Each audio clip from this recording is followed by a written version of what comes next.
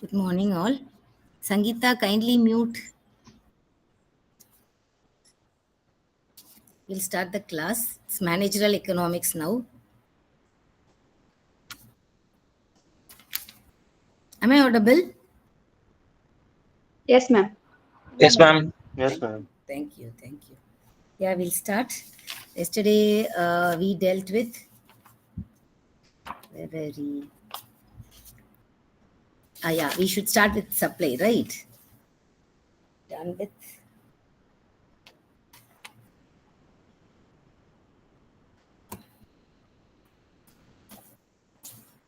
One sec, I'll open the note.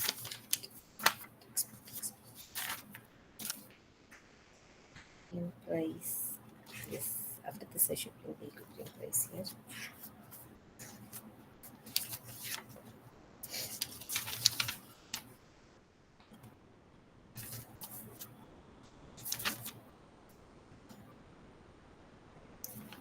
Okay, supply.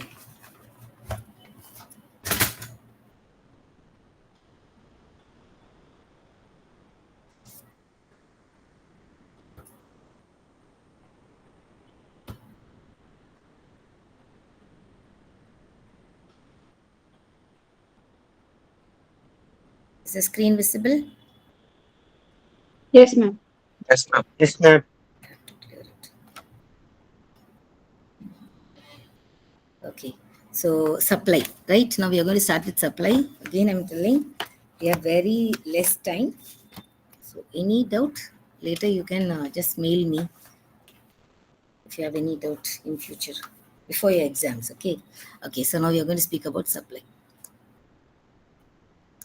What did I say? Demand. We had few questions or few residings of demand. Same if you plug in supply over there, you will be able to answer the question. Okay, so don't this demand, supply, elasticity, forecasting, cost, production function, all these are normally these are expected questions. Even you can go and check with the previous question papers also. The sense these are important topics. So those are only there in your textbook. Understand the concept and put it in your words. Okay, supply is nothing but how do we say supply? Supply is the amount of good that seller is willing and able to buy, able to sell at different prices. So first one is definition. Again, law of supply. Then supply schedule, supply curve, shift in supply, determinants of supply or factors affecting supply, elasticity of supply. Is it okay? Little less will be there when compared to demand. So what is supply? Supply, we said, I don't, what is your textbook definition given? Supply of a commodity refers to various quantities of a commodity which a seller is willing and able to sell at different price in the given market at a particular point of time, at a point of time. Okay, good. Page number 42. We have the definition of supply in your textbook. Okay, so my definition is more or less the same only. What did I say? Supply is the amount of good that a seller is willing and able to sell at different price. Then what is law of supply? Law of supply is same. As price increases, quantity supplied increases. As price decreases, quantity supplied decreases. What is it? It has a direct relation with price and quantity supplied. Then what is supply schedule? Supply schedule, I can have a price and quantity supplied here. Price can be 1, 2, 3, 4, 5. 10, 20, 30, 40, 50. Okay. So what is it? This is a table. Table.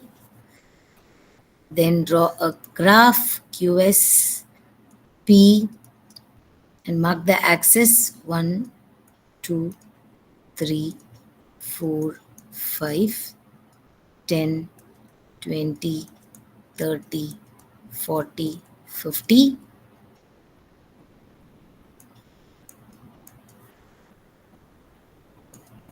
Just have this like this and then you connect everything. When you connect the dots, you get a supply curve. This is SS curve. Okay. Again, the data set. Kindly take a note of this data set. It will be very easy. because for demand also I would have used the same data set but ulta. So this won't be confusing, because for you to write in the exam, to remember for the exam, so I've given a simple data set. Even for the rest of the cost curves also I'll be giving it.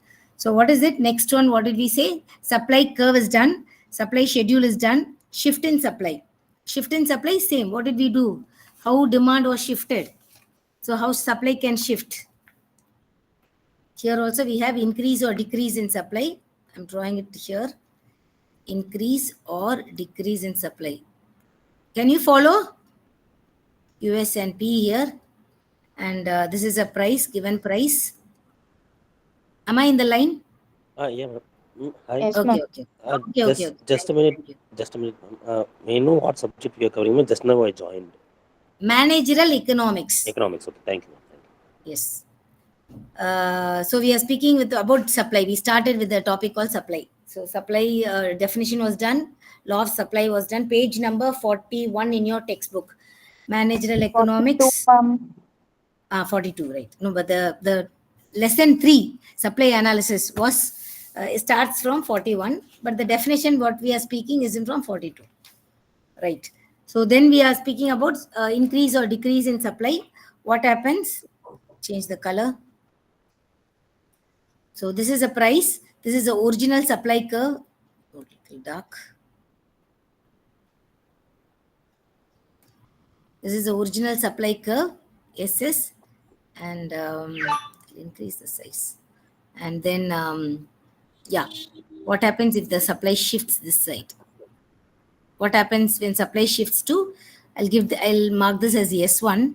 From S to S1, what is happening? Your supply is reduced, right? Original supply was, what can I give here? I'll give Q S1. Okay, so then here it will be Q S. So P and this, I'll give it as S naught. This is the original price and original quantity which they are willing to supply.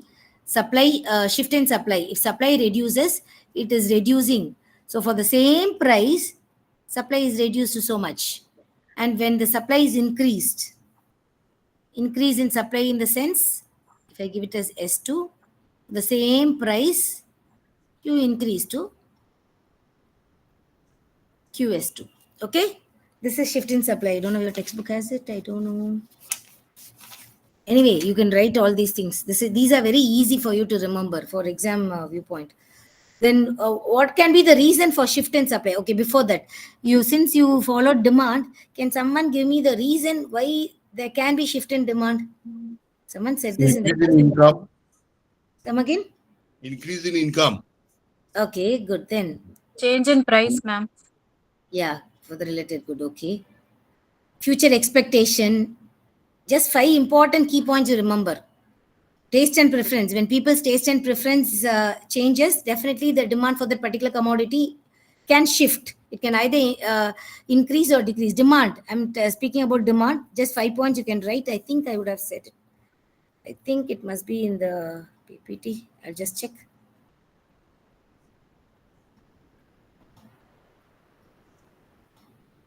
The other PPT also I sent, right? I don't know whether I had it over there.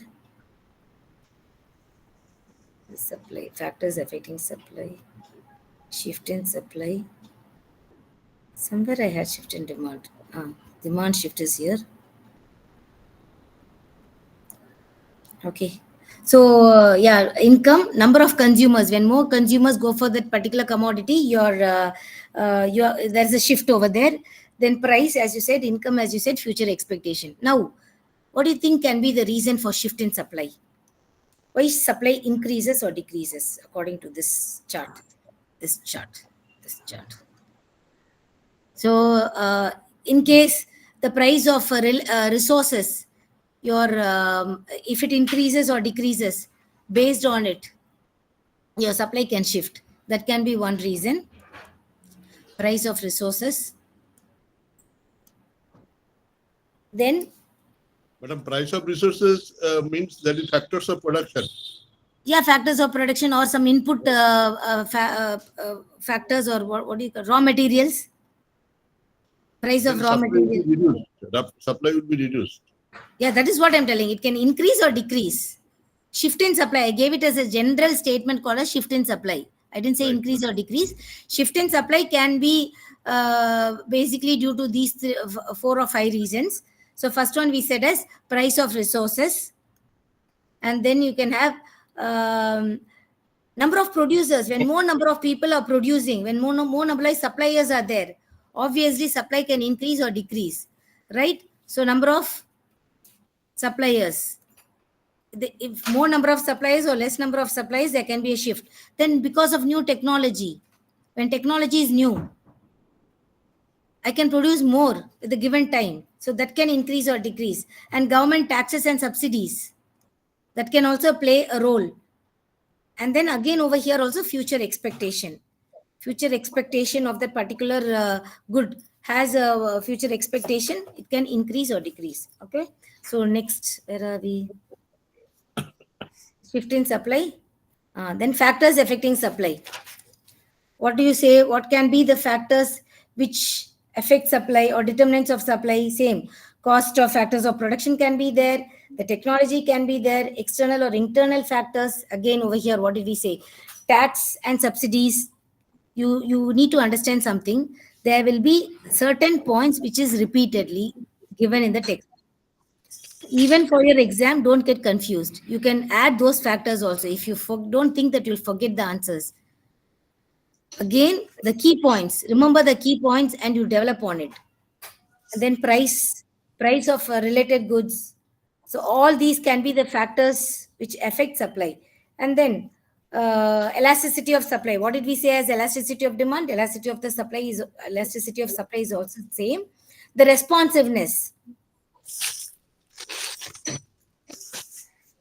So what is it? How did we do it earlier?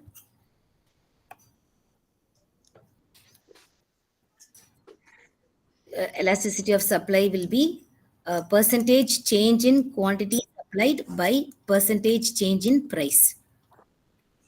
When you again demand, when you know about demand, it's easy for you to write about supply also. So what is it? Proportional change in quantity supplied by proportional change in price.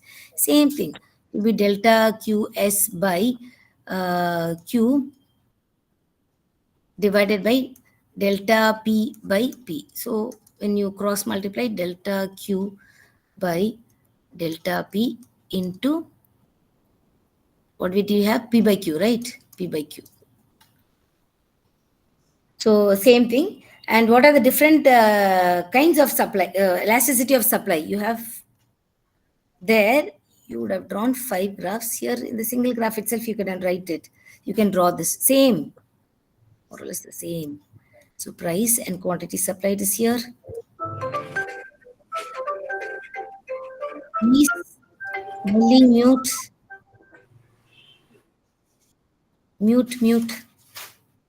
It's greater than 1. This is 0, less than 1, equal to 1, and it's infinity. So here also we have perfectly elastic, relatively elastic, unit elasticity, relatively inelastic, perfectly inelastic. Okay, so that is what, when you done that, it will be easy for you to do the same thing in supply also. And then moving on to the next chapter, production function. Quickly we'll start with production function. What is production function? Transformation of input into output. That is what production is. Production analysis. So you're transforming some sort of input to output. I'll give a quick flow chart. Have this flow chart and it'll be easy for you to remember. So what is it? Concept of production. Production I'm giving. Production is nothing but, what did I say? It's a technical relation between input and output. Technical relation between input and outputs. That's all. That is production. Mainly there are three. Under this, I'll give the key points alone. If you have this flow chart, if you follow this flow chart, you can write this answer. So one, we have it as total productivity or total production. Where is in your textbook, it had been given something. I'll just check in your textbook and I'll, yeah. Page Page number number 40. 40. 47. 47 is the 48, ma'am. 48. What Okay. is the actual starting? Total production. Okay, we have the key things I'll give you, and then I'll speak about the side. What are the important key points you have to write for this answer? So, productivity, we have total production, average production, or productivity, anything you can write, and marginal.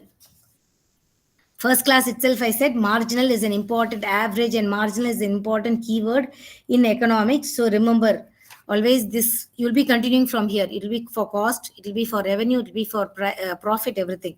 So what is this total production? It refers to the sum total of output produced in the given point of time. So it refers to the sum total. That is what total, right? Summation. Sum total of the output produced.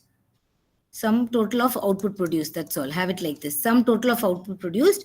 And it is given as AP into QL.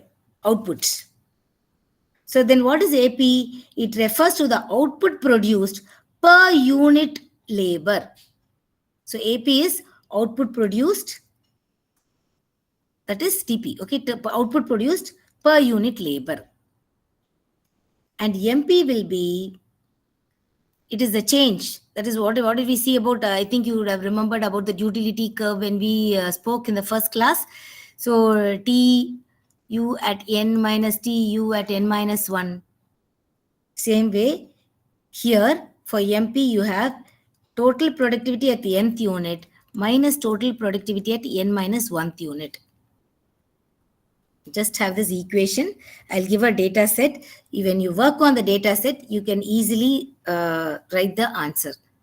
So then second point in this, there are mainly factors of production, 4 factors of production, which we saw in the circular flow of economy itself. 4 factors of production: land, labor, capital, and organization or entrepreneur. Already I said this. So these are the 4 factors of production. Under production, you can write first point to be the main factors of production are 4, 1, 2, 3, 4.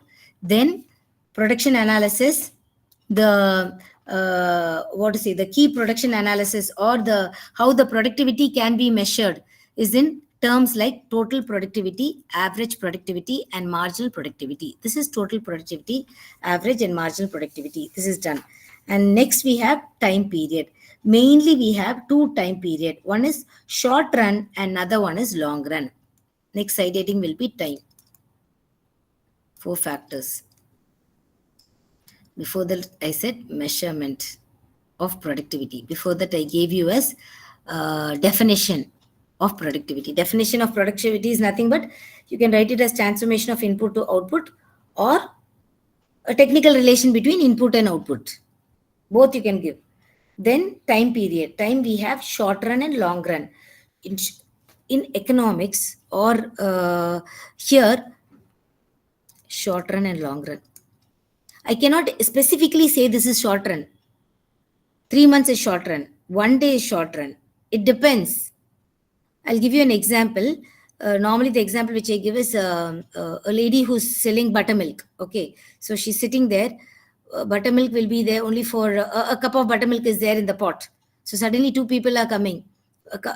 Then little water she adds and she gives for both the people.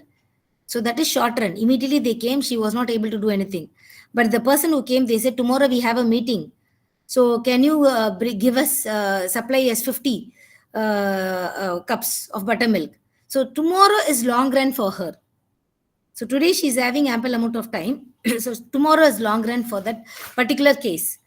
So tomorrow if you have a party, suddenly people are telling, okay, 50 more are extra to join. So you have little time to do some sort of arrangement over there. In short run, understand this, short run, 1 factor is fixed. 1 factor is fixed in short run. But actually, in short run, it is the production process which remains the same for a period. That is the short run. When there is a substantial changes in the production process, that should be treated as a long run. Come again, please. any production process that is going on for a certain period, that should be treated as a short run. Any production process which has substantial changes in the production process, that should be treated as a long run. Is it for, you are speaking exclusively for production, right? Right.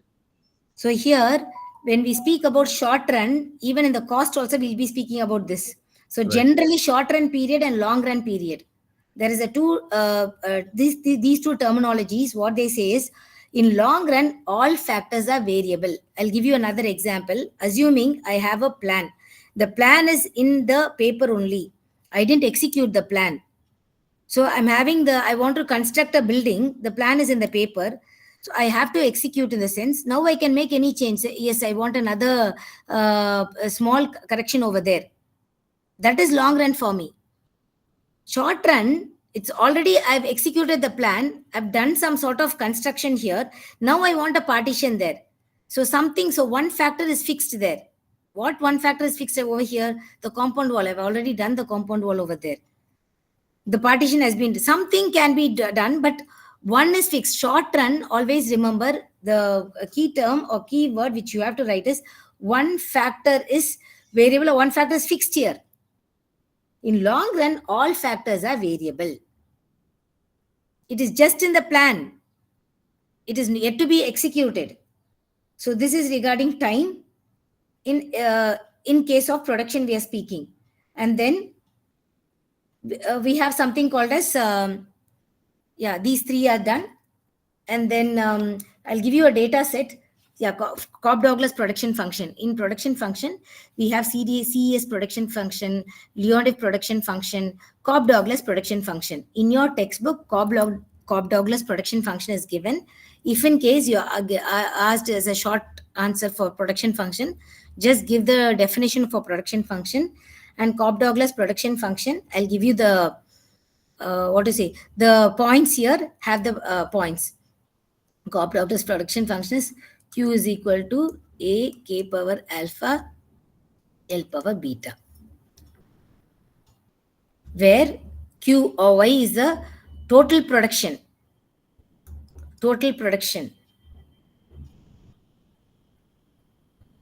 Or this is the actual output. Q, no, it's an actual output. You can give it as actual output.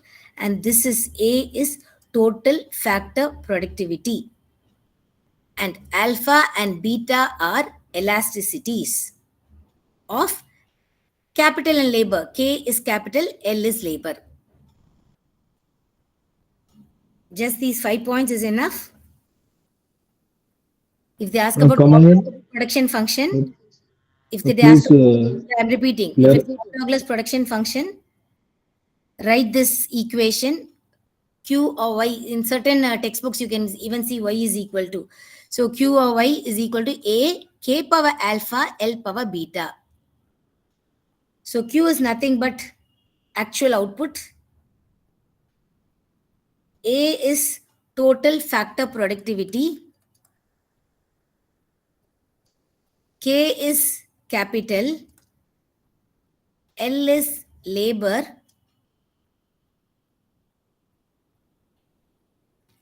Alpha and beta are elasticities of capital and labor. One more point to conclude the answer. Cobb-Douglas production function assumes constant return to scale. A stands for? Yes, A is total factor productivity. I think I've given it. I'll just check, okay? Did I give it here?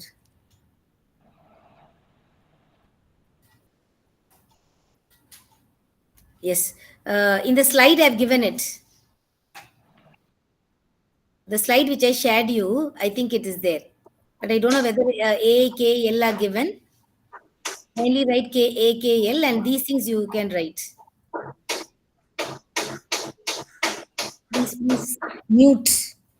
I don't know who's this. Kindly mute. Ma'am. Yeah. Ma'am, you told that assume. You can please repeat that. What is it? Assume? You can please repeat that, ma'am. Which one? Final point or what is it? Okay. Cobb-Douglas production function has constant return to scale. Assumes constant return to scale. Ma'am, constant return to? Scale. SCALE scale. Okay. I'll tell you now what is it. With Now, that, the how answer the will value of A is measured, to be measured? come again. How the value of A to be measured? How the value of A is To be measured. to be measured. You have to fit the equation. You will be fitting the equation. It is a non-linear equation. You will be converting it into log and then you will be fitting the equation. And then you can get the answer because that is constant, right? Y is equal to A plus BX. So that is mathematics. That is not explained in your study material. Yes, but because that is constant, study material. that is what in the textbook, not even that is given. No, not explained at all. That is what I'm telling. In the textbook, it's not given. Okay. This is pure maths. When you get into it, you will be you need to derive it. So as for now, theoretically, I'm giving it. Okay. So this is what did we say is constant return to scale, increasing return to scale, and diminishing return to scale. So these three thing which we have to discuss now. So what did we say? We are speaking about production function. Production function. What is it? It speaks about the combination of input and output. This constant return to scale means there is something called as input and output. When you increase your input, understand the concept. If the input is increased, output is more. If you the input whatever you give, I'm giving 5 units input. If the output is more than input what you used, understand the concept. I'm giving 5 unit of input. My output is 10. It is increasing return to scale. I'll give you the data set also. Hunting for data set.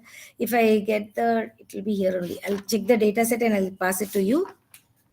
And then this is increasing return to scale. What is increasing return to scale? The input, whatever I add, if the output is more than the input you are given, that is increasing return to scale. The input what you add, the output is same as the input, whatever you gave, meaning that is constant return to scale, and input whatever you give is less than the output.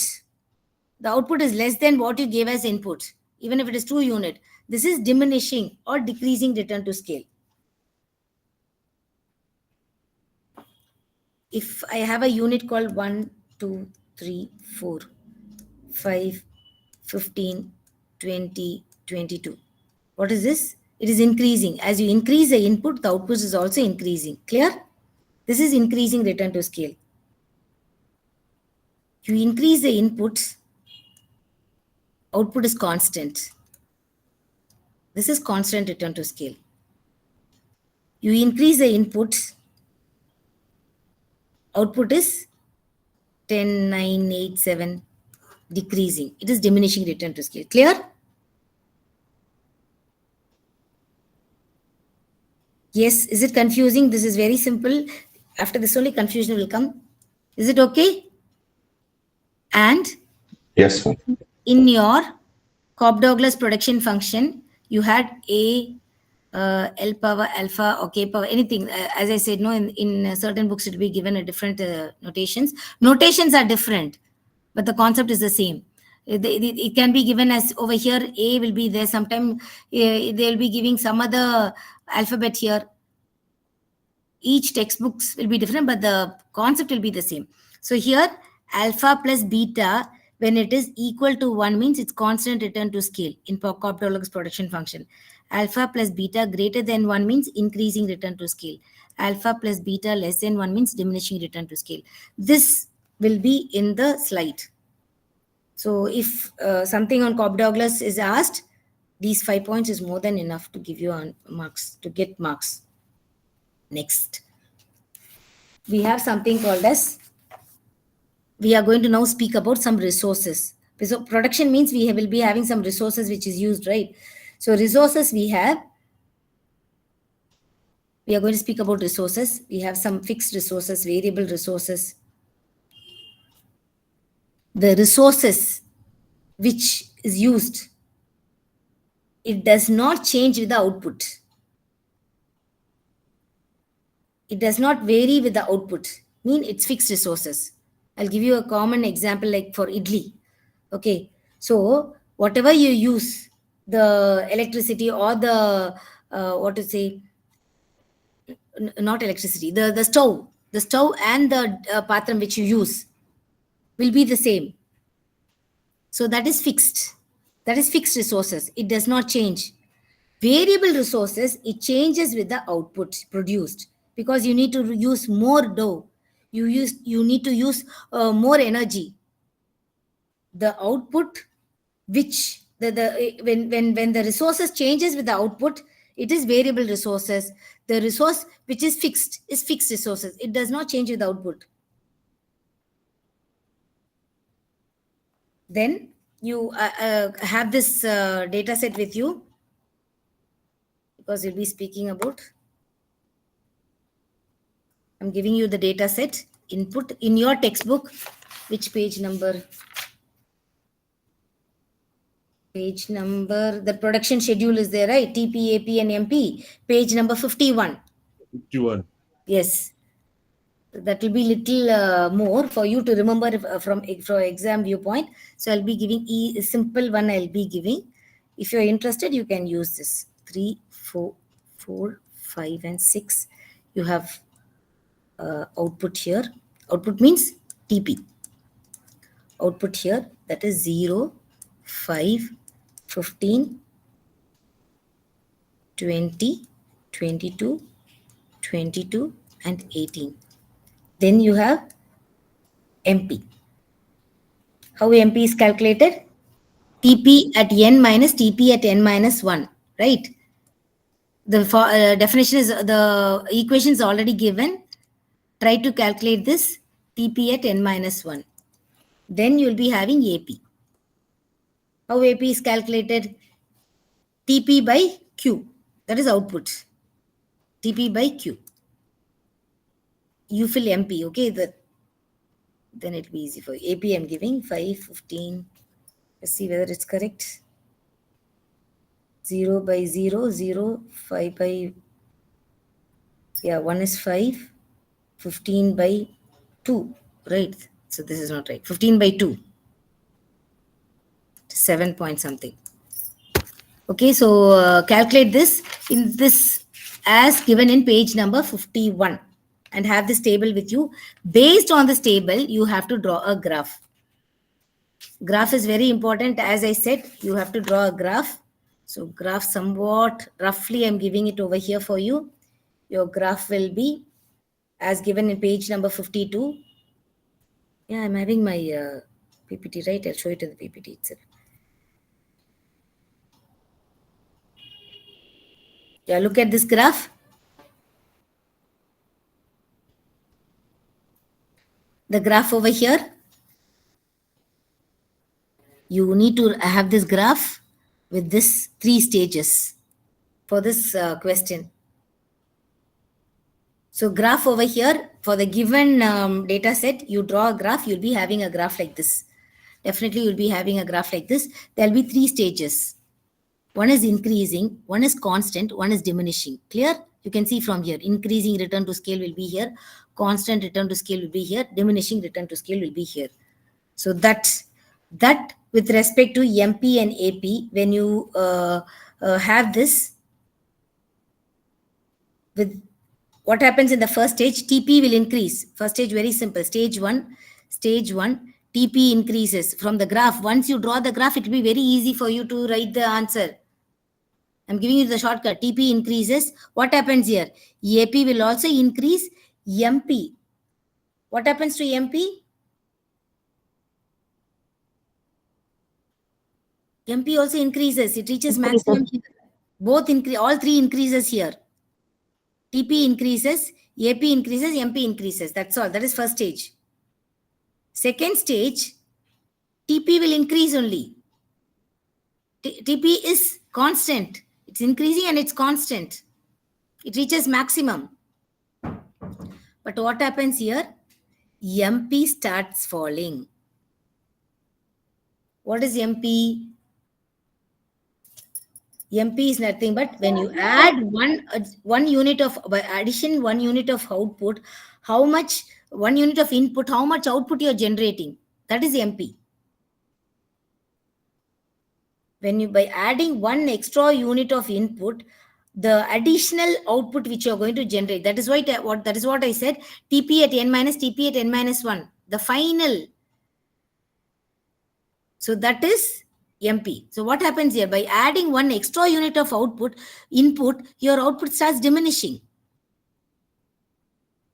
Then what is AP? AP is output per unit or per unit input. So output is, what is happening here? That is also decreasing. It's decreasing over here. In stage 3, your TP falls, MP falls, AP also falls. So stage 3 will be ruled out because your productivity is down. I'll give you a simple example. If this concept is confusing, but that is related to this concept only. You're having what to say? You're having you're running a business at home. Some the dough business, idli batter. So you're having 2 machines at home. You're having 2 labor there, or initially you're having only 1 labor, one. So the same labor will be he's using machine 1 as well as machine 2. He's in charge of both. So somewhat he'll be creating some sort of output. But what do you find? You're getting more orders. So only 2 machines are there, 1 labor is there. So next time you try to increase more labor to second labor. So you thought, okay, labor 1 will be here and labor 2 will be here, they'll be doing. So suddenly 1 labor is not coming frequently. So again, you're having some problem. Now you're trying to increase a 3rd labor. 3rd labor, in spite of that also your output will increase. It's increasing. But at time you found, okay, why can't we have another labor? We can have another machine also. 4th labor, you are now increasing. When you increase a 4th labor, sometimes they will be idly sitting or there will be some chit chat. This will definitely reduce your productivity. So the concept of production analysis, what is it? The main key, what is the moral of the story is, it will definitely tell us where to stop, how much labor you have to include to have a maximum output. When you include more and more labor, your output will decrease. So how many machines you're having, how many labors you need for this machine, that for a manager, for a production purpose, where he should stop. So that is what, that theory is being given by this production analysis. That is what you're seeing here. This one slide speaks about it. How many workers you have to add, how many fixed resources are there, by additional output by additional labor, what is the additional output produced?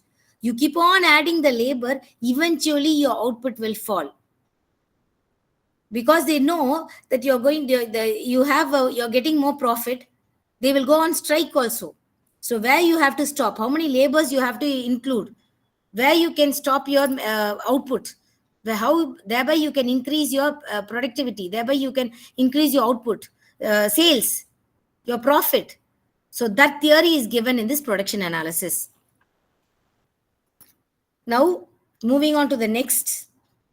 Now we'll be speaking about cost. Production is done. Yeah, cost. Cost is nothing but, what is cost? Cost is very simple definition which is given over here is money incurred by the producer in order to produce goods and services. When I say cost of this pen is 5 rupees, after it is in my hand, the stage 1, from stage 1, how it entered the market till now, till it reaches my hand, including all transportation cost, everything is included here. Before that, kindly excuse me, once this demand and supply is done, I have to discuss about one particular thing. I don't know whether it's in your textbook, because it will be useful for us in market. So what is it? Now demand is over. Sorry for confusing. Demand is over, supply is over. And also production analysis is also over. Before moving on to the cost, I should bring something inside. So price, quantity demanded and quantity supplied, both will be in your x-axis. Both will be in your x-axis. I'll give you the, so what is it, price? What did we say? 1, 2, 3, 4, 5. I think this is what the thing I gave you. Quantity supplied was 10, 20, 30, 40, 50. And quantity demanded will be 50, 40, 30, 20, 10. Have this table with you. It will be very easy to remember. It will be very easy to plot and draw. Even they ask about equilibrium price. Now we'll be speaking about some equilibrium price. So this is demand and supply. I'm bringing demand and supply together now. Can you follow? Can I continue? Yes, ma'am. Okay, thank you. So now when you plot, just kindly in your notebook, try to do this work.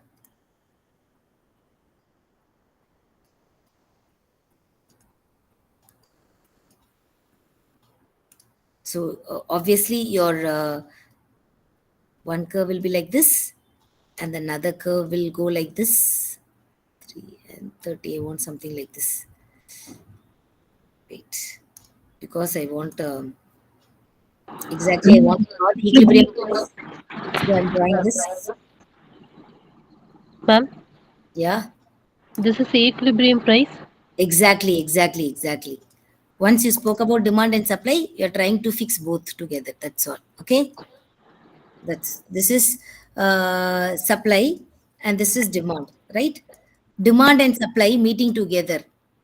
This is equilibrium price. Equilibrium price. So you can see the same thing from the schedule also, demand and supply schedule. So what exactly happens here? So demand, this is what you see in the market. You go to a market, you ask for a something is sold over there. There'll be a bargaining. You say, no, you give me for 100 rupees. The person the opposite side is telling, no. It is the per plate is 200 rupees. It is not everywhere in the market where we can bring a fish market here. They said, no, it's 200 rupees.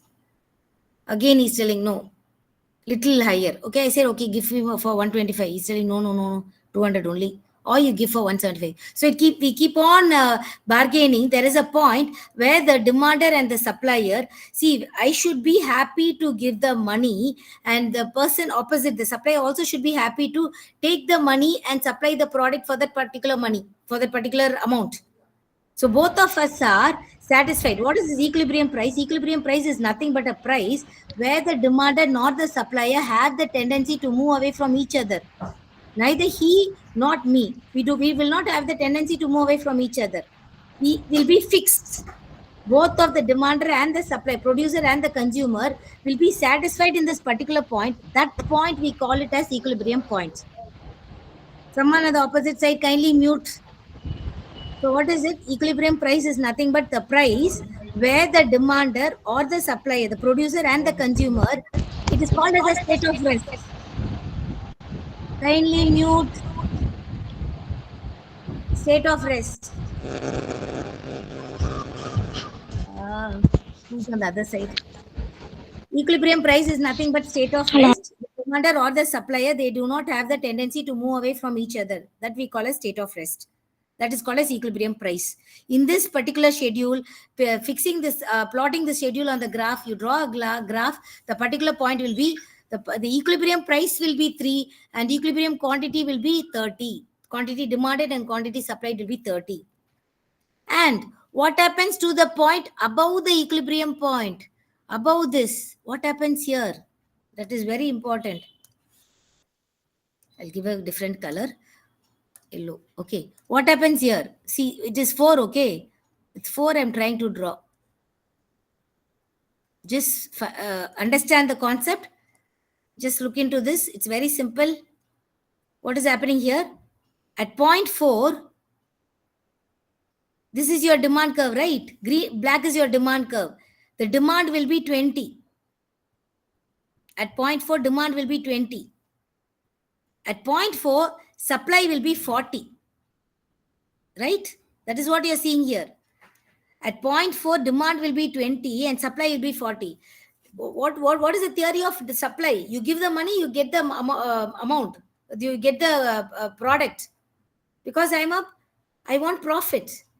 For 40 rupees, for 40, what is it? For 4 rupees, 4,000 or 4 lakhs, I don't know. I'll supply you 40. The less you give, I'll supply you less only. But consumer, what is consumer? Maximizing utility with minimum cost, with minimum price. For 40, there'll be very less people to accept.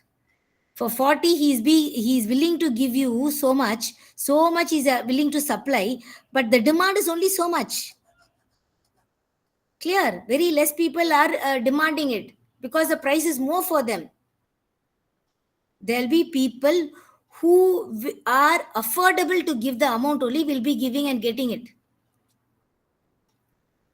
Not everyone. So what happens here? Above the equilibrium point is supply will be greater than demand. Above the equilibrium point, supply will be greater than demand. Above the equilibrium point, supply is greater than demand. That is what you see here also. You see in this case also. So demand will be less than supply. So supply is greater than demand. Excess supply. Surplus is there. And what happens below equilibrium position, below equilibrium point at point 2? Point 2, so many people are demanding. Demand is there. But supply at point 2, how much he'll supply? He'll supply only so much. Same thing you can see in the graph, in the table. Have this table, draw this graph, the concept will be clear. What happens here? Demand is greater than supply. Excess demand is there. Below the equilibrium point, just have this 3 key points, 1, 2, 3, note 1, 2, 3. At the equilibrium point, demand is equal to supply. Below the equilibrium point, supply is greater than demand. Below the equilibrium point, demand is greater than supply. That is, excess demand is there. Above the equilibrium point, supply is greater than demand. That is, excess supply is there. Okay? That's all. This is about equilibrium price. Can you write it in your words? I don't know whether it's in your textbook, but when you speak about demand and supply, this has to be brought. Because when we speak about market, this will be very important for the price fixation. You have to know this. Next will be, where are we? Cost.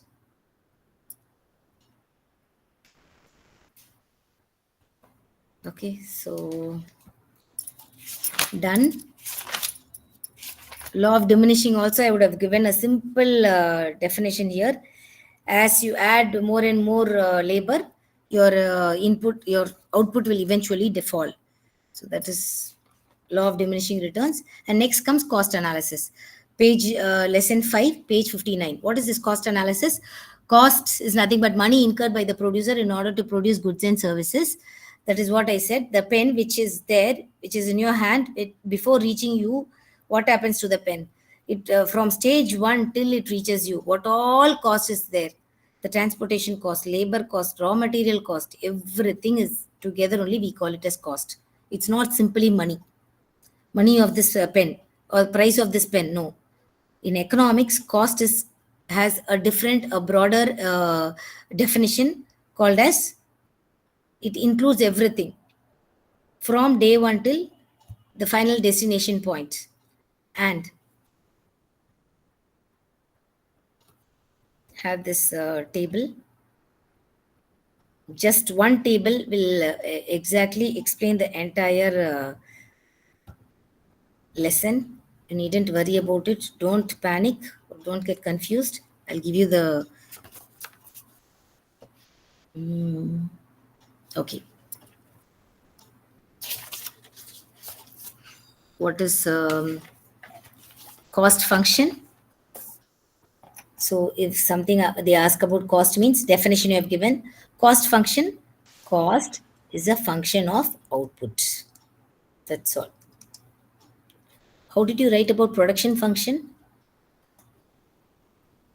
Q is a function of input and output, or output is a function of land, labor, capital, and organization.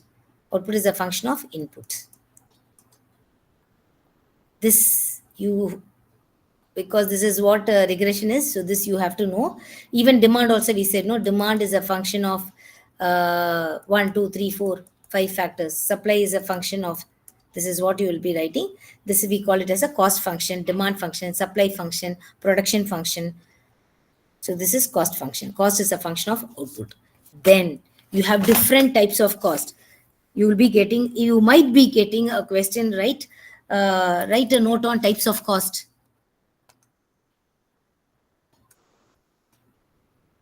I'll be giving some shortcut for you. So easily you can remember. Don't worry. So cost, there is a mainly 2 types of cost. Mainly.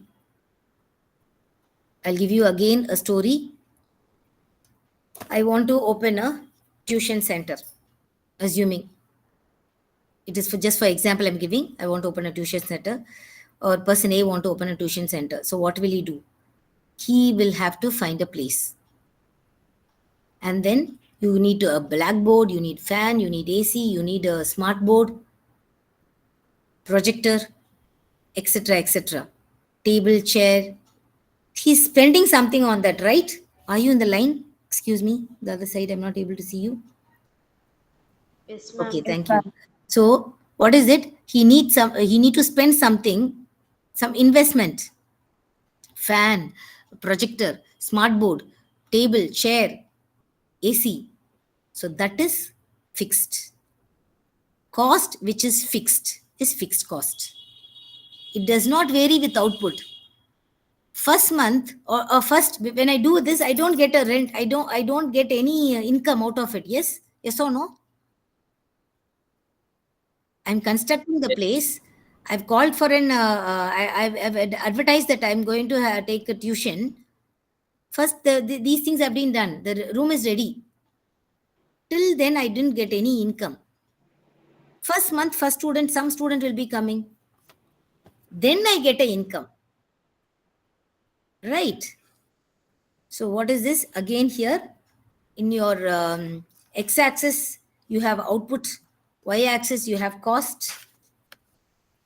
So what are we speaking about? We are speaking about fixed cost. What did I say? Cost which is fixed. It does not change with the output. 10, 20, 30, 40, how many ever people will come, the cost is fixed. I've spent on these, I've invested. So that is fixed forever.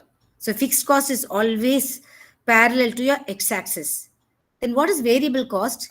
Variable cost varies with the output. First month, I didn't get anything. 0, right? This is 0. And this is 1. This is 2. This is 3. This is 4. This is 5. The cost I've spent. Something in and around here.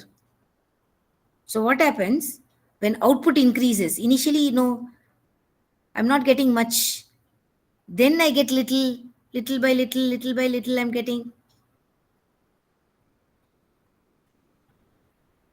It will be somewhat like this. Okay, so this is variable cost. Once more students are there, when the output is increased, the cost, the variable cost, I'm getting some sort of input. Then what is total cost? Total cost is nothing but fixed cost plus variable cost. Fixed cost plus variable cost. Understand? The types of cost, you can write many types of cost.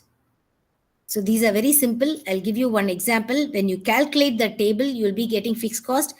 Cost which is fixed cost. It does not change with output. So it will be fixed forever. 10, 10, 10, 10, 10 I'm giving. So output, have this table with you. Output 1, first will be 0 because it starts with 0. 0, 1, 2. Are you writing along with me? Yes, Making ma'am. the table? Yes. Then we have variable cost. Variable cost. Cost varies with the output. So it will be 0. Variable cost will be 0 always. And then fixed, then it will be, assuming I'm giving 10 here, 17 here, 25, 40. It's your choice. Since if you know the equation, you can build your own data set. Then what is total cost? Total cost is, what did I say? What did I say? Fixed. Plus variable. Very good. Add these two and fill it over here. These things you can write as types of cost. 7 to 8 types of cost here itself you will be getting. Then you know marginal cost. What is marginal cost?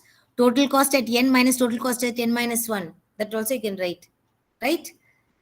Current minus previous, current minus previous, current minus previous.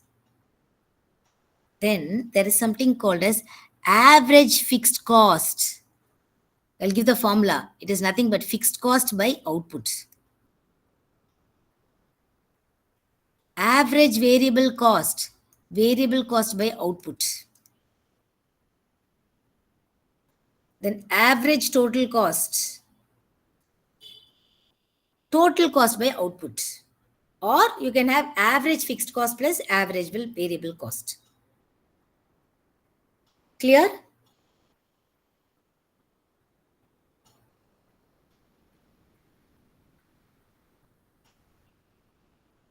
Ma'am, what is after average variable cost, ma'am?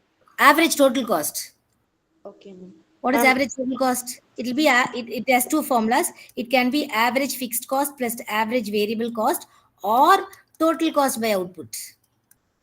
Both will be giving the same answer. Check it. Okay, you kindly work on this. You can even have different types of graph. When you draw the graph, it will be very easy for you to understand. And then what are the factors that contribute to cost? Level of output. Ma'am, will you please repeat average total cost formula? Come again. Average total cost formula. It's written here. Average total cost can be average. Two formulas you can give. Will be giving you the same answer when you calculate with this data set.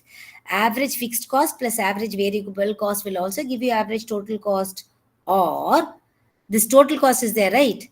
Divided by output will give you average total cost. Okay, ma'am. Because that is what you have done, right? Fixed cost by output, variable cost by same thing. Understand the concept. You won't forget it. It will be easy for you. Then what are the ma'am? Which one? Last one, ma'am. Average total cost. Yes, ma'am. Average total cost is same part. See, average total cost is nothing but average fixed cost plus average variable cost. You have calculated average fixed cost and average variable cost, right? That is the summation of average fixed cost and average variable cost will be giving total cost. Next class when we start, I'll do this in Excel and show you directly. And draw the graph so that it will be easy for you when you see the graph. Then average total cost can also be calculated as the total cost by outputs. Clear? Yes, ma'am. If the size, the factors contributing to cost. If the size of production is large, then cost of production will also be more. So size increases, cost will also increase. Cost and the factors I'm giving you as a size. Then price of the input factor. Definitely when the cost will increase, then the price of input raw material will also, the cost of production increases, definitely the input factor increases, total cost also increases. Then you got the size of the plant. Cost of production will be low when the large size is there. Output stability, lot size, capacity utilization, time period, technology, you're spending for technology, government policies, all these plays a role in determining cost. Okay, then different types of cost, as I said to you, they're important. This is very, very important. You need to know only these two things. I'll just close the class. Opportunity cost and sunk cost. Sunk cost is nothing but the cost which is sunk. It's lost. It's gone. It cannot be recovered. Somewhere I'm giving some money, it's gone. The person has gone. I won't be getting the money back. That is sunk. When you, these two are also keywords in economics: sunk cost and opportunity cost. Economics is nothing without opportunity cost. Sorry for the interruption, madam. I am waiting. Sorry, ma'am. Sorry, ma'am. Yeah, sorry. I'm really sorry. Beyond 5 minutes because No, I have accounts class, so we yes, need ma'am. more Yes, time. I'm sorry, ma'am. Yes. Thank you so much. We'll meet in the next class. I'm sorry, ma'am.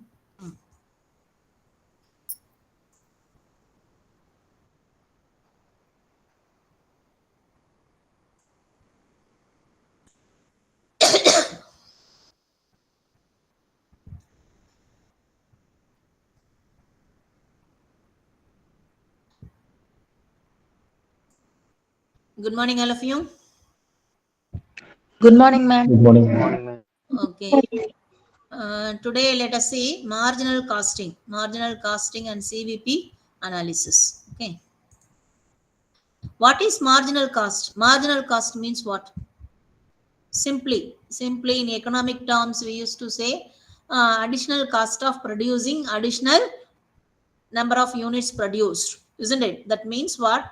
Variable cost only will be covered after certain level of capacity, right? So say for an example, the expenditures we are classified into two category, right? That is fixed cost and variable cost. Each and every product, if you are producing, both variable cost as well as fixed cost will be involved, right? So what is variable cost? What is variable cost? Variable cost means what? Can you say an example, anybody? Raw materials. Sales minus variable. Cost of raw materials. Sales minus marginal cost. I'm No? asking about what is variable cost. Ma'am, it is not fixed, ma'am. It will be weight. Price of raw materials. Some labor wages. Very good. Material, the expenditure which are incurred for producing any product, you have to spend material, labor, and direct overheads, right? These directly when you are increasing your production, these expenditure will also increase. When you are reducing your production, these expenditure will also be reduced. That means the expenditure which is based upon the volume of production, right? So that is called variable cost. What is fixed cost? It won't vary according to the Salary. margin you Yes, add up. yes. It is a constant. Fixed cost means constant at a 100% level of capacity. Say for an example, even if you are producing a single unit or 10 unit or 100 unit, 1000 unit, your maximum capacity 100% is 10,000 units. So when you are producing 10,000 unit or 100 units, you have to spend the same amount, right? So that is called fixed cost, right? So when the fixed costs are involving, after a particular point, the point at which there is no profit, no loss, that is called break even point, right? So there is total expenditures are equivalent to your revenue, that is called no break even point, no profit, no loss point. Okay. Beyond that level, when you are producing, increasing your production, you have to involve only variable cost. Fixed cost will not be involved. Okay.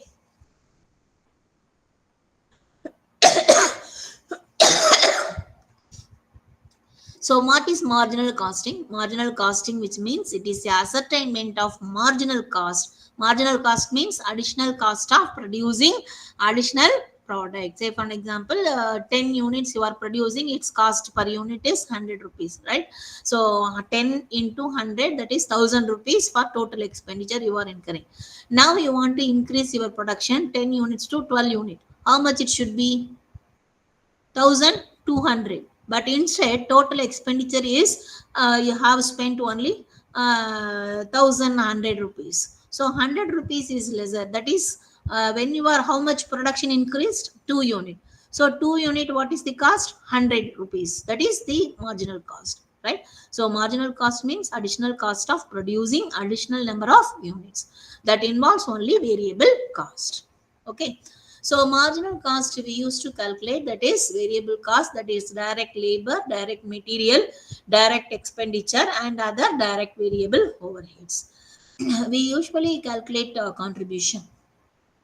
What is contribution? Contribution means sales minus marginal cost. What is sales given in your problem? So that you have to write, calculate according to your variable cost, number of units you have to calculate. So that is called contribution. Okay, so this is the marginal cost statement. That is, revenue means sales, sales less product cost means variable cost. Variable cost is material, labor, and other direct expenditure. And they have to calculate what is the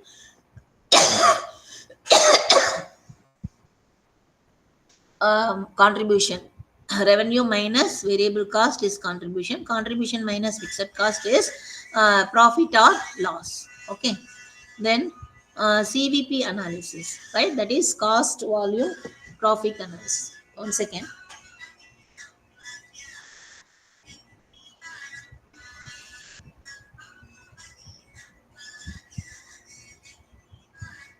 நான் class எடுத்துட்டு போன கிளாஸ்ல இருக்கேன் ma'am, அப்புறம் பேசுறேன்.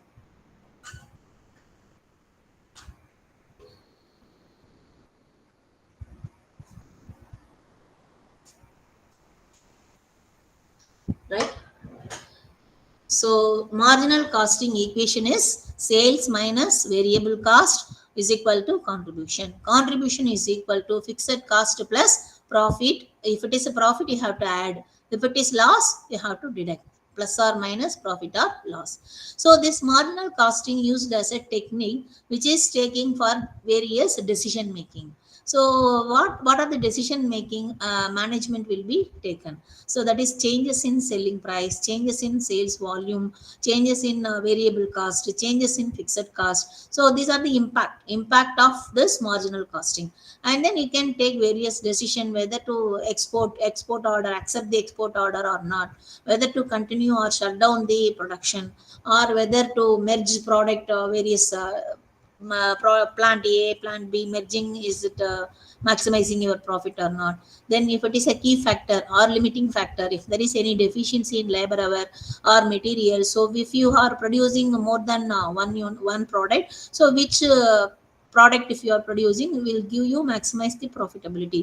So all these things are decision making situations, right? First let us see how to calculate PV ratio. That is, PV ratio means profit volume ratio. What is the percentage? Profit is covered on your sales. That is PV ratio. PV ratio formula is contribution by sales into 100. So what is if you are having a contribution, if you want to know in number of units, that is contribution per unit divided by selling price per unit into 100, that is percentage. Or if you are taking in volume in rupees also, you can calculate, that is 100 whatever total contribution divided by total sales into 100. Anyway you will get percentage, PV ratio percentage. Suppose if in your problem 2 period sales and 2 period profit is given, so in that case contribution you cannot find out. So what is the formula you have to use for finding PV ratio? That is change in contribution divided by change in contribution or change in profit. Change in profit divided by change in sales. Contribution will not be available, only profit will be available. Change in means what? Difference between 2 period profit divided by difference between 2 period sales into 100, right? The next one, break even analysis. What is break even analysis? That is the point at which there is no profit, no loss. That is called break even. That means that at that point the total aggregate expenditure are equivalent to your revenue. That is why the point at which no profit, no loss point, that is called break even point. Okay. So how to calculate break even point? Break even point, if you want to calculate in number of units, fixed cost divided by contribution per unit.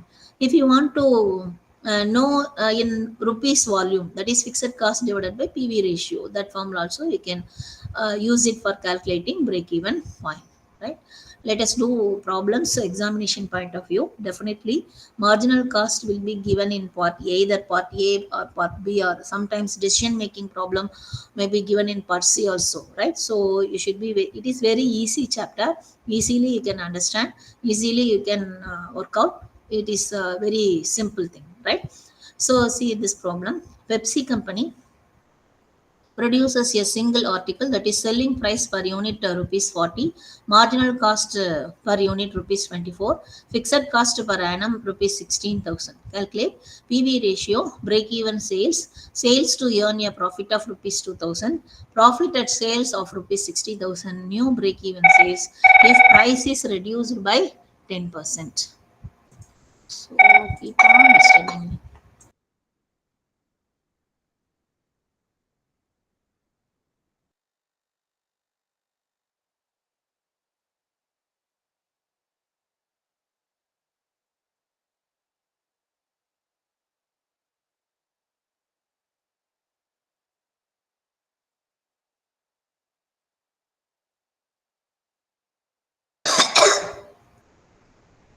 Excuse me.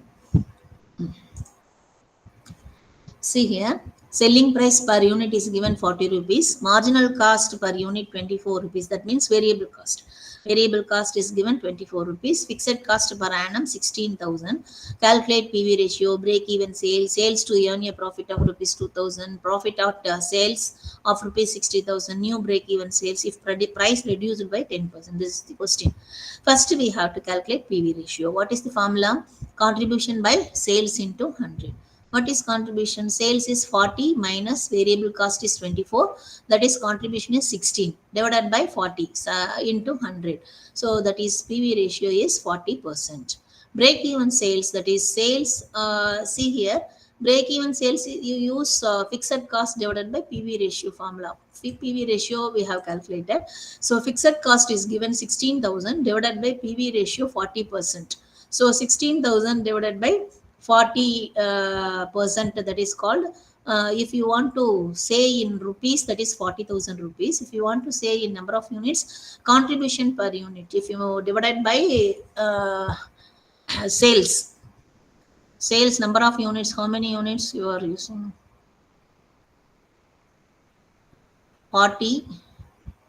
40,000 divided by 40 rupees selling price per unit. If you divided by selling price per unit, that is number of units, break even sales in number of units, that is 1,000 units. Okay.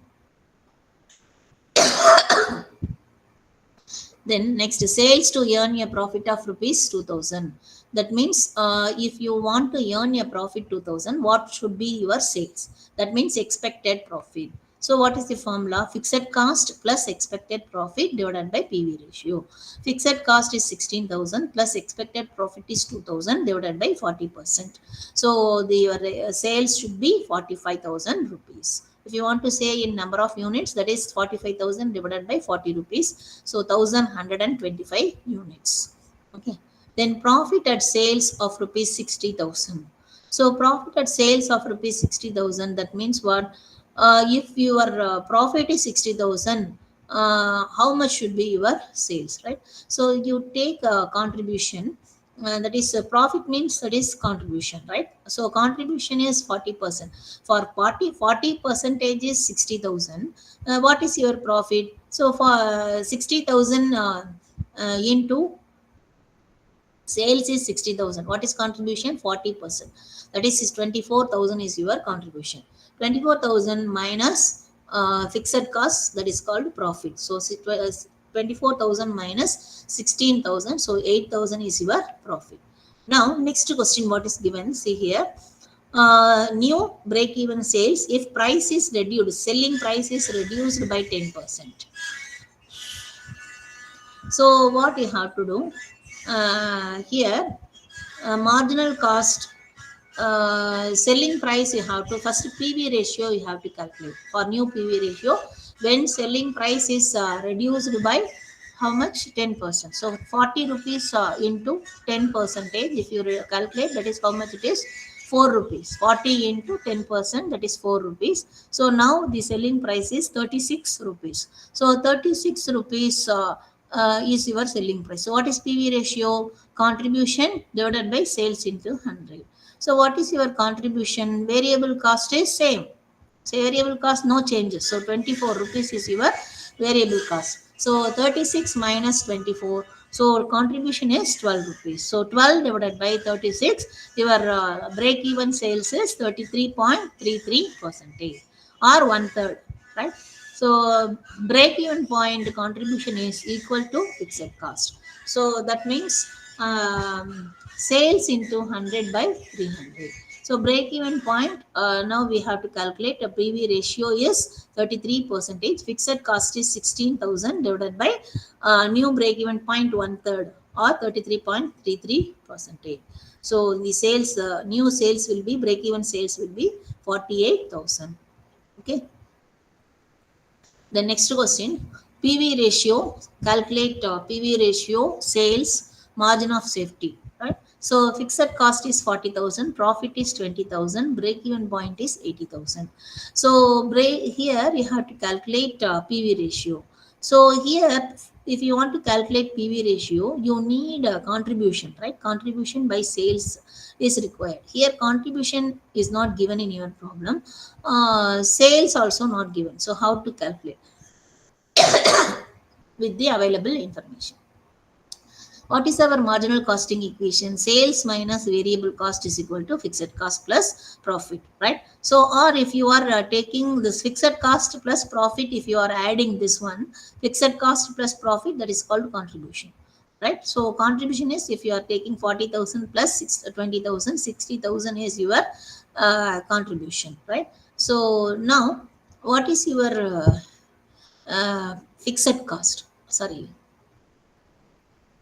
sales we do not know, right? So what is given here? Break even point is given. So break even point 80,000 is given. So what is the formula for break even point? Fixed cost by PV ratio. Fixed cost is given in your problem, 40,000 divided by PV ratio we do not know, is equal to 80,000. If you solve this equation, you will get PV ratio is 50%, right? So PV ratio when it is 50% is equal to contribution is 60,000. 60,000 is for 50%. What for 100%? So 1,20,000 is your sales. See here, sales, how you have to calculate? Contribution is 50%. PV ratio. PV ratio 50% is equivalent to 60,000. What for 100%? Sales is 100%. So 1,20,000 is the sales, right? Margin of safety. Margin of safety, that is sales minus break-even sales, break-even point. See here, sales we have calculated 1,20,000 minus break-even sales 80,000. So margin of safety is 40,000. This kind of problem also for the examination point of view, they may ask you, right? If there is two period sales and profit are given, two period sales and profit are given, you are required to calculate PV ratio, break even point. Profit when sales are rupees 1,80,000, sales required to earn a profit of rupees 12,000. What is the margin of safety in the year 2011, right? So now what is the formula for if two period sales and profit are given? What is the formula change for calculating PV ratio? Change in profit divided by change in sales into 100. Change in profit, that means difference between these two profit is how much? 5,000. 5,000 divided by change in sales. Difference in sales is 20,000. 5,000 divided by 20,000, that is how much it is? 25%. PV ratio is 25%. Next one, break even point. Break even point is fixed cost by PV ratio. Fixed cost we do not know. So we have to calculate fixed cost. For that, you take any period sales, any period, either you take 1,20,000 or 1,40,000, no problem. So 1,20,000 into PV ratio, if you are calculating PV ratio is how much? 25%, right? So 1,20,000 into 25%, the profit is, how much is the profit? How much is the profit? 1,20,000 into 25%, that is 30,000, right? So minus the respective profit if you are deducting, that is called fixed cost, okay? 30,000 minus 8,000, that is 22,000 is fixed cost. So what is the break even sales? Fixed cost by PV ratio. So fixed cost is 22,000 divided by PV ratio is 25%. That is 86,000, right? So profit when sales are rupees 1,80,000, contribution is 45,000. Now we have to calculate next question. Profit when sales are 1,80,000. So if sales is 1,80,000, what is the profit? How to calculate? PV ratio, if you apply, you get profit, right? So contribution. So 1,80,000 into 25% is contribution is 45,000. Less fixed cost is 22,000 we have calculated here. Therefore, profit is 23,000. Next question. Sales required to earn a profit of rupees 12,000. Sales, if you want to, that is expected profit. If you want to earn 12,000 rupees as profit, what would be your sales? So, how to calculate? Fixed cost plus expected profit divided by PV ratio. Fixed cost is how much? 22,000 plus expected profit is 12,000 divided by PV ratio is 25%. So what is your sales? 1,36,000. Next question, margin of safety. Margin of safety means what? Actual sales minus break even sales, that is called margin of safety. Actual sales for the year 2010, if you are taking 1,20,000 minus break even sales is 88,000, right? If you in your problem they are asking you only in the year 2011. 2011, that is 1,40,000 minus break even sales 88,000. So margin of safety is 52,000. Sometimes you may they may ask you to find out for both the year, right? That's all with regards to the basic problems related to marginal costing. Next one, applications of marginal costing for various decision making. So as a marginal costing using as a tool or technique for taking various managerial decision making.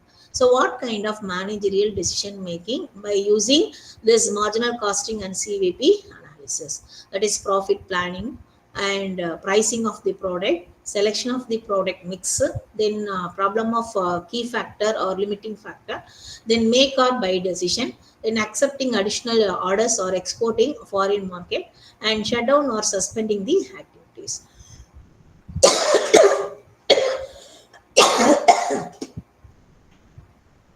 So these are the decision making you have to take, right? So problem is given here.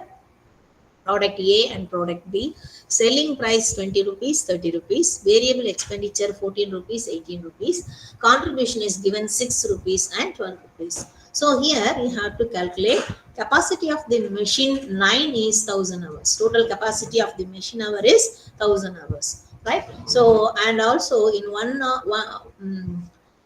hour, machine number 9 can produce 3 units of A and 1 unit of B. So with the limiting factor is capacity of the machine. So only totally we have only 1000 hours. Within 1000 hours, product A and product B you can produce. So if you are going to produce product A, how many units you can produce? 3 units you can produce within 1 hour. How many units you can produce if product B? That is only 1 unit. That is 1 hour, 1 unit you can produce, right? So in that case, what should be the decision making? Number 9, produce how many units of product A or how many units of product B. So which, if you want to maximizing your profitability, so how many, which product if you produce more, that decision you have to take, right? So how to take? See here. First you have to find out contribution per key factor. Contribution per, not contribution per unit. You have to calculate contribution per key factor. First, sales minus variable cost. Sales is 20 rupees, 30 rupees. Variable cost 14 rupees, 18 rupees. So contribution per unit is 6 rupees and 12 rupees, right? So now we have to calculate what is the contribution per key factor. Contribution per key factor means what? What is the key factor? Machine hour is the key factor, right? So within 1 hour, how many units you are producing? 3 units. Contribution per unit is 6 rupees. What for? 3 units. So 18 rupees is contribution per hour, right? Key factor. So here 12 rupees. Only 1 unit you are producing. So which product, if you are getting more contribution, if you produce more number of that product, you can get more gain than the other one. That is the decision making you have to write. As a manager, you have to write decision making. Product A, if you are producing, maximizing your production, your profitability will be more. Okay. You didn't mention 18,000 units, no, ma'am. It's actually 18,000 units, no? 3,000 units Per into hour is 18 rupees. Per 18 hour, rupees. 18 rupees. Total contribution number of hour is 18,000 hours. Per hour, 1,000 if hours. you are producing, maximizing product A, your contribution will be 18,000 if you produce A. If you produce What is that, B, ma'am? 18,000 units, is it? not unit. Contribution Rupees. rupees. Rupees, okay, okay. This is contribution in rupees. Rupees, okay, ma'am. Thank you. Total contribution. Okay, ma'am.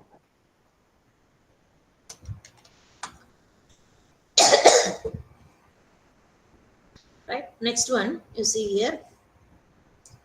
You are producing 3 divisions, A, B, C, 3 divisions you have. The management is considering closing or shutdown C because C is in loss. See this marginal costing statement in your problem.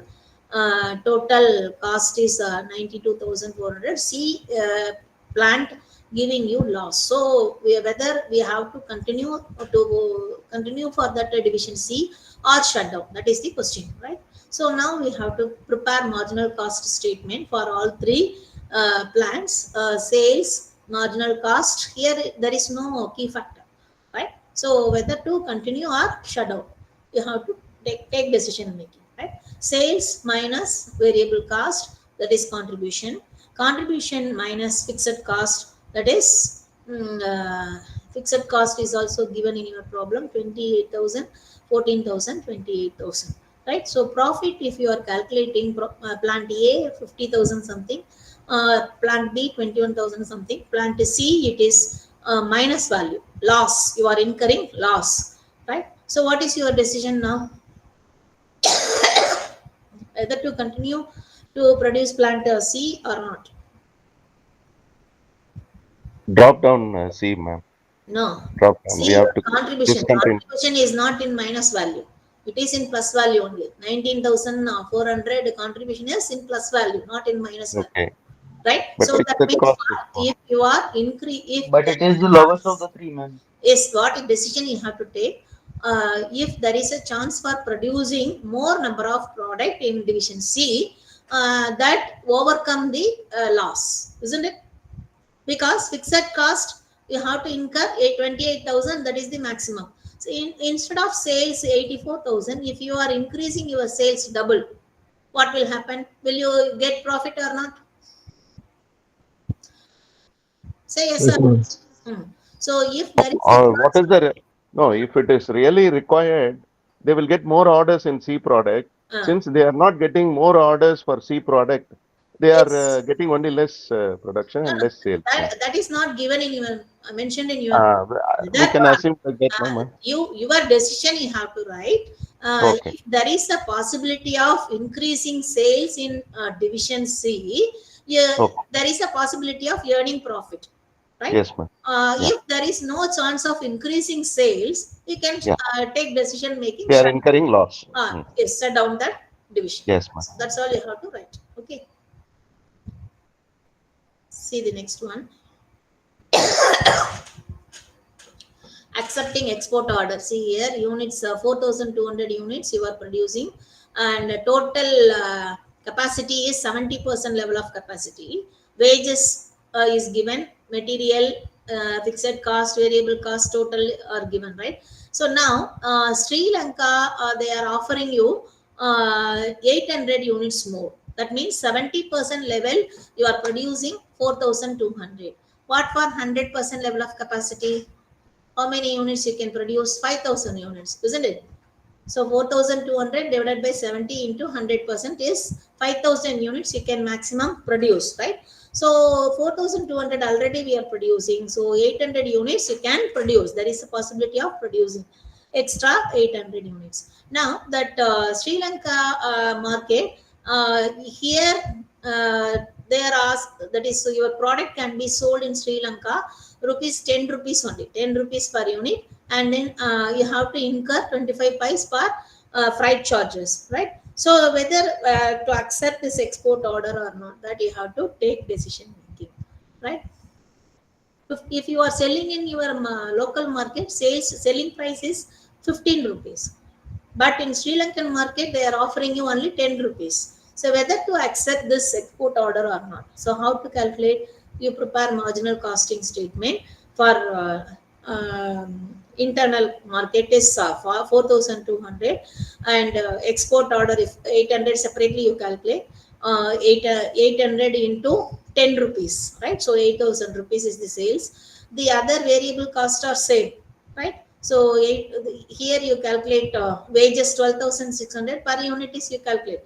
So 12,600 divided by 4,200. So per unit of wages, per unit of material, per unit of variable cost we can calculate, right? So what is the variable cost of material for 4,200 units? What for 800 units you have to calculate, right? So now you have to add freight charges in the export order, that is 200 rupees, 25 pice into 800 units, right? So now we have to calculate what is the total marginal cost or variable cost. So to sales minus variable cost, that is contribution for domestic market 27,300. If you are accepting this export order, your contribution is 1000 rupees. Less fixed cost. Fixed cost is remains constant whether you are accepting export order or not. It will not increase. Only 7,000 whether you are accepting or not, you have to incur. So there is no fixed cost will be involved in for extra product you are producing, right? So if you are accepting this export order, you are gaining 1000 rupees. Will you accept or not? Even though if it is they are offering 10 rupees per unit, 25 paise you have to incur in addition to the domestic market. So there is a profit, right? 1000 rupees profit is there. So we can take decision making. We can accept this export order. It is advisable to accept this Sri Lankan export order. When you are exporting, there are many other advantages also there. You can place in the international market, and then there are taxation benefit, so many things are there, so many other benefits are there, so you can accept this export order. Okay.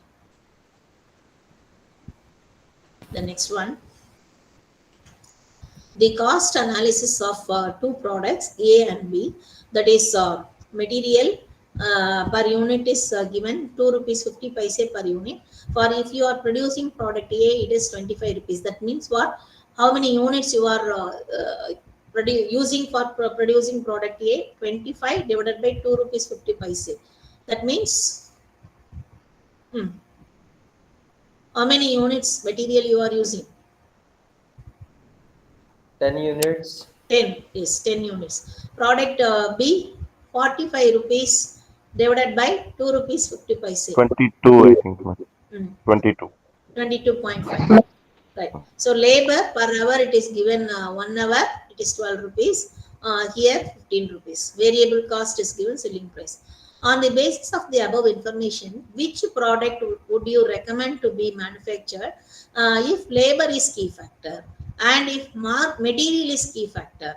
So here labor is key factor, what is your decision making? Material is key factor, what is your decision making? So which product you have to maximize for producing this product, right? See here. Ma'am? Yes. Yeah, ma'am, in previous question you asked whether we should supply to Sri Lanka or not. I couldn't hear. I'm saying, am I audible now? Yes, tell me. Yeah, I was saying in previous question you asked whether we should supply the material to Sri Lanka or not. So already the profit margins are very less, and Sri Lankan market is very fragile at the moment. Can we give this as an explanation, saying like we do not want to supply to Sri Lanka is because there's a fragile market and economic has collapsed? In domestic market, you are right now the selling is 4,200 units for 70% level of capacity you are producing. additional capacity if you are producing, if you are accepting the export order, it will not be, you will not incur loss. Suppose contribution, if it is goes in minus value, we can reject that export order, right? So when you are accepting your export order, there is the chance of increasing your product marketing in the international market. So, and also there are other benefits also there, tax benefit, True, import. ma'am. True, but the problem is like Sri Lankan economical market has crashed. So is it suggestible to give the material to that country? No, no, it is example. It is example. Whether Sri Lanka or US, whatever it is only example. Why you are going for in depth? Okay, Sri I Lanka understand. is I just So for. actually, they faced some inflation situation Uh, about a couple of months back. That's uh, what my friend is saying, ma'am. But okay. if you are write the comment like that, no, is it acceptable by the examiner? That is what he is trying to ask here. Yes, it is absolutely. You can write your own He decision. can give his own Yes, you reason. are a manager. You can Yeah, write the current situation in Sri Lanka is not good condition. So yeah. you can avoid that. Like that, you can write. No issue. Because IMF only helped them to come out of the inflation situation. Uh, uh, I uh. know that, ma'am. Yeah, So that's what here, our friend is asking. just for accounting purpose, we are saying example only. We are not going the practical thing, right? So Yes, ma'am. Yes, practical thing, whether it is a Sri Lanka, US, or whatever it is yeah, only ma'am. for example. So if they are asking you the what about in current situation, you can also write. No, nothing wrong in that. You are a manager. Current situation, Sri Lankan market is not good, so we can avoid because Thank you. inflation rate, foreign currency conversion rate is also Yeah, very high. So it involves a loss like that. Uh, like that you can write. Okay. thank you, ma'am. Uh, Thank you.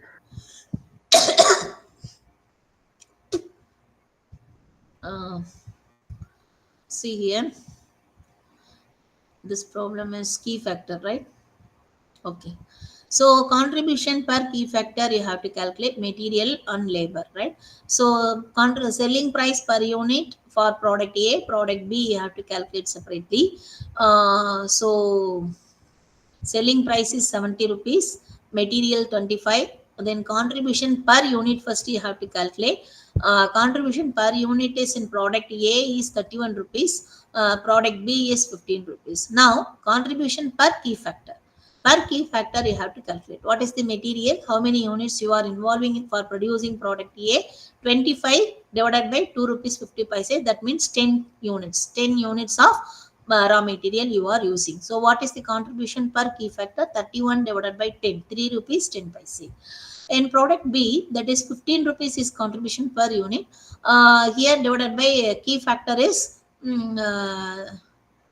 machine hour, that is 45 divided by 2 rupees 50 paise.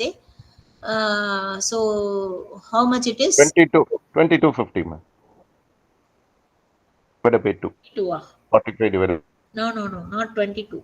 No, madam, 18. 18 units. 18 units. 45 divided by 2 rupees 50 paise. Okay, 18 units. So 15 rupees contribution per unit divided by 18 units. So contribution per material key factor 83 paise. If you are producing product B, you will get only 83 paise. If you produce A, you will get 3 rupees 10 paise. What is your decision making in case of materialistic key factor? If you are producing material product A, maximizing your product A, the profitability will be high, isn't it? Similar way, if you are going for labor hour is the key factor. Contribution per labor hour is the key factor. So contribution is the per key factor, that is how many hours you are using here. See here, labor 1 rupee, 12 rupees for producing 1 unit of product A. So per labor hour, how much it is? 12 divided by 1. How many labor hour you are using? 12 hours, right? So 1 hour you have to pay 1 rupee if you are producing product A. How many labor cost is 12 rupees? So 12 hour. So here 12 hour, 31 divided by 12 hour per labor hour is 25 paise something. Here contribution per unit is 15 rupees divided by 10 hours. Labor is 15 divided by 1 rupee 50 paise. So 10 hours. So 15 divided by 10 hour, contribution per labor hour in product B is 1 rupee 50 paise. If labor is the key factor, if you produce a product B, maximize your product B, the profitability, you can earn more profitability. Okay.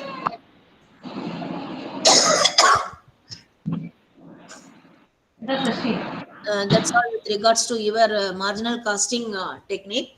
There are, you practice many problems. There are a lot of problems are there. You have to practice it. Then can we, there is a time now, 15 minutes more. Okay, let us go for ratio analysis. Okay.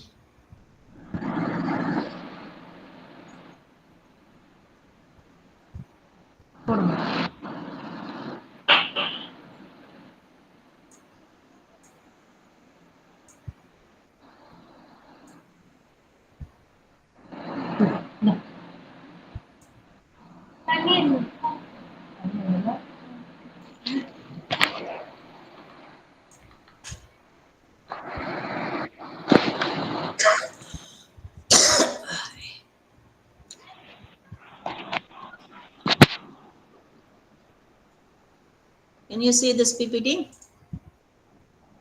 One question, ma'am. Yes. Yes, ma'am. Madam, if labor cost is more for product B, then we should go for the production of product B or product A. If material is the key factor, you have to produce more product of A. If labor is the key factor, so which gives key factor, which product gives you more contribution per key factor, that you have to decide. Okay. Let us say this one. In second unit, we have taken only depreciation accounting, right? Let us see ratio analysis.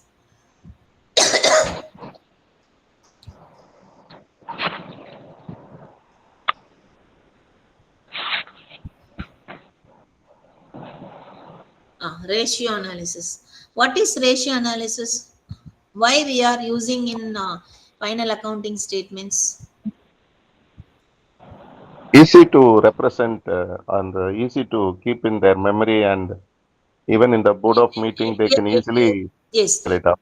Final accounts will give you only what is the gross profit, what is the net profit, what is the assets and liabilities as on the date of end of the year, right?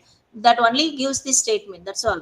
There is no interpretation, nothing. So when you are calculating ratio, One interpretation is there that ratio analysis pertains to the comparison between the output and the input. The cost of output, the how much is produced and how much input is to be given for the product. yes. Yes.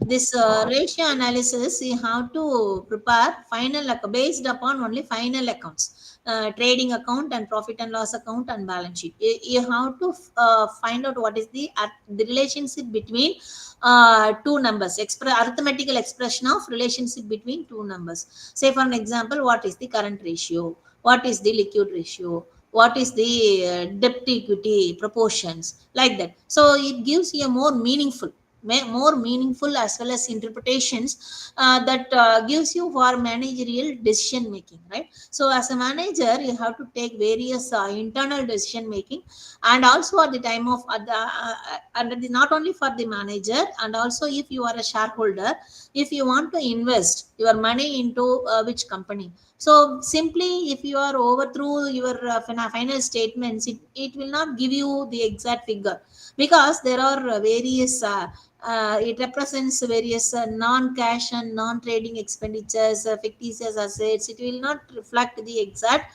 profitability, right? So in that case, you have to see what is the working capital condition, what is the cash flow condition, what is the, even though both two companies may have same profitability, but one company will be in leading, their share prices will be in high. So why? Because of various decision making that you will study in financial management. Various decision making as a finance manager, that is capital budgeting, and then working capital management, and then you have to take capital structure decision making, dividend decision making. So these are the financial decision making. This gives you that is whether the company share prices, what is the motive of any company, that is previously in traditional way maximizing the profitability, now maximizing the shareholders welfare, wealth of shareholders. So how to maximize this wealth of shareholders point of view? If the share price will increase, and then total market value of the company will increase, then only that maximizing the shareholders, right? So in that case, you have to analyze in various ways, right? Ratio analysis, which give you overall, overall efficiency.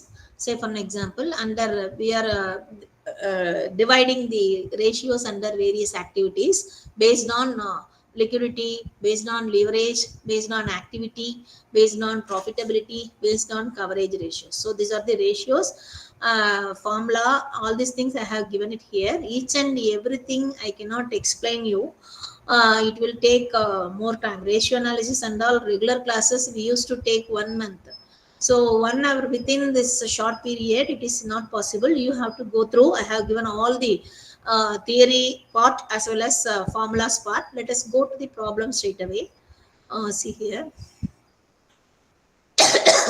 Examination point of view, they may ask you to prepare some balance sheet will be given. You are required to calculate current ratio. You are required to calculate efficiency ratio. Like that, they may ask you. Sometimes ratios will be given. You are required to prepare balance sheet. You are required to prepare proprietary fund statement, like that. So let us do some problems so you can understand, right? So if you thoroughly knows the formula of these ratios, then only you can do that. Okay. See here, balance sheet is given. Find out liquid ratio, debt equity ratio, solvency ratio, stock of working capital ratio. So what is liquid ratio? Formula is usually under liquidity, 3 formulas we are going to use. That is current ratio, liquid ratio, and absolute liquid ratio. Here they are asking you liquid ratio. Liquid ratio means liquid asset. Liquid means what? Easily, quickly convertible into cash. The assets which are quickly convertible into cash. That is called liquid asset. So you have to take current asset minus exclude the stock. That is called liquid asset. Okay. So liquid liability, that means total current liability. If you are eliminating bank overdraft, that is called liquid liability. Okay, see your balance sheet, stock, debtor, cash. What are the liquid asset? Only debtors and cash. So 3 lakhs is the liquid asset. Divided by, you can take either liquid liability or current liability, right? So if you are taking liquid liability, only creditors you have to take. So 3 lakhs divided by 2 lakhs. If you are using liquid liability, current liability, that means 1 lakh plus 2 lakhs, 3 lakhs. So that is one time, right? So this is the formula you have to apply. See here, debt to equity ratio. So the proportions of what is the debt, what is the equity, right? So debt you have to take all outsiders loan, including current liability. See here, debt means debenture, and then current liability. So 3 lakhs plus 3 lakhs. So 6 lakhs is the debt portion. Equity portion is capital plus resource and surpluses, and profit and loss account if it is given, that also you have to add. That is called proprietary fund. Proprietary fund, that is equity share capital plus resource and surplus. So this is 16 lakhs. Okay. So 6 lakhs divided by 16 lakhs. The proportion is debt to equity ratio is 0.375. Likewise, solvency ratio. Solvency ratio, that means your outside liability or external equity. Is it sufficient to pay for your out of your asset at the time of liquidation or winding up, whether your asset is sufficient to pay off your outsider liability. When you are going to liquidation of your company, you have to pay off first.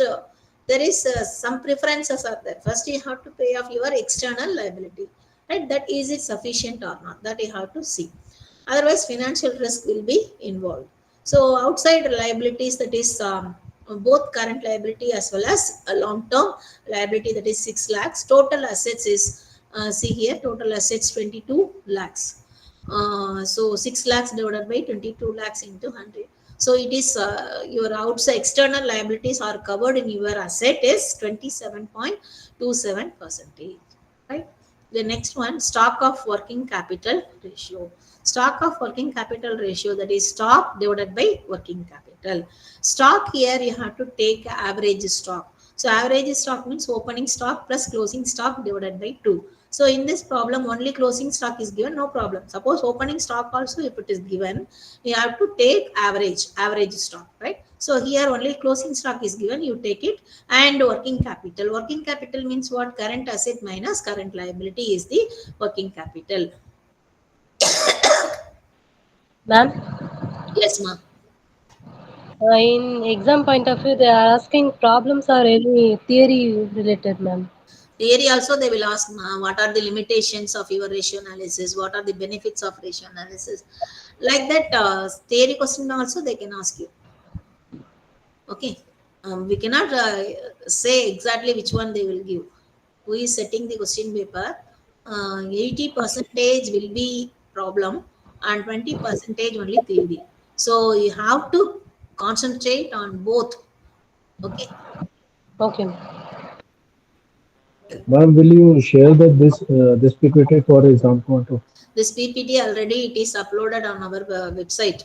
If you go that DDE Pondicherry University, that students support services in that PPT is available for first semester MBA accounting for manager. Same PPT is uploaded in that. You can download it. Okay. Okay, ma'am. Thank you. See here, the other problems is also you have to calculate what is current ratio, what is quick ratio, what is cash position ratio, like that. What they are asking, you have to, if you know the formula, just not only if you know the formula, you have to know what is it. If current asset means what are the items should be added, what are the current liabilities means what are the items should be taken. Liquid asset means what you have to take, how you have to take. So if you are practicing many problem, then only you will come to understand. Right? See here, this is ratios statement will be given. You are required to calculate ratios, right? Sometimes like this ratios will be given. You have to calculate what is the current assets value, what is the current liability value, what is the, you have to prepare balance sheet. Like that also they may ask you, right? See this small problem, let us see. Calculate the amount of current asset and current liability. Usually current asset and current liability will be given. You are required to calculate current ratio, liquid ratio, or like that. So here the current assets and current liability value you have to find out. Current ratio is given in your problem, right? So 2.5 is given. Working capital is 60,000. What is working capital? What is current ratio formula is current assets divided by current liability. Current assets divided by current liability is equal to 2.5. That is the answer given, right? So what is working capital? Working capital means what? Current assets minus current liability is equal to 60,000, right? So now we have to derive from current asset is 2.5 times. That means current liability is 1 time. Current asset is 2.5 time minus 1 time of your current liability is equal to 60,000. You have to solve this equation. So what is current assets value? Current liabilities value. So 60,000 is equal to 2.5 into sorry.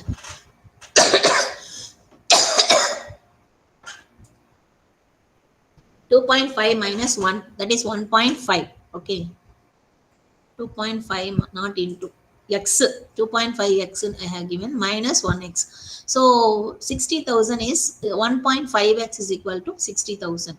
That means working capital. What is your current liability? One time. So 60,000 divided by 1.5. One time is 40,000. Current asset is 2.5 times. So 40,000 into 2.5 times, that is 1 lakh. Okay. So like this, this kind of problem, big problem will also be given. For part C also sometimes they may give you to prepare balance sheet or preparatory fund statement like that. In the next, Ma'am, excuse me.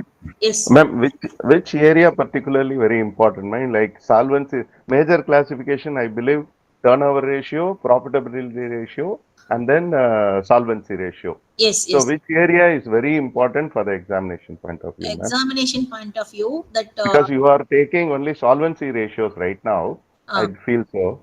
So shall we concentrate only solvency ratios? No. Solvency Yeah. is also, there is a short-term solvency as well as long-term solvency. Yes, Short-term ma'am. solvency is current liability. Is it sufficient to pay off your current liability? That is short-term solvency. A long-term solvency, whether your equity or capital, your total asset is sufficient or not, that you have to find out. That is the long-term solvency. Then activity ratios, that is the measuring the efficiency, debtors turnover ratio, creditors turnover ratio, it is coming. Yeah. It is coming. Yes, ma'am. So debtors turnover ratio, creditors turnover ratio, stock turnover ratio, these are the things also there. Turnover ratios, examination point of view, they may ask you. And then profitability ratio. Profitability ratio, very simple. That is net profit ratio, means net profit divided by sales into 100. Gross profit ratio means gross profit divided by sales into 100. So you should know all the ratios. Then only see here this big problems like this. Ratios will be given. You see here, ratios will be given. See, current ratio 2.5, working capital, overdraft. Only these the informations are available. Within this information, you have to find out all the values and you have to prepare balance sheet. So this is the balance sheet. All the values you have to individually calculate. So if you know all the equations, so it depends upon the availability of your information. If you know, then only you can apply. Okay. Thank you, ma'am. It is not that much difficult. If you practice some problems Sure. straight away, definitely you can understand. Very simple. Maximum 15 ratios may be there, ma'am. Yes. 15 to, yeah, thank you. There are 40 ratios are there, more than 40 also available. But what is important in the examination point of view, we have to take up. Okay. Sure. Thank you. The next class, we will do these ratios into finding the values and prepare this balance sheet. Okay. And only we have 2 more classes. Last unit is cost sheet is there, and then variance analysis also there. So within 2 hours I have to complete. You don't think because totally it is 6 hours per paper only available. Within this hours it is very tedious to complete your syllabus. So it is my duty to complete touch all the syllabus, and that is why I'm going fast. Otherwise I will take very slowly if we have sufficient time. Okay. So I wanted to touch all the areas, and I wanted to share all these what is important, how to do it. That's why don't mistaken me. I'm going express like that. Please try to understand the situations. Okay. Madam, in second semester also it will be same. Huh? In second semester, hours of study is the same. Yes, same. Per paper, totally we are going to conduct 42 hours. So per paper we can previously only 5 paper. So we have 8 hours time. So now we have only 6 hours because of 7 papers. No, your batch is introduced the credit system with the elective paper and 7 papers. So that is why number of hours are reduced. Otherwise I will take little bit slow. Even though a little bit slow, it is not sufficient. Ratio each and every chapter, it will take 1 month at least. Final accounts we used to take in regular classes 1 month. Ratio analysis it will take 1 month. So each and everything, if we physical classes, if we are conducting in person as a regular student, it will take much time. So our situation within this lapse of time, we have to complete overall syllabus, right? So that is why our situation is tied our hands. You try to understand, and you have to go through the fact, all these things with your syllabus, and you have to practice it many problems. One problem will be different from another one. So I cannot explain all the adjustments, all the problems, right? So it is your duty. Illustration problem. There are plenty of textbooks are available in the market. Accounting for manager, or financial accounting, management accounting, cost accounting. These three accounts are all together. You are studying one account paper. Okay. So BCom student, you know very well, financial accounting is a separate subject, cost accounting is separate subject, management accounting is separate subject. So three subjects. As account manager, you should have a knowledge about all these areas. That is why syllabus is framed like this. Okay, so within this short period, it is no other go. We have to complete the total syllabus, and then it is, I request you practice many problems and understand the illustration problems. There are a lot of books are available in the market. You practice it, and then you have to go ahead. Okay. Okay, let us close this class. Next week we will see. Okay. Ma'am, it is our request that if the number of papers has been increased, then PCP class may be increased also. That is policy decision. Policy decision. If they increase, okay, no problem. We are also requesting the director increase the number of hours. But right now we are following this method. We'll see in future. Okay. From the second semester, I'm telling. No. Whatever it is, it should be followed uniformly. Okay. This is Okay, ma'am. Okay. distance education will be like this only. Okay. Okay, ma'am. Thank you. Okay. Bye.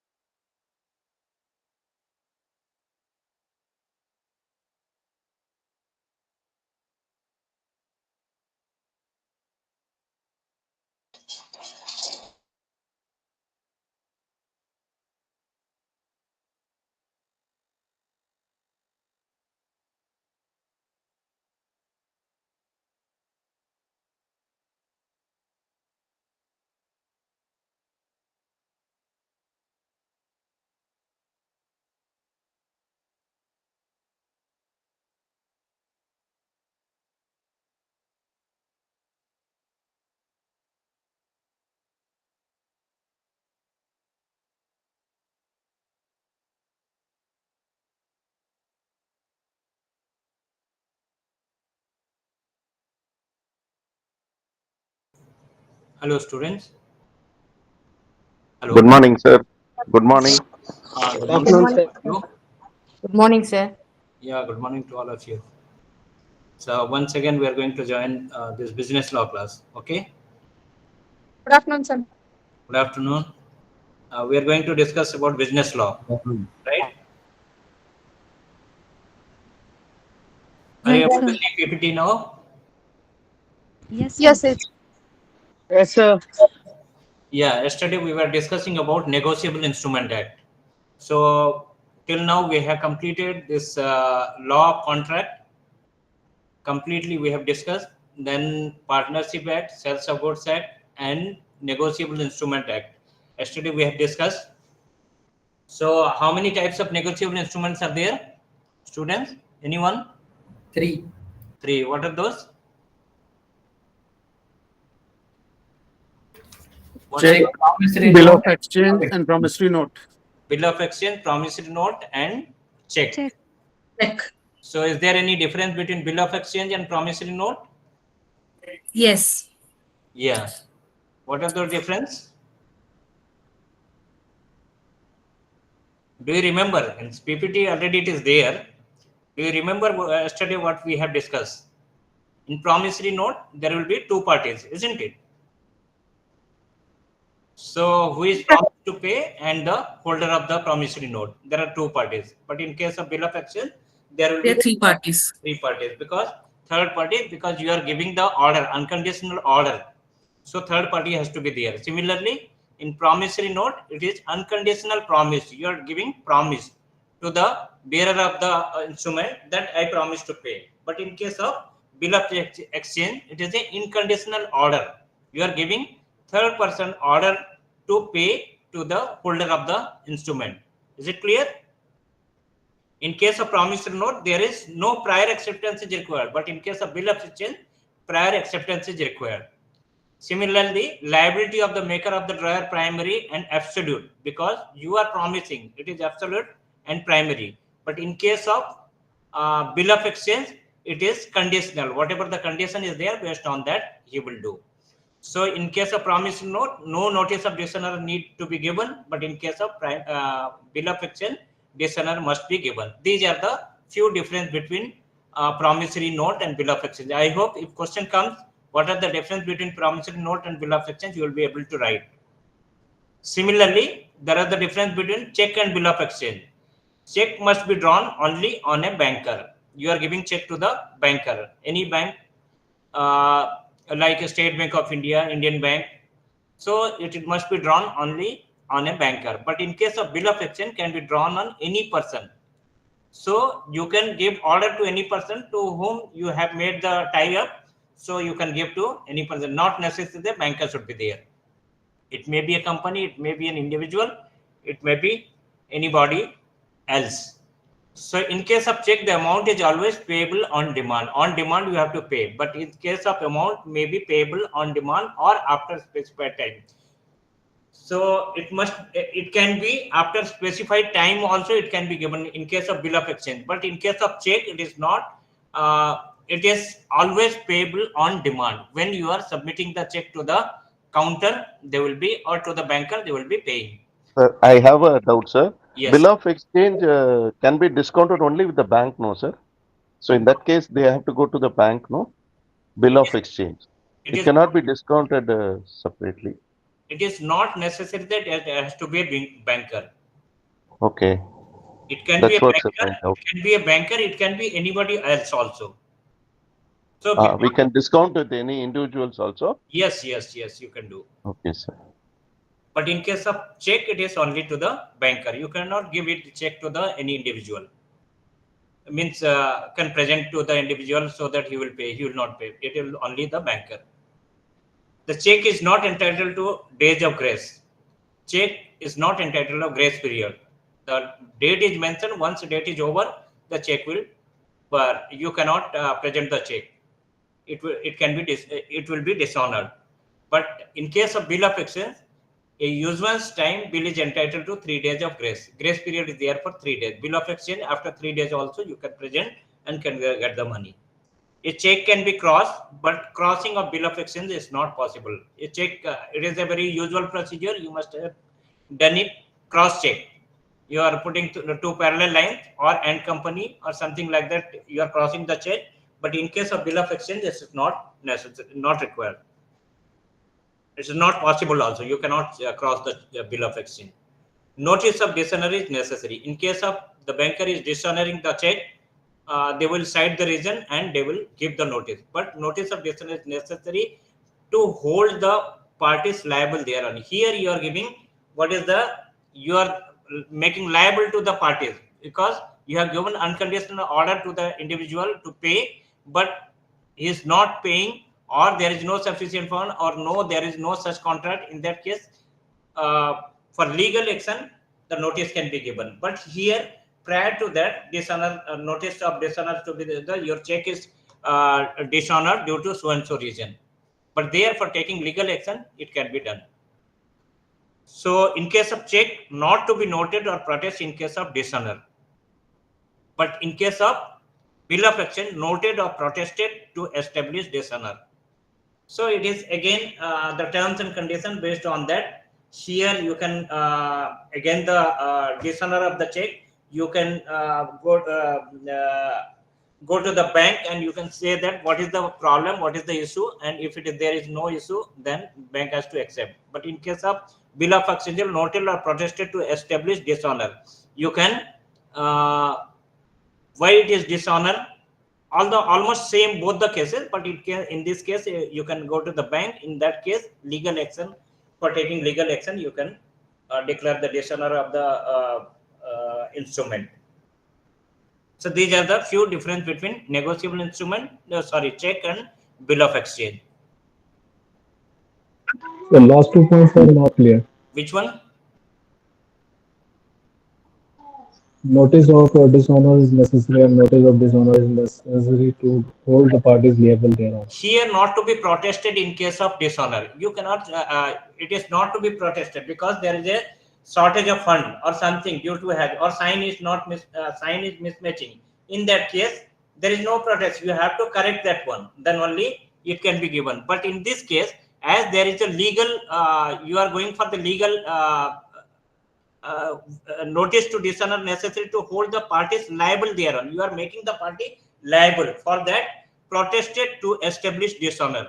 You have to establish that why it is being dishonored.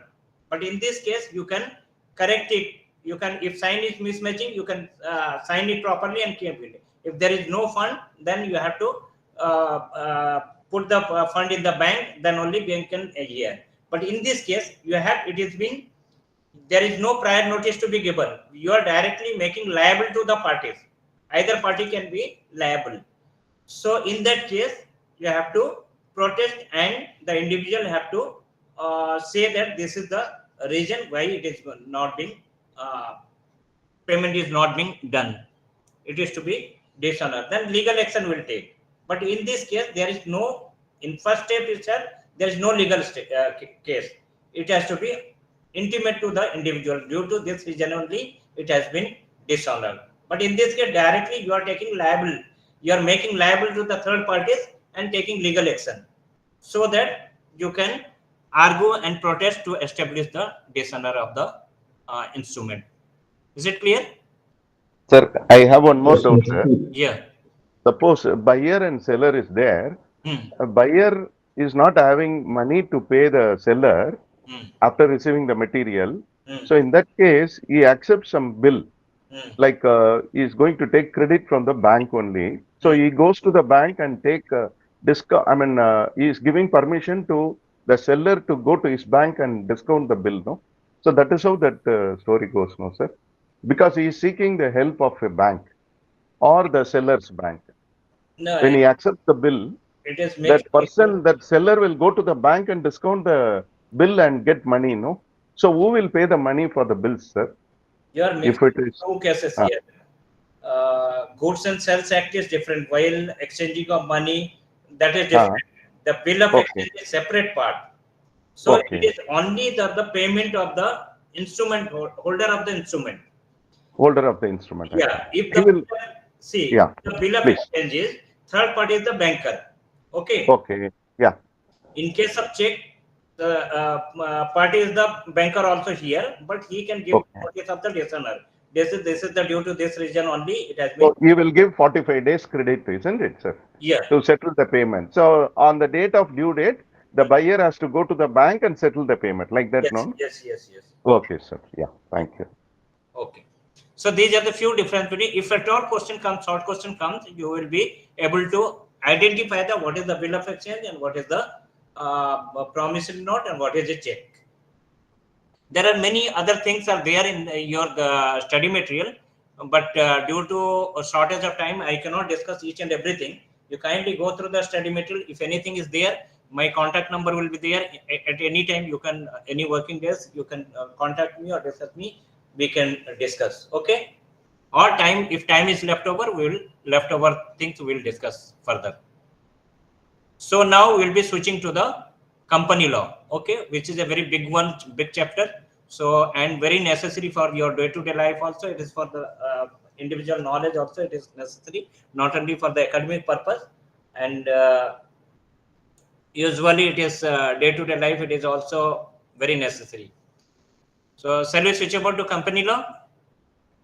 Yes, sir. Here company law, we are going to discuss about the company, formation of how the company is formed, what is the memorandum of association, what is the article of association, what is prospectus, what is share, what is debenture, how the directors is being appointed, what is the powers of duties of the director, what is the meeting, what is the various types of meeting, proceedings, and what is the management, company management, what is the settlement of the account, audit operation and mismanagement, and winding of the company. This is completely from incorporation of a company up to winding of a company.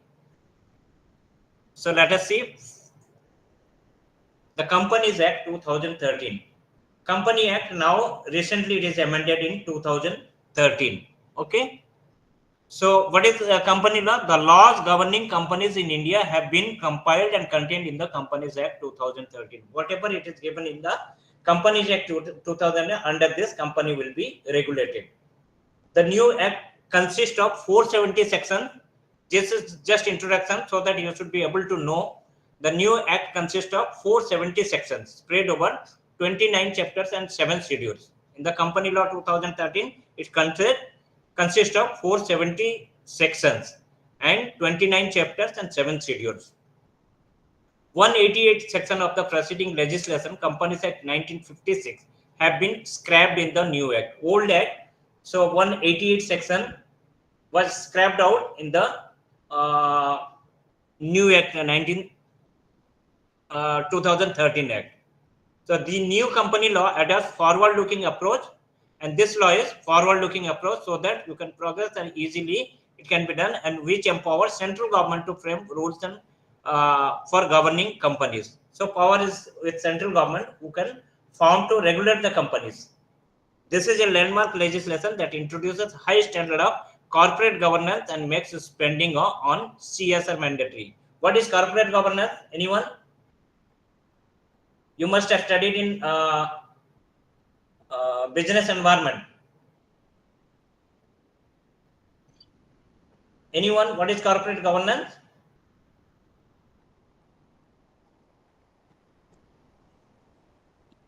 Rules to govern the companies, to regulate the companies, to overlook the companies. So transparently run the company, whatever the transaction is going transparently, it has to be transparently displayed. So for the governance of the company, the certain rules and regulations or certain procedures and maintenance which should be very transparently known to all the members of the company. So smooth governance of the company, this is enacted, and there should not be any unethical way of regulating the company, and makes spending CSR mandatory. CSR, what is CSR? Social responsibility. Social responsibility. Corporate social responsibility. This is also you must have studied in business environment. Corporate social responsibility. You should, being a company, there is some responsibility towards the society, towards the government, towards the creditor, towards the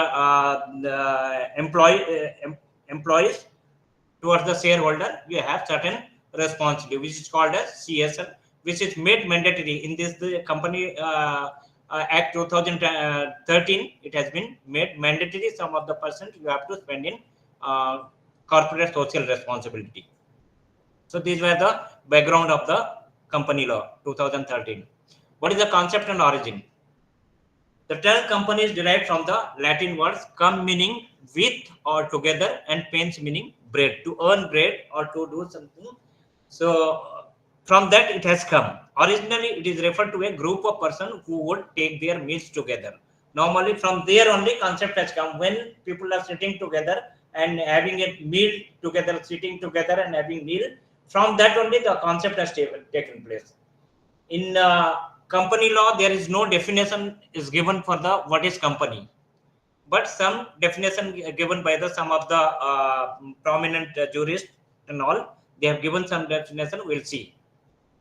In common parlance, however, a company refers to an assemblage of people who have come together for some specific purpose. Commonly, what is known, a group of people joining together for a common purpose, and they join together and for some specific or common purpose. Companies are a useful device to do business, especially when the business slide is not shown. Sorry? Slide is not shown. That slide. Slide is not shown. Slide. Not displayed. It is showing, sir, already. Sir, it's visible, sir. Visible? Visible, sir. Yes, sir, visible. Okay. So you can see, whoever not able to see, kindly check your system or some this network connectivity issue may be there. So companies are a useful device to do business. Normally, what company is doing for doing some business, especially when the business is given bigger than cabin, be effectively managed by a few people and are required added financial support. When you need some financial support or some money or money worth of something you require for the business, and business has grown bigger than a cabin, then in that case you need to form a company. Now let us see some definition of the company. As per section 220, a company means a company formed and registered under this act or any other previous company law. That means here definition, you can see that there is no definition of a company. What it says, a company means a company formed under, registered under this act. Suppose it is formed under 2013 act or under any previous company law, like 1956 company law. So it is called a company, but there is no definition. So here we can see what is the definition. Company is an association of many persons. Lord Justice Lindley, he has given, it's a very popular definition given by the Lord Justice Lindley. A company is an association of many persons. A group of persons, that means a group of persons joining together who contribute money. That means money or money's worth.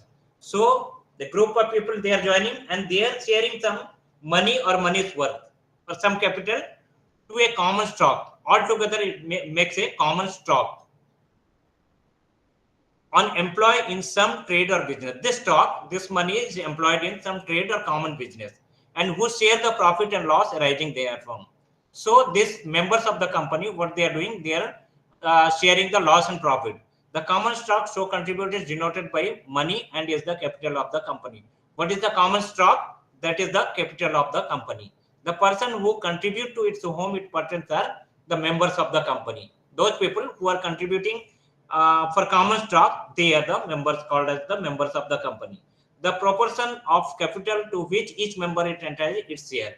Each member, whatever they are entitled or whatever they have shared to the company, that is their part of share. The shares are always transferable. And the right to transfer is often more or less restricted. So it is very transferable. You can see the definition. It is very clear that association of many people who contribute money or money's worth for making a common stock. What is the common stock means? This is the capital of the company. And employ some trade or business. This capital is being employed in, invested in some trade or business. And who share the profit? They are the member. Out of this, they are the member. The common stock contribute denoted in money and is the capital of the company. The person who contribute to it are the called as members. The proportion of capital which each member is entitled is called as share. Is it clear? Another one definition given by Chief Justice Marshall. A corporation is an artificial being. That means a company is an artificial being. It is not like normal human being, but status is given like human being, but it is an artificial person or artificial being. Because in law, it is this company as an individual is formed.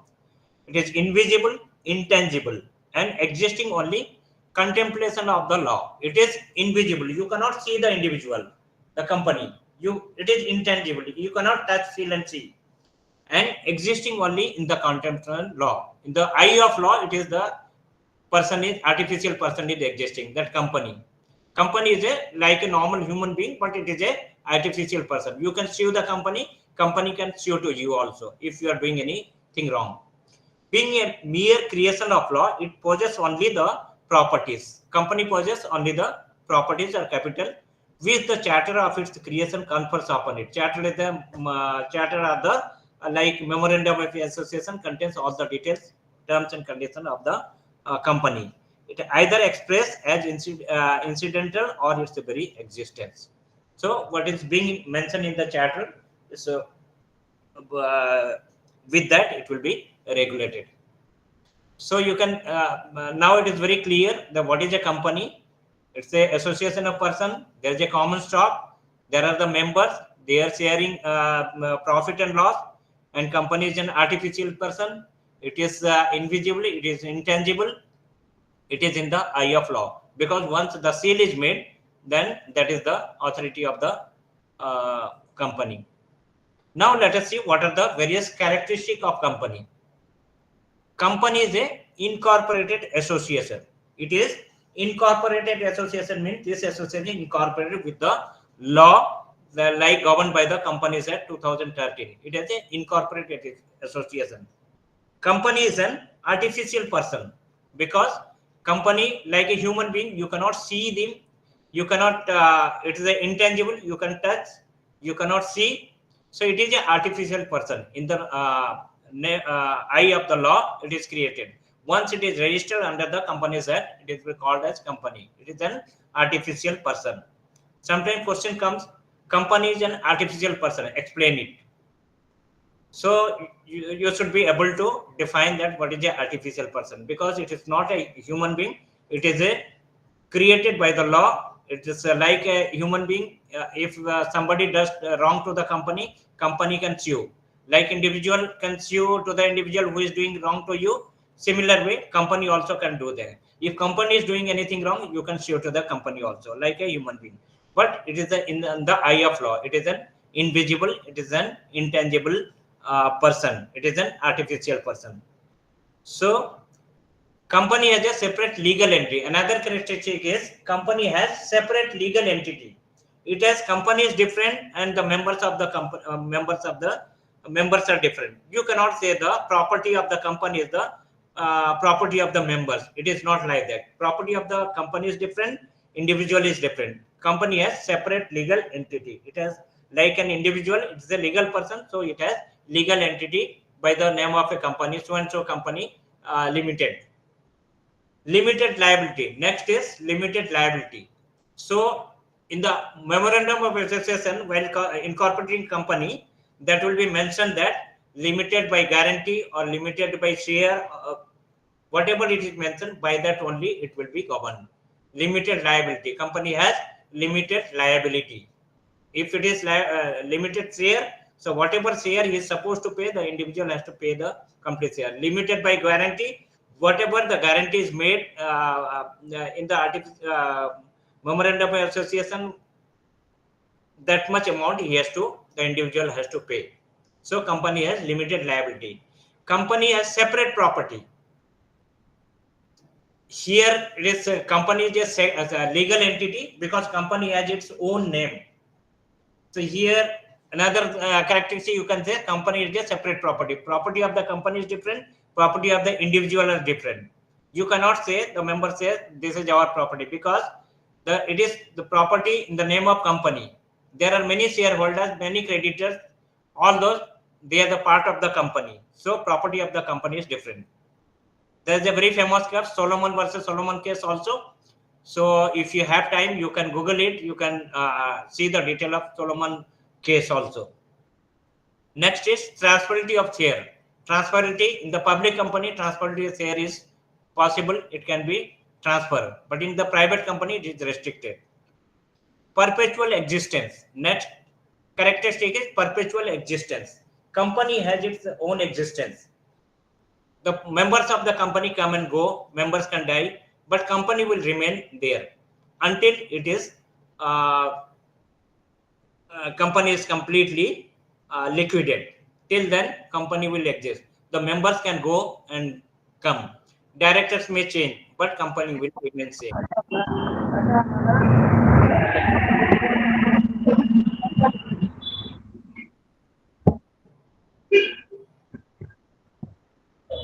Is there any issue?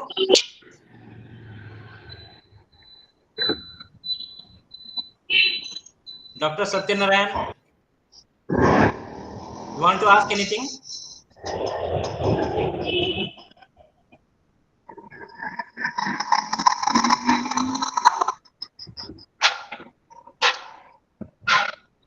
Shall we proceed further?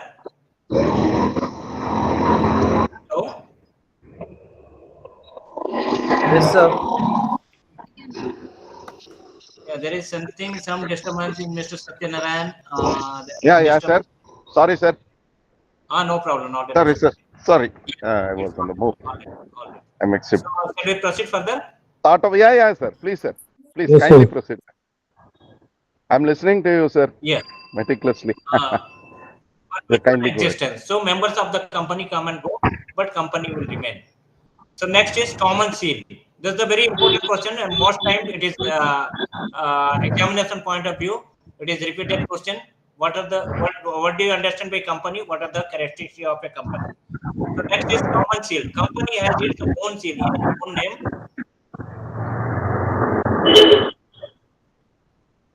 Company has its own seal.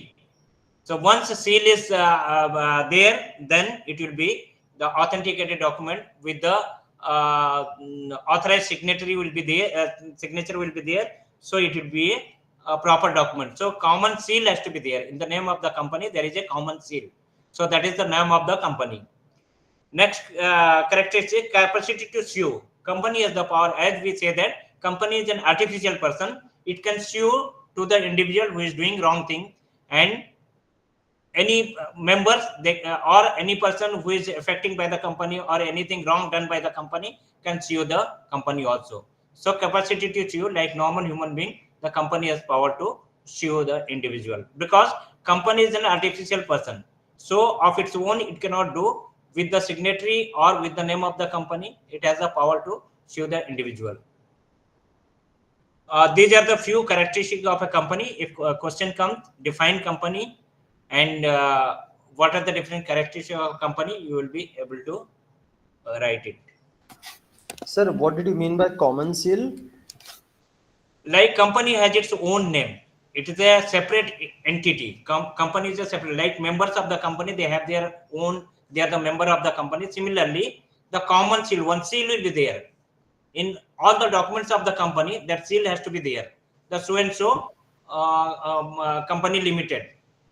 Okay, you mean the stamp? Yeah, that stamp is there. All the document it has to be, because It that is is just like signature of the company. sorry. It is just like the signature of the company. The signature is authority, dignitaries. They will be signing like a director of the company under their seal. They will, but the company seal is like your office seal. It has to be compulsory. It has to be endorsed, because it's like an individual. So company seal has to be there. Okay, sir, got it. Without seal, only signature will not suffice. Okay. Okay, sir. Okay, sir. Next is one important, again, this is also one important question. It comes generally in examination, lifting the corporate veil. So lifting the corporate veil, you understand what is veil?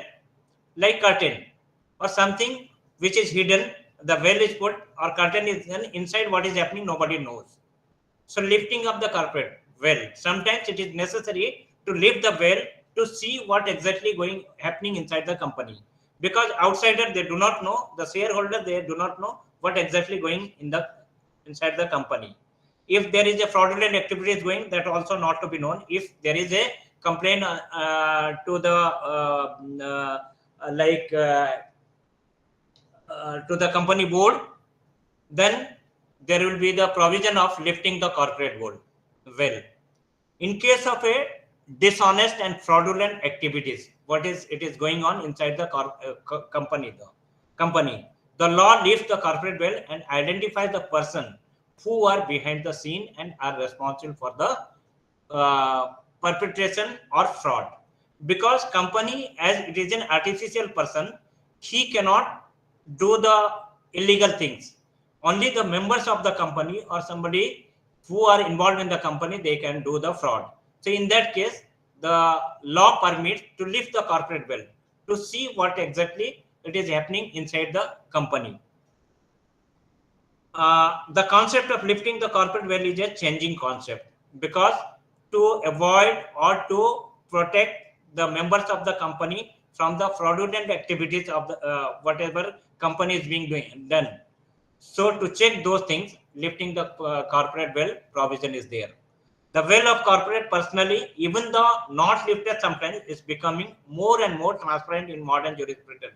As per the corporate governance, transparency is maintained in the company. Nowadays, there are a lot of transparency. Whatever is being done in the company, it has to be transparently displayed, so that all the members of the company, they should know what exactly going on. So the following are some such cases. Under which circumstances the lifting the corporate veil is possible. Like this, sometimes question may come, what are the occasion the corporate wealth can be lifted?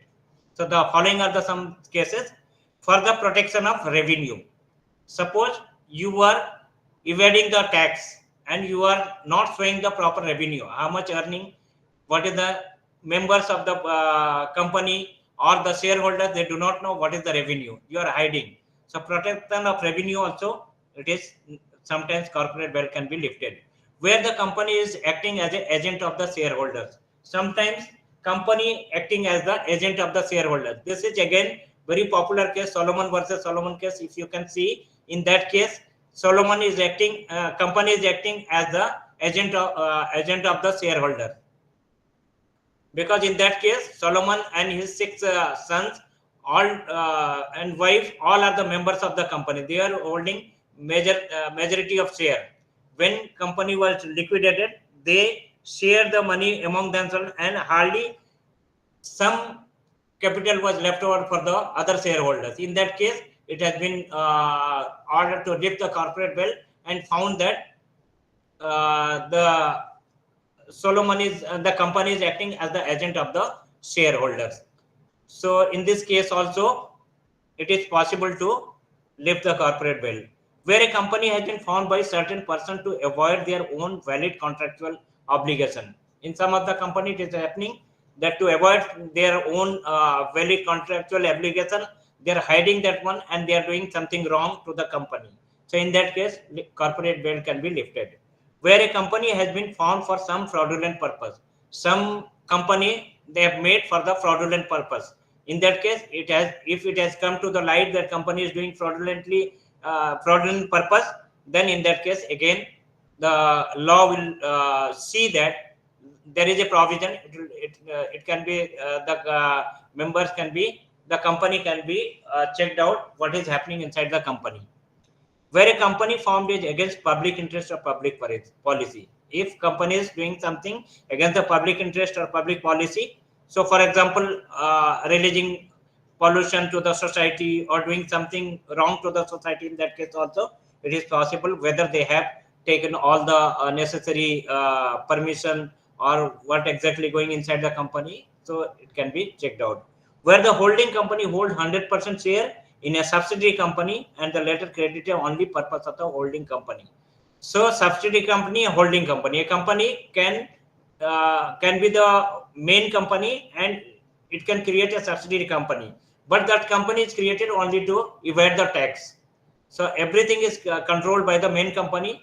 The subsidiary company only for the protection of revenue or something they have created. In that case also it is necessary.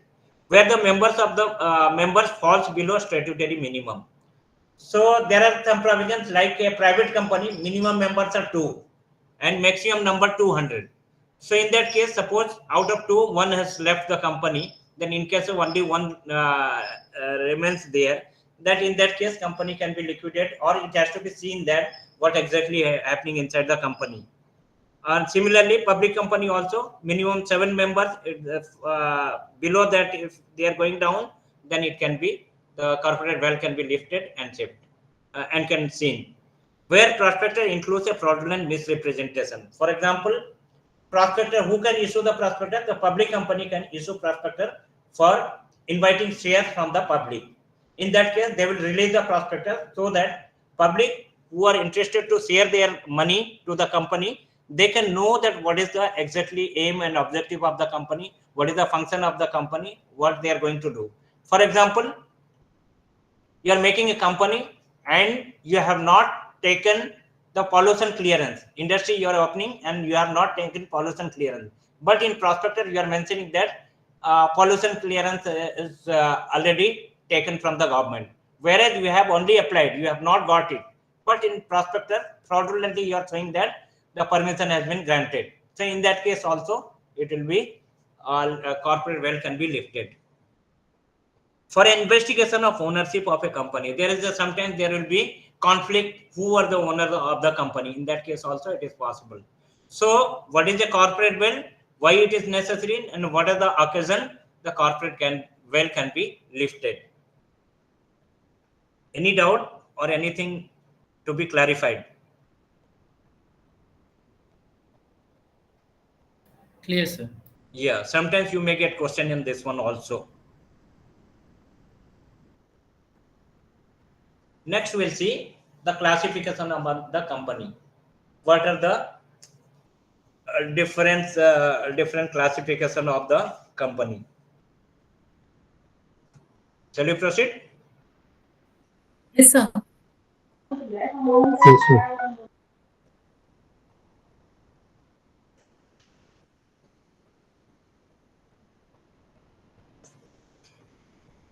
Okay.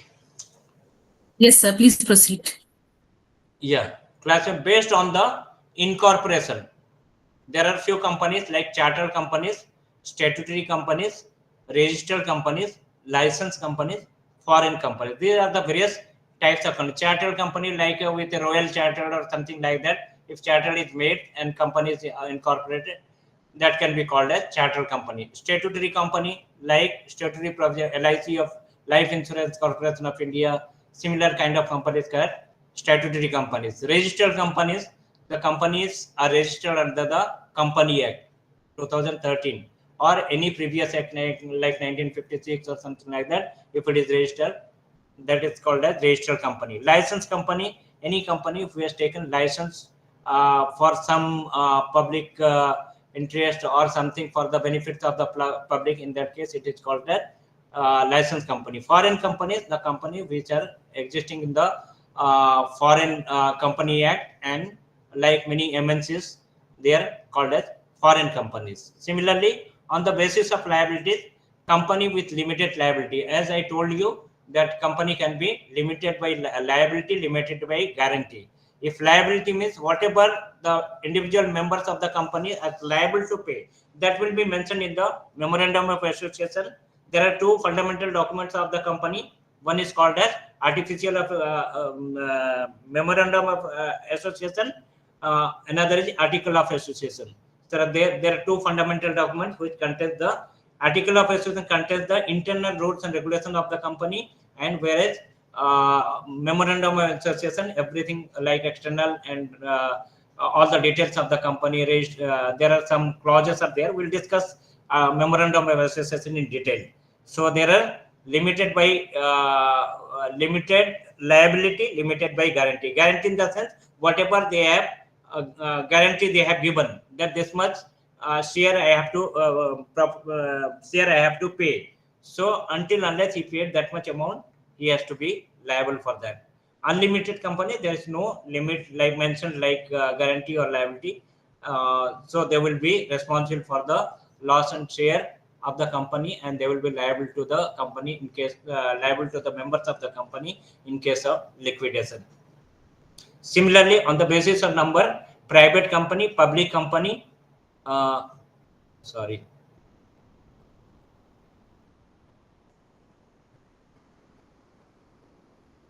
Private company and public company. As I told you, the private company minimum number members of members can open the company, and maximum 200. In case of public company, minimum 7, and there is no restriction on maximum number of members of a company. Similarly, on the basis of control, there is a holding company and subsidiary company. As I told you, that holding company, the main company, and subsidiary company can be opened, which will be controlled under the holding company. On the basis of ownership, government company, foreign companies, deemed public companies, one-man company. This in 2013, the Company Act, it has been acted a one-man company. Even single man can be make a company. One-man company, then non-trading company or non-profit association, investment company, FERA company, finance company, public financial institution. These are the various classes and details you can go through your study material. So these are the few classifications of the companies. Next, we'll see how the company is being formed. Formation of a company. How the company is formed. Any business enterprise in which the capital is raised by the individual contribution of a group of shareholders is called a joint stock committee. As we have seen in the definition, the group of people, they join together for a common purpose, and they share the profit and loss, and they collect some capital with a common stock. So any business enterprise in which the capital is raised, that means common stock is made by the individual. They have collected money by contributing of a group or of shareholder is called as joint stock committee, and there are the shareholders, that is called as joint stock committee. In accordance with section 3 of the Companies Act 2013, a company may be formed or for any lawful purpose. A company has to be formed for any lawful purpose. Illegal activities, you cannot form any company. 7 or more persons were the company to be formed by a public company. As I told you, there will be a 7 minimum member required for a public company, 7, and maximum number, there is no restriction for the public company. Similarly, for 2 or more persons, but not more than 200, where the company to be formed as private company. Minimum number 2 and maximum 200. 1 person, where the company to be formed as 1 person company. A single man can also open the company. That is called 1 person company. The process of formation of joint stock company India can be divided in 3 stages. What is that?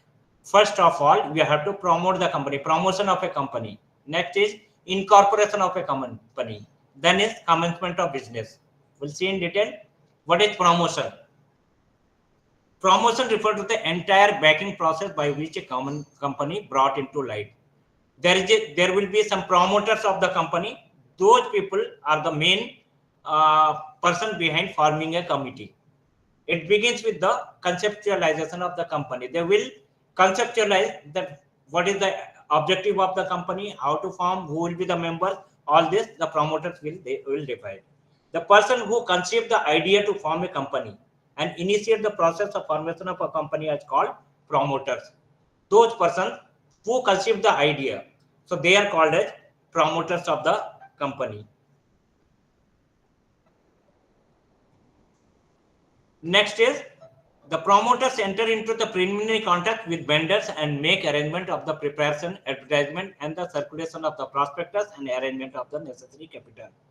These people, what they will do, the promoters enter into preliminary contract. These people, they will be contacting to the vendors, what are the requirements for the company, and make arrangement for the preparation. They will make preparation for forming a company. They will give advertisement and the circulation of the prospectus. If it is a public company, they will circulate the prospectus in newspaper and other the way, advertise for the asking the shareholder to buy the share from the company, and arrangement of necessary capital. They will arrange necessary capital. This promoters will arrange the necessary capital for the company. Hello.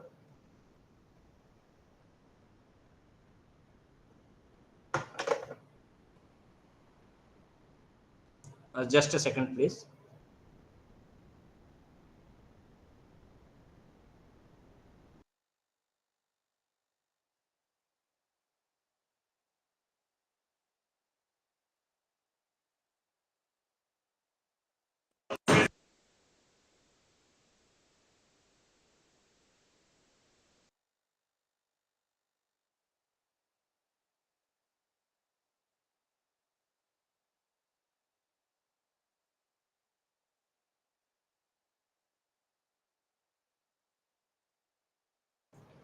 Okay.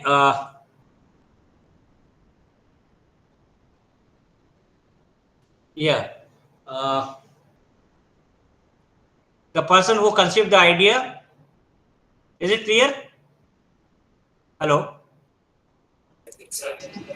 Yeah. Yes, sir. Yeah, the person who conceived the idea to form a company, initiate the process of formation company called promoter. Promoters, they will enter in with the vendors, they will make all the arrangement. The promoter should not make any profit secretly at the expense of the company. They should not make any secret profit out of the they are making arrangement. They should not make any profit out of that. The promoters should make full disclosure of all material facts relating to the formation. They will disclose all the materials to the shareholders to whom they are going to take the money from them. They need to disclose. Next is, that is the First one is the promotion. Promoter has to be there. They need to promote that. Next is incorporation. How the company will come to the incorporation.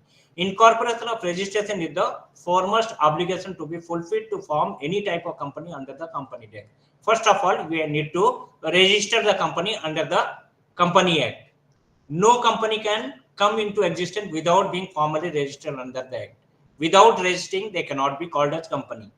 Incorporation of company is a procedure full of documentary compliance and formalities. Here, you need to submit the documents like article of association, memorandum of association, all this you have to give. Name of the company, then place of the company, all this you have to provide. A company is to be incorporated by registering certain documents with register of company and paying certain fee for stamp duties. Whatever the stamp duties or registration fee, you need to pay to the register of the company.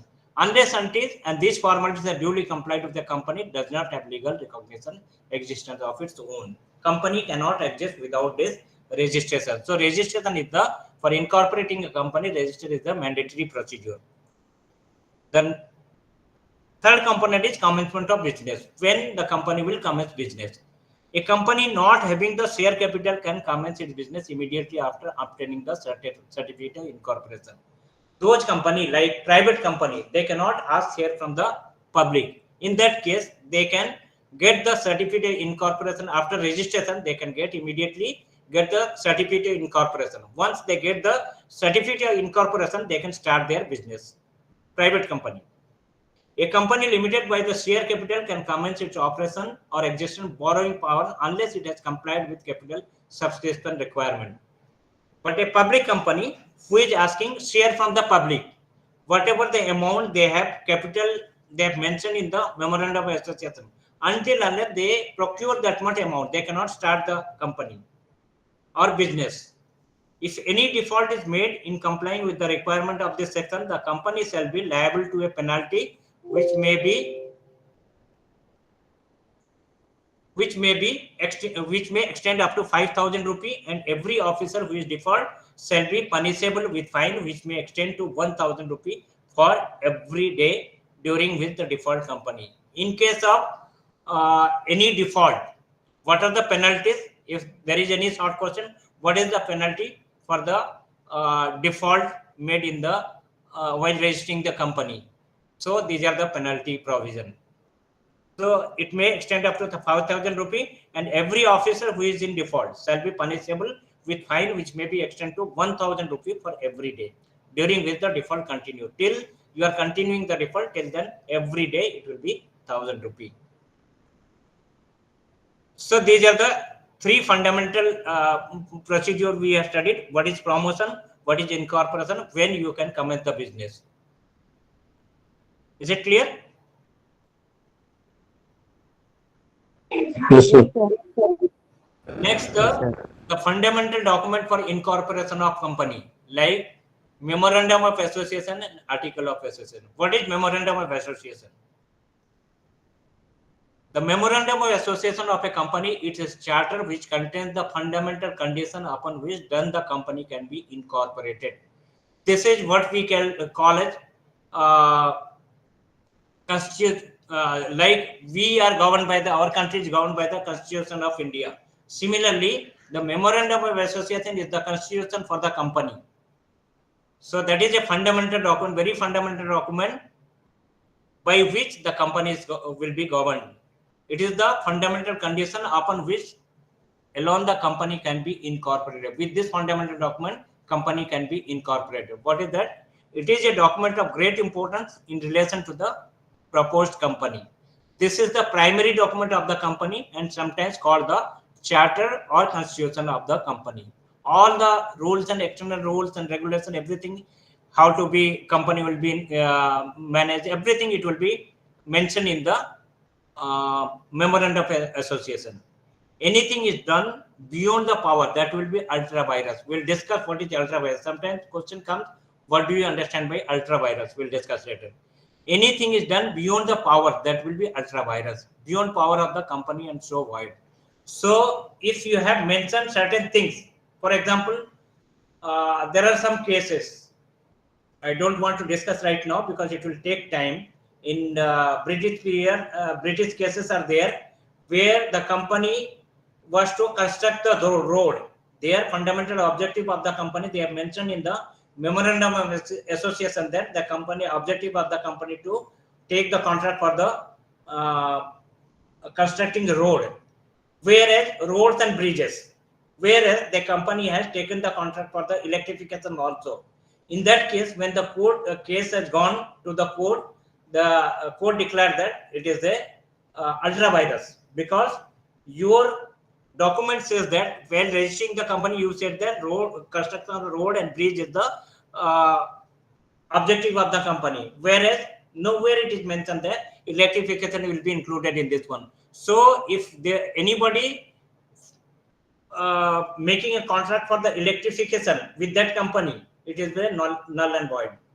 There is no legal provision to get the penalty or get you can go for the some other way like criminal activity or something like that, but as per the contract, it's a void contract. Anything done beyond the power, whatever mentioned in the memorandum of association, if you are going to beyond that, doing something else, it will be called as ultra virus. It enables shareholders, creditors, and all those who deal with the company to know what its power and what is the range of the activities. So the shareholder, they should know that what is the activities supposed to do by the company, because it's a fundamental document. It is kept on the registrar's office with pay some nominal amount. You can ask the company register of the company to show the document of the particular company. You can visit the register of the company and can see what is the role of the company, what is the objective of company. You should know before dealing with the company.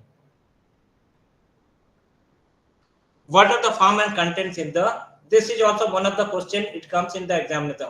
What are the different clauses in the memorandum of various clauses of memorandum of association, or different contents of memorandum of association? Sometimes it comes up, what are the various clauses? What are the different clauses? One is the number one is name clause. Section 31A, it says that the last word in the name of the company, if limited by share or guarantee, is limited unless the company is registered under the section 25 as an association of non-profit. For non-profit like NGOs, it will be different, but all other companies, they should write the limited. So and so company limited. So limited has to be included. The last word is to be included as limited company. The registered office clause. Next is, first is name clause. You have to put the name of the company. At the end, it is to be called the limited company. The registered office clause. This clause states that name of the state in which the registered office of the company will be situated. Where your registered company of the company will be situated, you need to mention. Every company must have registered office which establishes its domicile, and it is also the address at which company statutory book must normally be kept, and to which notices and all other communication can be sent. They should mention the address of the office where the statutory book or like documents are kept, so that anybody can see the document. They can visit the office, they can see the document, and if at all any notices is to be sent, the notices has to be sent to the particular office, and all other communication can be sent to the office. So you need to mention where your head office or registered office will be located and the details of the office. A third thing is the object clause. First is name clause, second is registered office clause, third is object clause. What is object clause? The object clause defines the objects of the company. What is the objects of the company? What is the objective of the company? And indicates the sphere of its activity. What are the activities you are going to do under this company? A company cannot do anything beyond or outside the object. Whatever the object you have mentioned in the memorandum of association, you cannot go beyond that. You cannot do anything more than that. And any act done beyond them will be ultra virus. If you are doing anything out of that, it will be called as ultra virus, and the contract will be called as void contract and cannot be ratified even by the assent of the whole body of shareholders. It cannot be ratified later on. It will be void only. You cannot ratify it later on by the member, consent of the member. you can say that no, this is the mistake, we can rectify. It cannot be done. So whatever you have, this is the fundamental document. It has been registered under Companies Act and it is kept on the register office. You cannot go beyond that. Next is liability clause. The fourth clause is liability clause. What is the liability clause? This clause states the nature of the liability of the members. In case of a company with limited liability, it must state that liability of a members is limited, whether it is made by share or by guarantee. You have to mention how much is the liability of the shareholders. So I hope it is clear. What are this is a very important questions for the examination point of view. What is a memorandum of association and what are the different clauses? So different clauses are name clause, registered office clause, object clause, and liability clause. What is memorandum of association? It is the fundamental document of the company which contains all the external activities and what the company is supposed to do. This is the just like a constitution of the company. Is a fundamental document which can be kept in the registered office so that any individual who needs to know about the company, about the activities of the company, they can visit to the register office, they can see. So this is a fundamental document. There are various clauses, 4 clauses. Those are the name clause, the register office clause, the object clause, and liability clause. If you explain this much, it will be enough, I hope. Excuse me, sir. So sections are all given in the old act, sir. Actually, they have amended the act, no, sir. They revised as yes, section according. is not necessary. You Yeah. did not write section. Yeah, sir. That is coming under 4 and 5 instead of 13. Yeah, it has been changed. Thank you. I need to change it. But Yeah, I need to mention only what are the different clause, name clause, registered office clause, object clause, and liability clause. Sections are not very important. No, section you need not to mention. Yeah, sir. Thank you. Okay. So anything else you want to ask or clarify? Sir, excuse me, sir. Yeah, please. Sir, in exam, is there any necessary to write mention section, sir, while writing? No, section no need to. Okay, just is for the just a sake of okay, sir. Differentiation that is being given. Sir, can we write like we have like actually I am running a startup. Can we write like examples for this with our startup? Yes, always you can give example. Always you can give example. Yeah, thank you, sir. Okay. So these are the there is nothing. It is common for all the companies. It is the basic fundamental things. So how the company is to be there, and this, but it is the fundamental document. It has to be name clause. You can give your example of the name. What is the name of the company? Registered office. For example, this company is located in this and so object. What is the object? 2, 3 objects you can. What is the liability? Limited by guarantee or share. These are the things you can mention.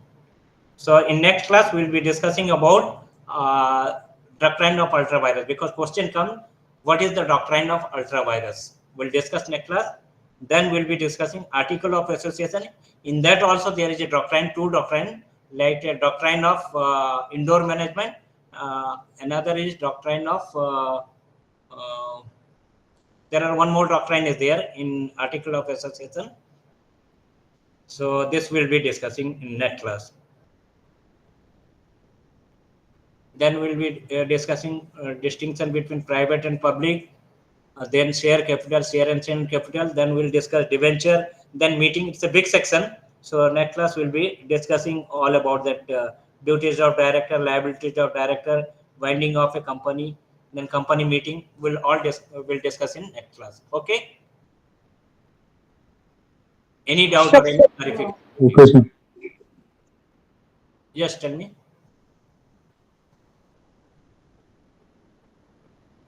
Any clarification or anything you want to know? Otherwise, we'll see next week.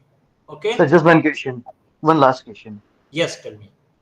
Can the MOA be revised? What is that?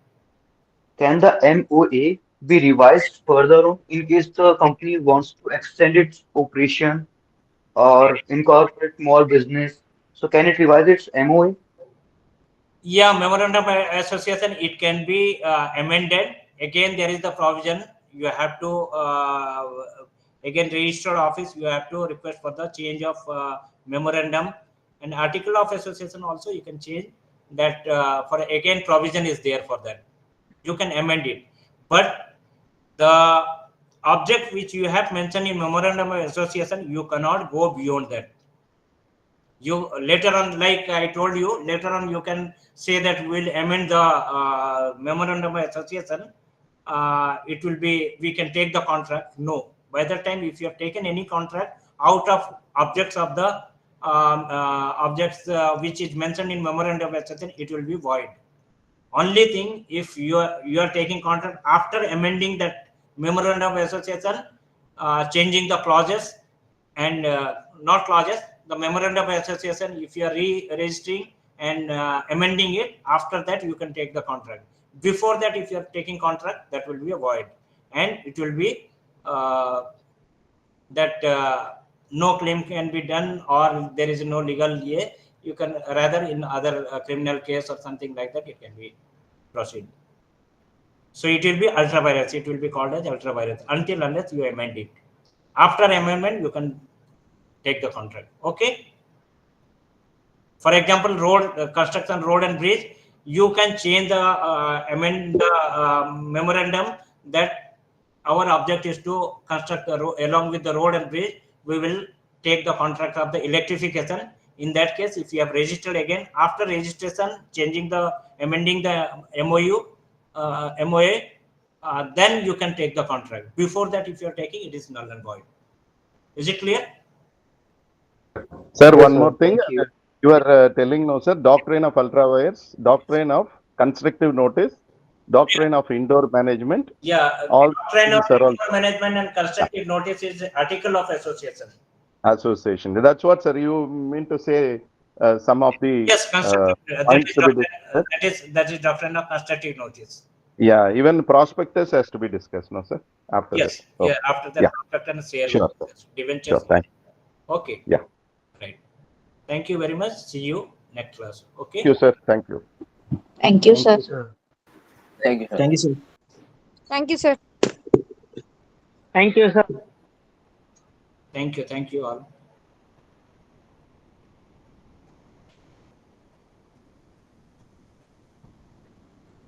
So we can connect again at 2 p.m., right? Or should we stay in the call? Yeah, probably by 2 p.m. Okay, then.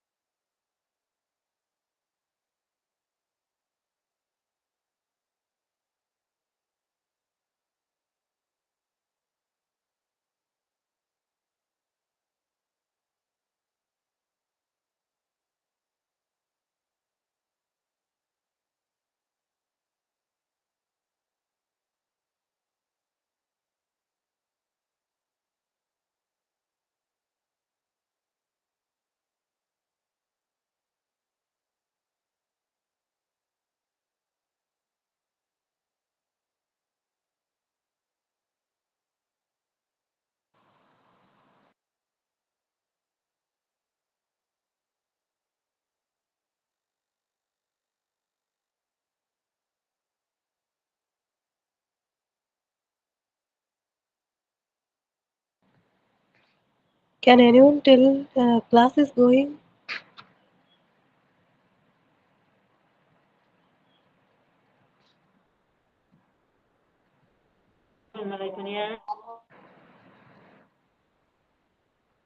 I didn't hear any voice.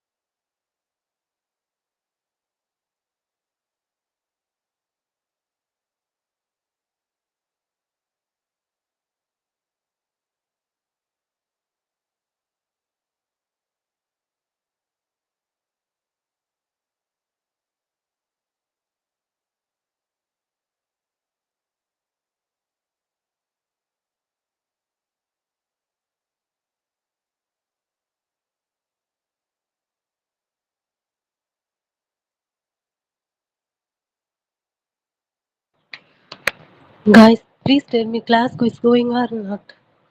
I didn't hear any voice.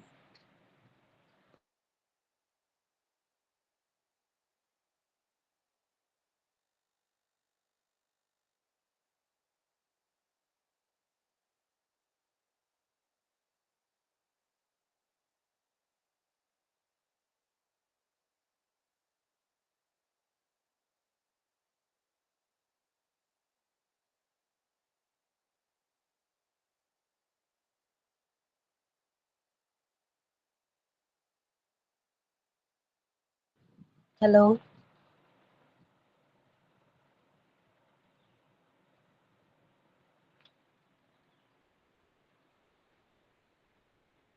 Hello.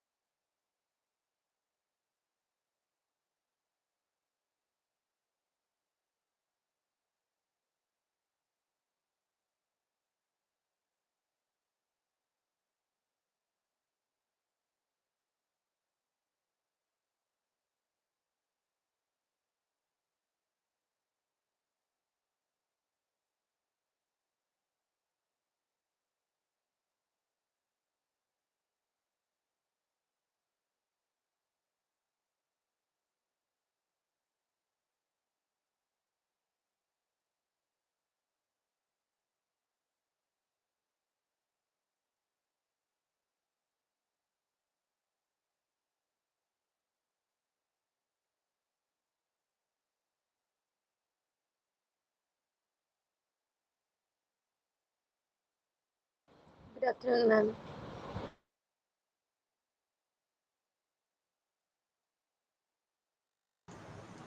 Hello, good afternoon. Good afternoon, ma'am. Yeah, see that only 65 people have joined, so let us wait for just 2 more minutes. So let others also join. Okay. Okay, ma'am. Okay, ma'am. In between, if you have any doubts from yesterday's class, you can ask.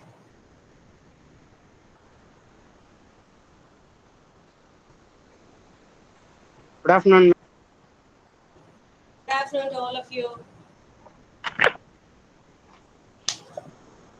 Any doubts you have from yesterday's class?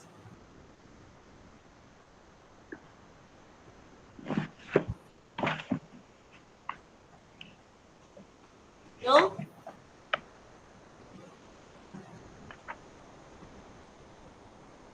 Okay. Shall we start the class then? Yes, ma'am. Oh. Yes, ma'am. Yes, yes, ma'am. Yes, ma'am.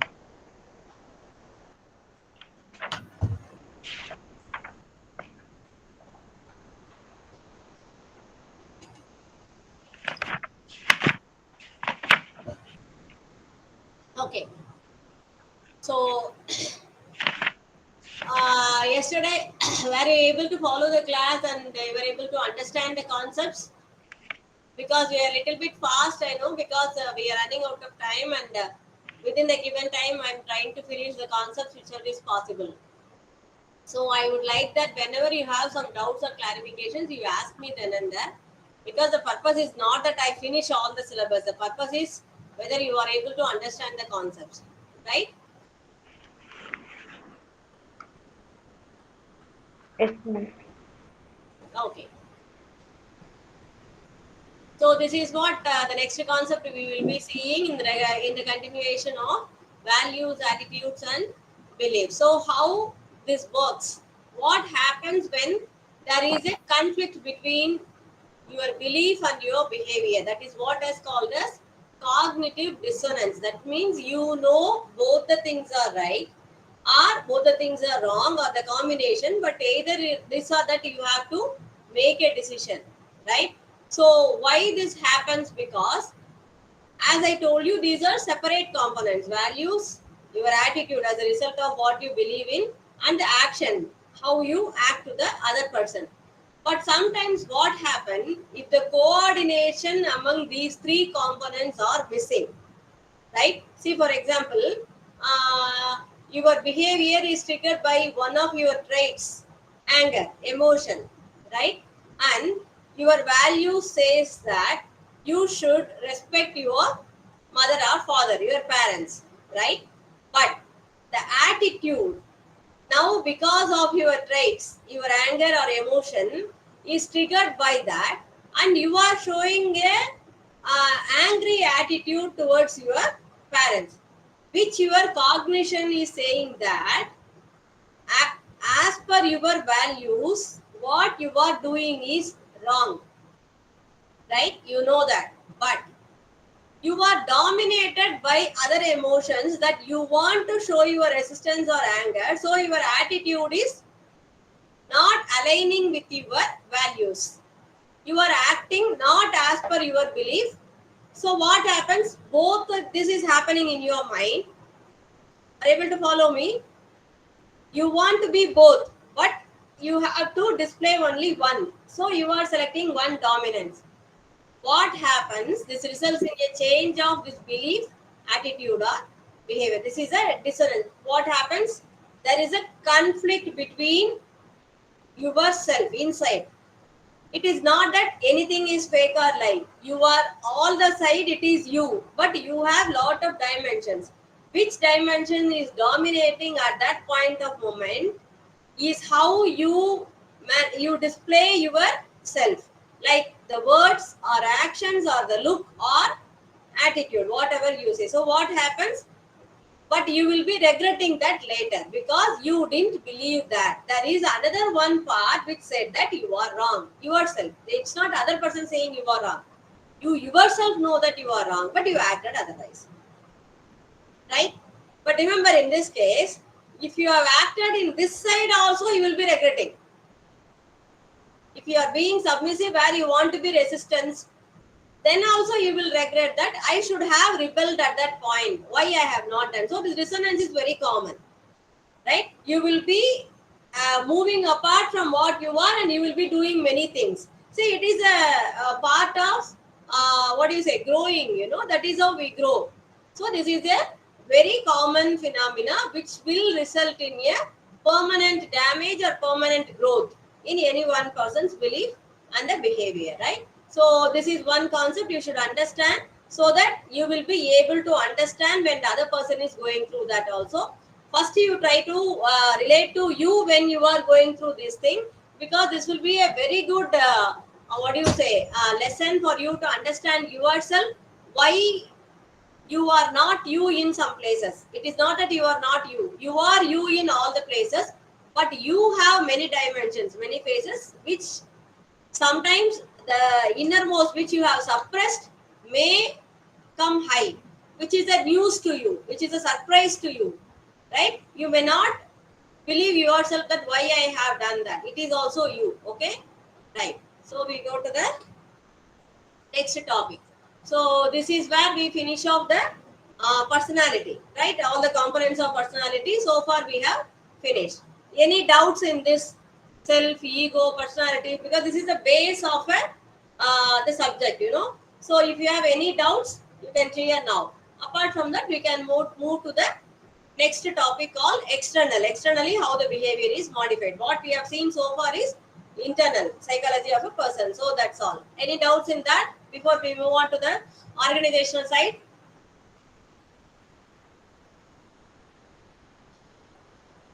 Very good. So far, I have never have any doubts in your class. How should I take it? No dissonance. All of us are aligned together. All of us are with me. Whatever I say, you are understanding. Can I take it like that? Ma'am, what you're teaching is clear to us. That's why. Okay, so it's a compliment. I take it with a face value. Thank you, Fatima. So we move on to motivation, right? So we are moving to the organizational side. Now, so far we have seen this is a human, this is his mind, this is how he will be. This is on two sides. One is what is me, and if I am a manager or subordinate, what is the other person? How should I estimate him, or how should I assess him in the organization, so that it will be easy for me to handle them in the organization? That is our purpose, right? So now we are moving on to the matter. What is that? I am a HR manager, if I am a manager in an organization, so how should I handle people? Why I should know all these things? Because as I told you, you know, the most complex thing in any organization is handling people. You can handle everything else easily. You can handle Sensex, you can handle stock market, materials, inventory, everything.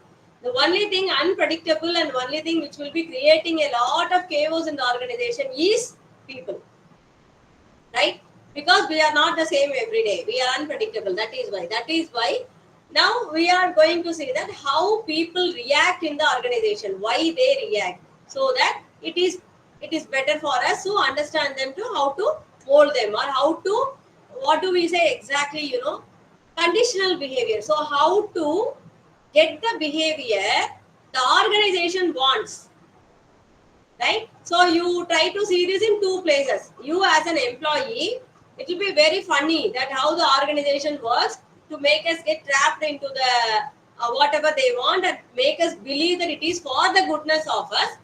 But at the end of the day, what it would be for the organization, they will be getting the behavior they want from us. So we are going to learn from that. And if you are a manager, you are going to do that to your subordinate, and you are going to elicit the behavior you want from them, right? So that is it. First topic is motivation. It's a very vast topic, so just I'll go through it as fast as I can, because trust me, I assure you, this is a very easily understandable topic. You can read by yourself and you can read it, okay? So what is motivation? All of you know, motivation is what moves us forward, right? What is the basic motivation in the world for all the living things? Money, ma'am. Money. For all the living things. For all the living things means satisfaction. Food. Hunger. Very good. Fatima's got it. Hunger. If there is no hunger, if there is no this pit in your stomach, which is a never filling pit. You put anything you want, it will never get filled. Within hours, it will be empty and it will ask you again. If this is not, this motivation is the trap given by the nature to everyone. If this motivation is absent, nobody will get up from the place. Right? No living thing will get up from its place. It will be simply lying down and sleeping. Am I right? So this motivation is what is pushing us forward. So we move along that. Once the hunger is satisfied, then we will find a place where we can sleep nicely. Once we find a place, we want to have a shed over us so that it is not raining on us. So like that. So the motivation, basic which we are moving every day is the hunger. Imagine if there is no hunger, we will sleep for 16-20 hours, right? What is the one thing that is waking us from sleep? Hunger. Right. So motivation is that. The thing, the drive that makes the people move forward. So how do we say? The state of restlessness, tension or disequilibrium due to an unfulfilled need. Right? So this need which makes us to move to get it fulfilled is called as motivation. This can be of many kinds, right? That's what we are going to see. The need transforms itself into the desire to act upon to achieve it, right? It becomes a want. So what we do, we make an action plan, how to eat, where to get, whether to order in Swiggy or whether to make it by ourselves, where is the vegetable or where is the meat, how to cook. Your imagination and your thinking, your pace will increase the moment you want to think about food, right? Need stimulates, acts as a complex force to move the person to realize the desired goal, right? So that is the point, stimulus. So which stimulates us? The need. So that is what we call as motivation, right? So this is another one slide where we can see it's a determined goal, belief in I'm self-confidence. sorry to interrupt you, ma'am. More than 30% of the population, they are eating one time a day, it seems. That statistic says, ma'am. Only one time a day they are eating Yeah. because of the poverty. Yes. So So what how is their can, motivation? The food for the yeah, next time. yes, That's ma'am. all. It's very simple. The need is 3 times a day food. So their motivation is not what we are seeing as determined goal or self-competency or positivity towards environment, belief in system. All these are organizational motivations. But social motivation, what you are talking about is very simple. It doesn't have any of these things. They will have a raw stimulus as in any other living thing like animals. They will not think about anything else. They will not need a offer letter or salary or a package or anything, not even a roof under their top of their head. Their next target is what they are moving is towards the food for next time, right? That is a basic need. We will see that in the theories of motivation. Okay, we will come to next to that. So these are the things which we are talking is for organizational motivation, where we are talking in terms of employees. Okay, that's what I told you. You can see this subject is a loan from psychology and sociology papers. This paper itself is not management. It's not a management paper. So what do? We take all the sociology and psychology theories, make this paper, and we apply this into the organization so that we can handle the people easily, right? So you can see all these concepts what I am teaching directly applying into sociology also to the society. Okay, right? And it's right exactly. I'm very happy that you think on those terms, right? Okay, so I think this slide I will these are the definitions. But last only I want you to read, happy employees are not essentially motivated employees. Remember that, right? Because this is a common misunderstanding everybody will have, thinking that happy people are motivated people. No, those who are very happy are excessively demotivated because they don't have anything else to move forward to, right? So you nowadays you think that hereafter you think that you are blessed if you need something, right? Once all your needs are fulfilled, your life will get bored and there is no motivation, you will not move forward, right? So be thankful that God is still giving some needs to you. There is still some unfulfilled bits in your life. Be happy. It is a blessing in disguise, believe me. Okay. So this is the point. Happy employees are not essentially motivated employees.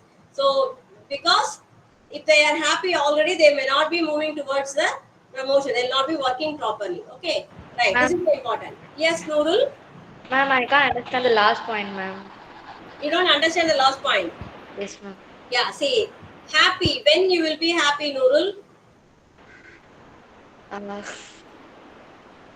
Tell me, just say from your life, when you will be happy? When you get a new dress? Yes, ma'am. When you get biryani, new food? If I get satisfied with the work. You get happy when you get satisfied with the work. Yes, ma'am. Very good, Nurul. You get satisfied with the work, you are happy. Okay. What next? The next day, what you will do? You will do the same work and be happy? I will try to make it better, ma'am. How? Already you are happy with that work. That is what we are talking about. Right? When you get satisfied and you are happy about that, you will try to retain the happiness. That is the phenomena. You don't want to get into trouble again. Have you seen that you are getting into comfort zone? We often say we fall into comfort zone. Why is that? Because we feel happy about that place. I get satisfied. So I would like to retain that place. Right? Okay. This is common in all living things, not only for human. Imagine like that. See, a herd of animals have found a pond, okay, with water, a small pond, okay, with water. There may be a big pond with lot of good water just a few kilometers away, right? But the thirsty herd of animals which came across a small pond, once they quench their thirst, will not move to those kilometers and find the bigger pond because already they are happy with the water. Until the summer dries up the small pond and there is no water, they will not move. You get my point? Now what will happen? There is no water. Again they will move towards some kilometers and they will find a bigger pond. Why they have not moved all these days? Because already they were happy, comfort, and they were not motivated with the small pond. Do you get my point? Yes, ma'am. Thank you. For some time, okay? It is for some. See, if you get a new dress, you'll be happy for some time. Once that dress becomes old, you have worn it for 2-3 times. What will happen? You will crave for another new dress. That is motivation. Okay. So that is why we say when you keep your employees very happy, the motivation comes down. I'll explain it in the coming slides. Okay. Okay. So there are two kinds of motivation. One is extrinsic, another one is intrinsic. Okay. What is extrinsic? The motivation that is coming from the external side, outside.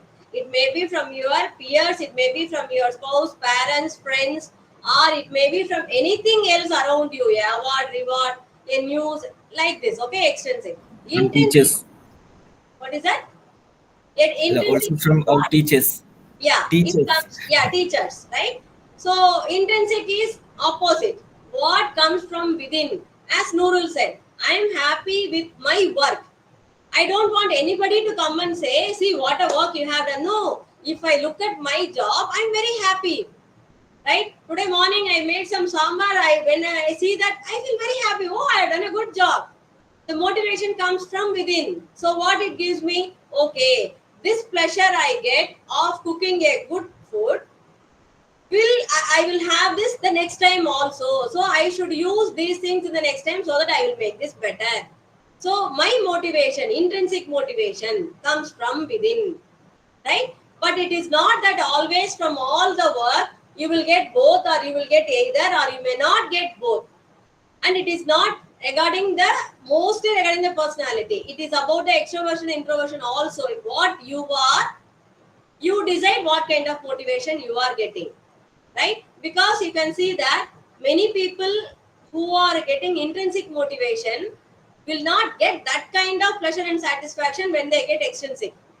And those people who are addicted to extrinsic motivation, they will never look inside and find the intrinsic motivation, right? So my suggestion is go for both. Okay, try to analyze yourself. Where I am getting the motivation, from others or inside. Whichever is dominating, try to practice the other one. You yourself can finalize it and you try to practice that. You yourself see if you are too much focusing on extrinsic motivation, you start appreciating yourself for whatever you are doing or whatever you are. That way you can practice, and that will be helping a long way in your organizational career if you get motivation from both sides. Okay, right. So these are the list of theories we will be seeing in a faster pace, right? So this is the first theory I would like you to know, Maslow's need hierarchy theory. You are in first semester. I don't know. I want you to learn all these things properly because these are basic, but I don't have the time to explain it much. I don't know. I'm having now cognitive dissonance. Can you see that? This is the example exactly. I want to explain all these things in a descriptive way better, but now because of time I cannot. So I'm having a conflict in between. Can you see that? Like this, I want you to apply the theories, concepts in your life. You will never forget. Okay, right?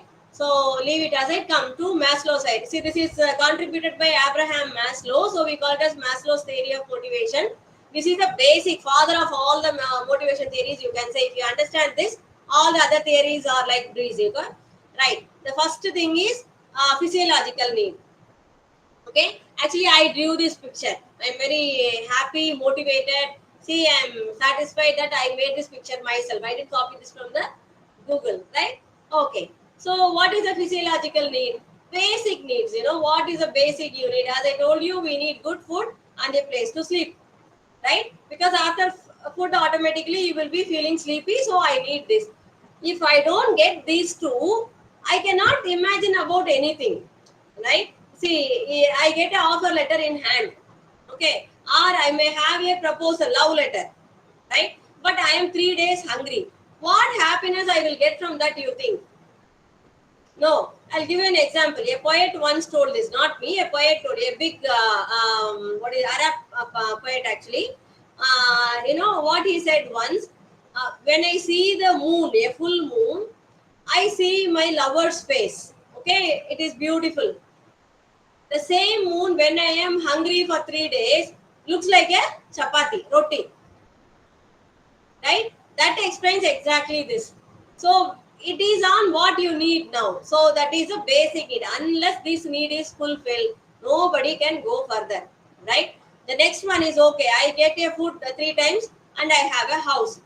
Now, will I be happy and live like that? No. I want security. Whether I will get this 3 times a food every day. So I will be go searching for a security. So I am happy, safe. Okay, my house is safe. I have a secured job. I can have food every time. So can I be happy and be like that? No. Now the next need will arise. What is that? That we call as social needs. I want to share what I have. I need people to live with. I cannot be alone in my house. Right? So what do? I make a family. Right? Okay, now you got a job, you got a house, you got a wife or a spouse or a family, or you have a food, nice food every time. Can you be happy? Can you live there? No. I have one more need. What is that? Self-esteem. What is that? Power. See, I have everything. So I want people to obey me. People, I want to control. Right? At least I want a dog so that I can command and ask it to come and sit near me. They get my point. Self-esteem. I want to show my power. Right? Because I'm capable of. I want to become a manager in the organization. I cannot be a subordinate for long. I want to move to the post of a manager. Right? Self-esteem. Okay, you have become a manager. Can you be happy? Many people can be happy, but not all. There is one more need, that is self-actualization. What is a true self? Who am I? Is being a manager my life's goal, or I can be more of that? Am I capable of that? What is my utmost efficiency, proficiency, or what I am capable of at the most? That is self-actualization. Right? So this is a common theory, but you cannot generalize it. I will tell you what are all the exemptions for this theory. It is not that all of us will go through all the steps. You can see that many of us have not sensed or have not lived the last one, physiological needs. Many of us have never thought of. How many of you have gone for hunger? How many of you felt that insecurity? I don't have food next time. Very few. Right? In this group, I'm saying, those we are in the class, I'm talking about the people in the class. So we all are blessed, right? We have never gone through that insecurity, that whether I will get food next, because we are given with a roof on our top and food by our parents, right? Most of us. So we have never experienced. This is the first exemption. It is not that all the people will go through all the steps. Jumping is there. See, for example, we might be falling into the second or third category at the starting point itself, right? We may have got a job also easily. So social needs may be the first need we may be experiencing. Then the second exemption is, it is not that all of us has to go through all the 5. There are people who stop with the first need itself, physiological need itself, right? Like you can see in the road, every day they will be striving to get the food, striving get the beg from somebody. They will eat and they will be happily sleeping in some place, chowdhury or something. They will not be motivated to move on to the security level itself. There are people, right? So it is not that everybody has to go through. Okay, and it is not that everybody will go till self-actualization. There are so many people in life. You can see 90%. That is why, we may use this pyramid shape. That means the population is more on the base and the population is very small on the top. So you can see that it is not all the people will move. If all the people are moving, you can see it will be like a rectangle, right? Are you able to understand? It is not rectangle shape. What is a pyramid shape? Triangle shape. That means the population decreases when it goes to top. So who gets self-actualized is very small population compared to the physiological age population. So this is the exemptions of this theory, and this is how the people are getting motivated to move further in their life. As I told you, this is purely a sociological theory, psychological theory. It is not a management theory. We are trying to apply it to the population in the organization. You see it that way. Okay. Any doubts in this? Because I want you to, Rohan Chaubal, I want you to understand this so that we can move further, because all the theories are based on this, right? Ma'am, if this is asked in the exam, do we have to explain the pyramid along with a diagram or chart? Yes. Or is just writing essential? Yes. See, remember, whenever there is possibility, draw the diagram. Pictures speak more than the words, See, instead of this diagram, Rohan, if I have written whatever I have told you, which would be better? This picture or...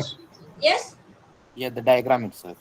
Diagram. So, diagrams are more easy to convey things, right? So, you draw this diagram and you write this 5 neatly. What happens, keep it as a secret. The psychology is, I understand that you understood. Evaluation is what? You should make me understand that you understood the theory. It is not that I don't know the theory and you are writing to teach me in the paper. Am I right? So it is your, your prerogative and your necessity to make me understand that you understand the subject. So how will you do that? Easily by diagrams. But one look at the diagram, I will easily see that, okay, you are known. If you have not written these words properly, right? See, for example, you are writing social on top and self-esteem in the third one. I will immediately understand you have not studied properly. Very simple. Okay? So it is up to you. Yeah. So wherever possible, it is an exam trick. Always draw diagrams. That is a very good habit. How much diagram you are drawing, how that much mark you will. See, and another one exam tip I am giving you as we are talking now. It is not about how much you fill in the papers, right? That's what I am talking about, right? It is not that you are telling us what we don't know, right? So try to be crisp, try to be neat in the paper first of all. Don't scribble. Many of you do that. No margins.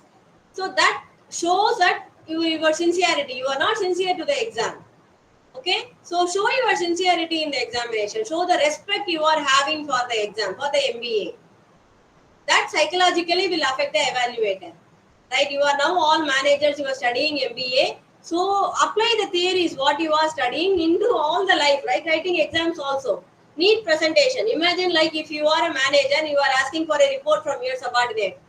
And if you are submitting the report that what you are writing in the exam, the same your subordinate is submitting to you. illegible, scribbled without margin, what you will do?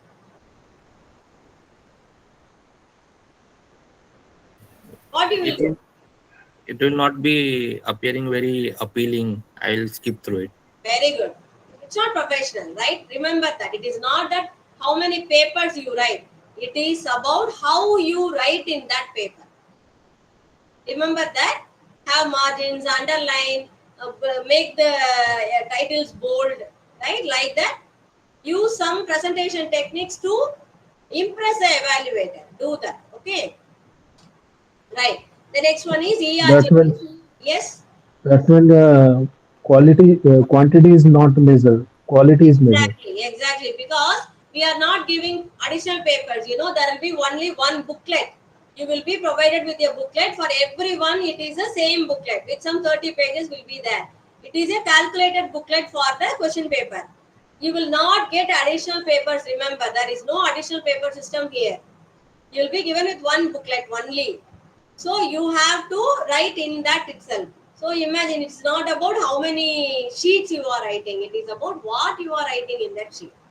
Okay, right.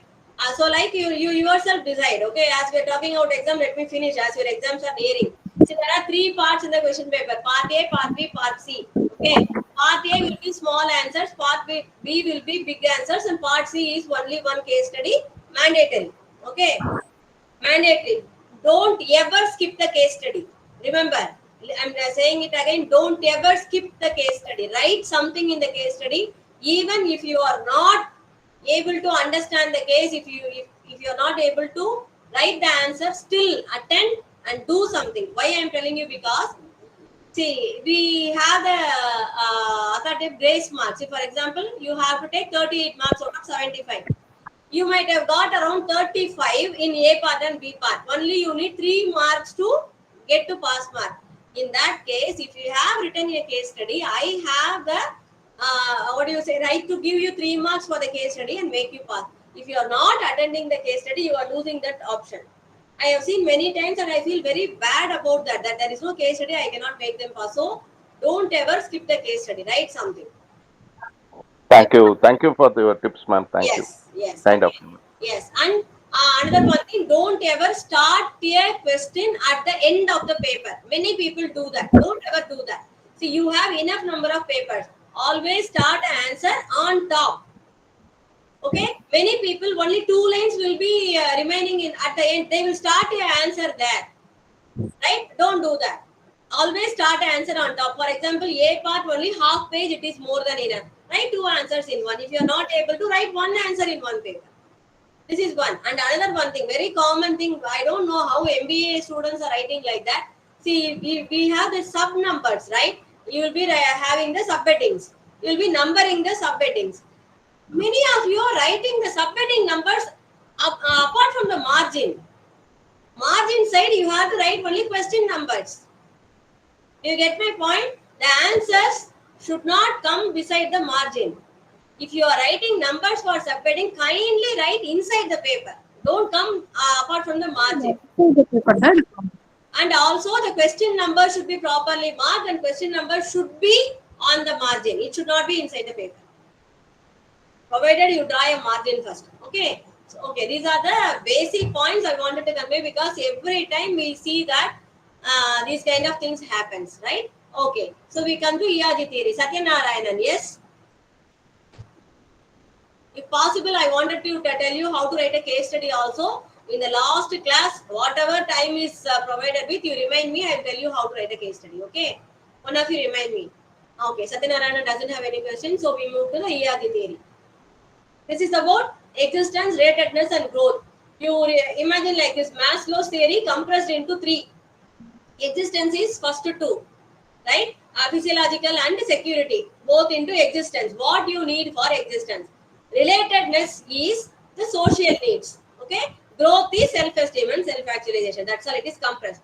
But what is the only difference from Maslow's theory is Maslow says only it moves forward, but ERG theory tells you that once the need is not satisfied, the regression happens. You come when dissatisfaction is there, you come back. right? For example, a social need is not satisfied. You get into that, again you are frustrated, you are not able to cope up with that.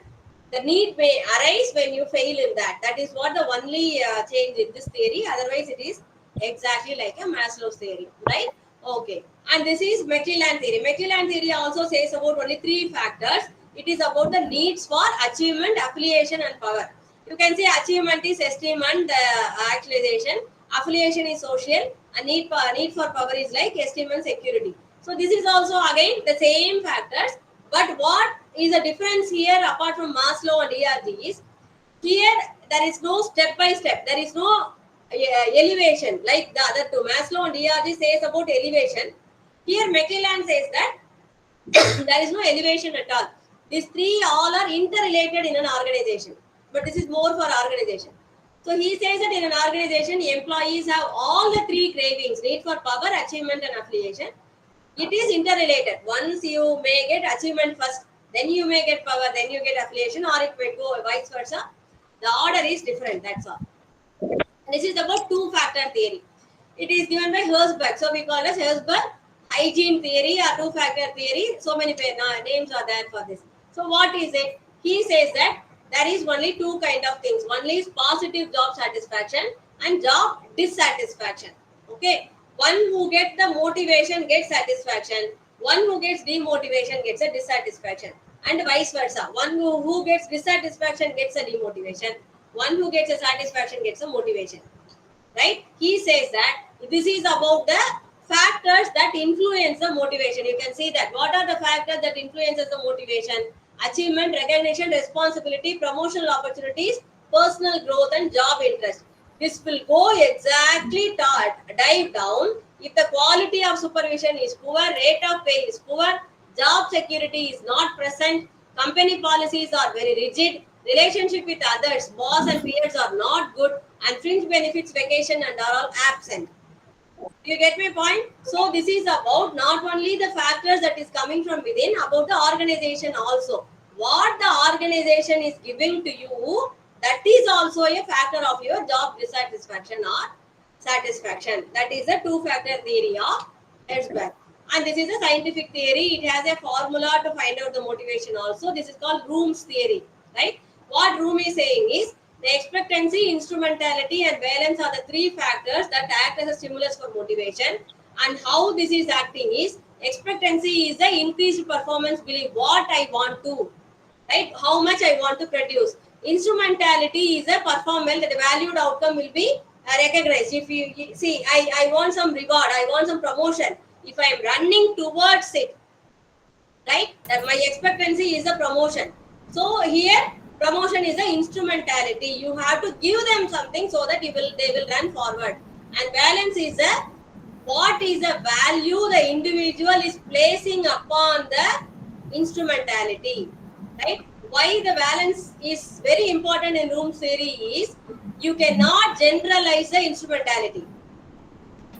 Do you get my point? See, for example, I said you promotion, but promotion cannot be a motivational factor for everyone, right? I tell you how. See, for example, a woman employee is that the promotion always comes with a transfer, and the transfer is next town or next state, right? Now, that woman, particular woman, will not be taking it as an instrumentality because the balance she is putting into the promotion is very low because she doesn't want to go out of the town.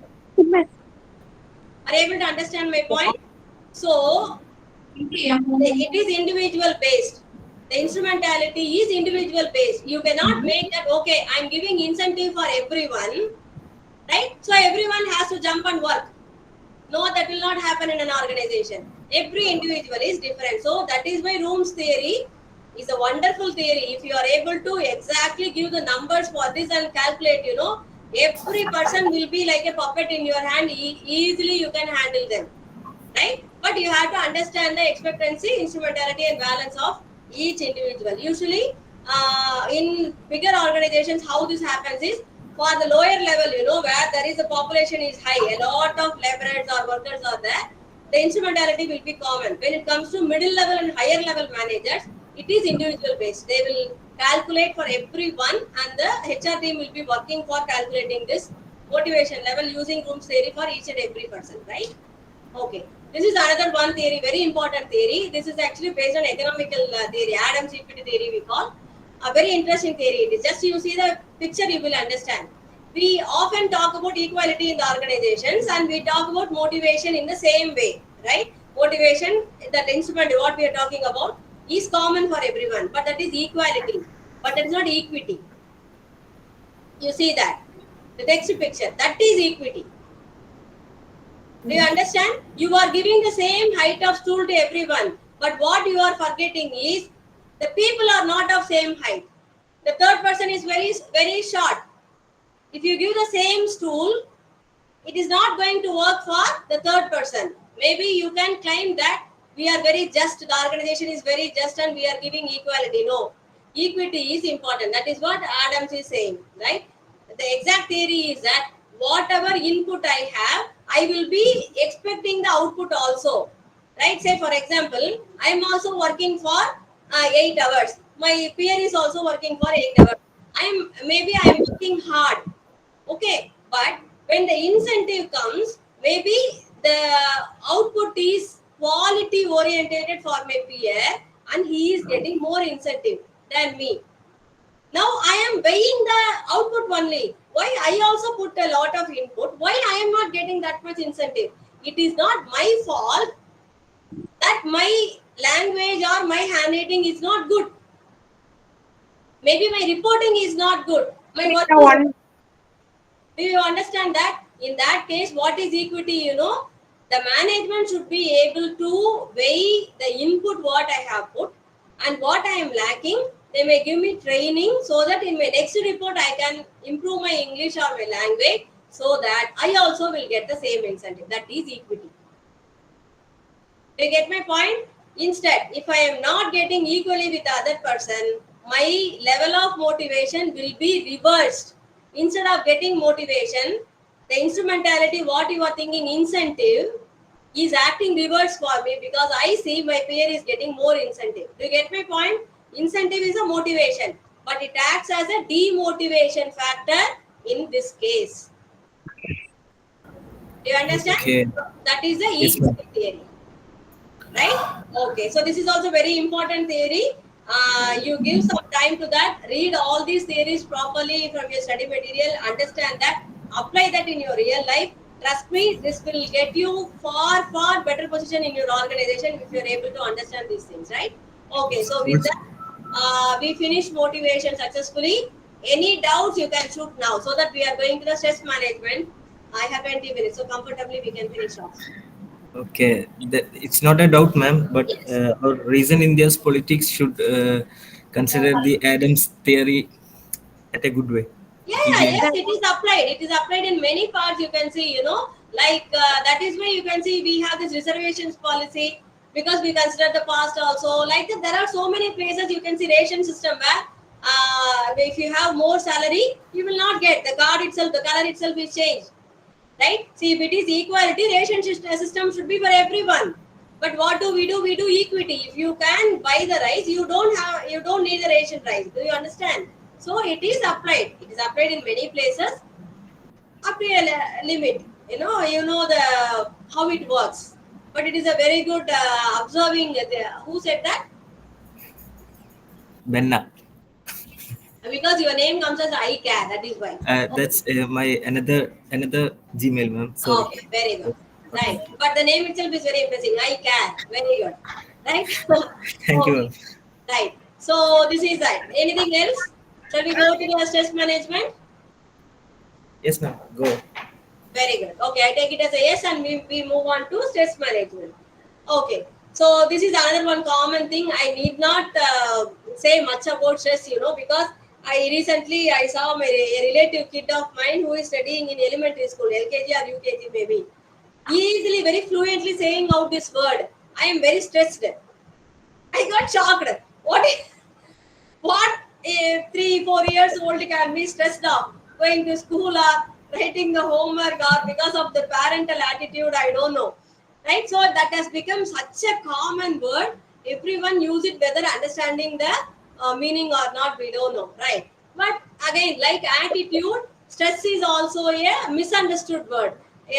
We often take it as a negative shade only. If the moment you say stress, it is a negative shade. You say that I got stressed.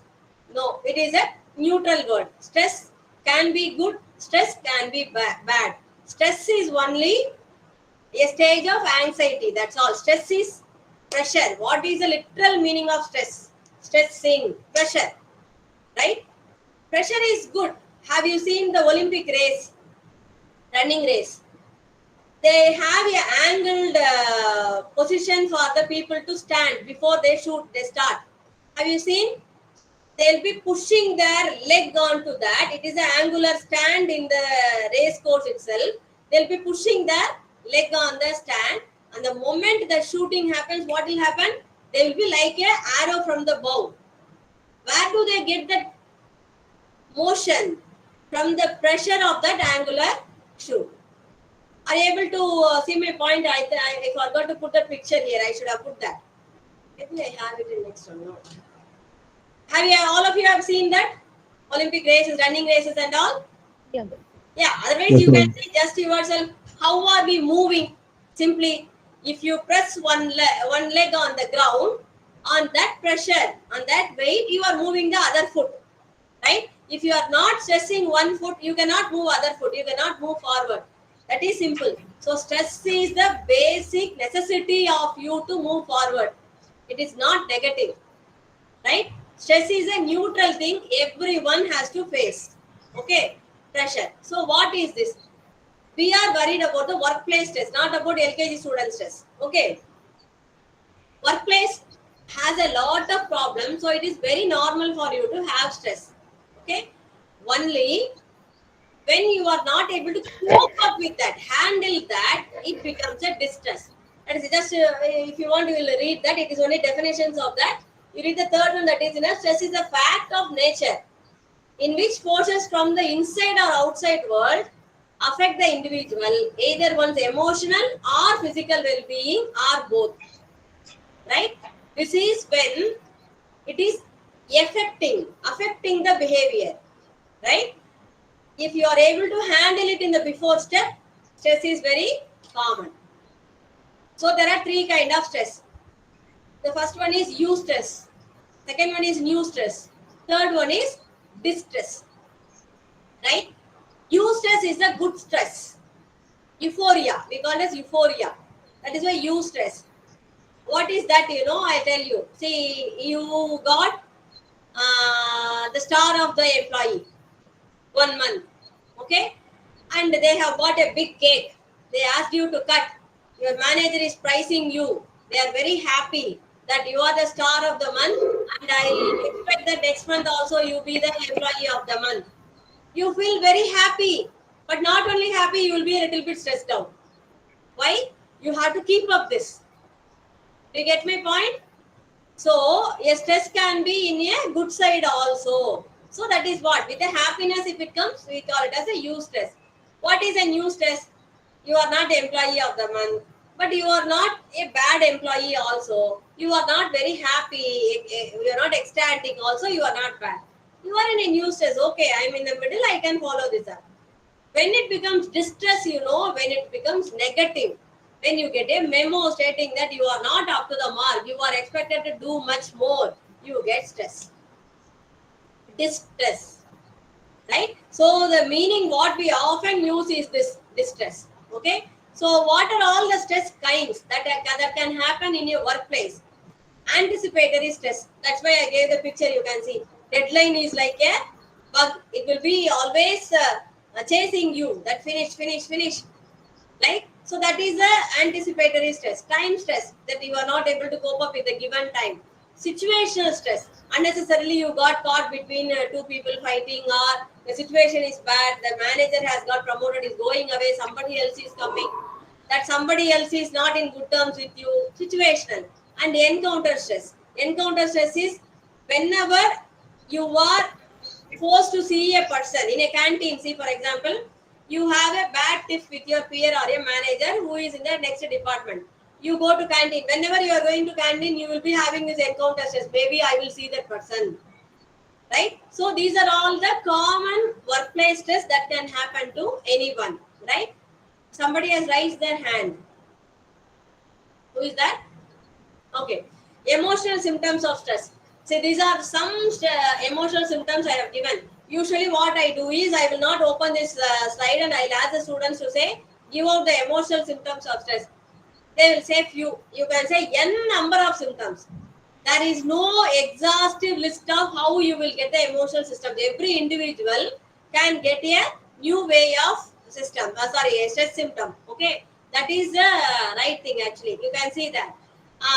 See, you can see that just a joke I have given. The good news is that we were able to solve the work-life balance problem for our analysts. How? With more work. They are stressed that they are having more work. The work-life balance is not balanced. So what we can do to make the way more, you can give the work. That is how the organizations treat the stress nowadays. That is why I gave on a lighter note actually. So these are the symptoms, right? You know, depression, anxiety, anger, irritability, restlessness, feeling overwhelmed or acting like, pretending like I'm very happy, unmotivated, unfocused, trouble sleeping or continuously sleeping, or racing thoughts. You're not able to hold on to one thought, constantly worrying about, constantly thinking about something. You're not able to remember things. You're not able to concentrate in the meetings, what is going on, and making bad decisions because of the stress. All these are emotional symptoms. Still, there are a lot. As I said, one thing. Some people will be pretending to happy and they will laugh excessively for your joke. For your mocha joke, for example, if your joke is not that good and one person will be laughing excessively, then you can see that that person is in stress, distress. Simple, right? So whatever is in excess, not natural force of emotion, then you can see it is a symptom of stress. Okay. Then the next one is stress, life stress. Again, there is a thing called life stress.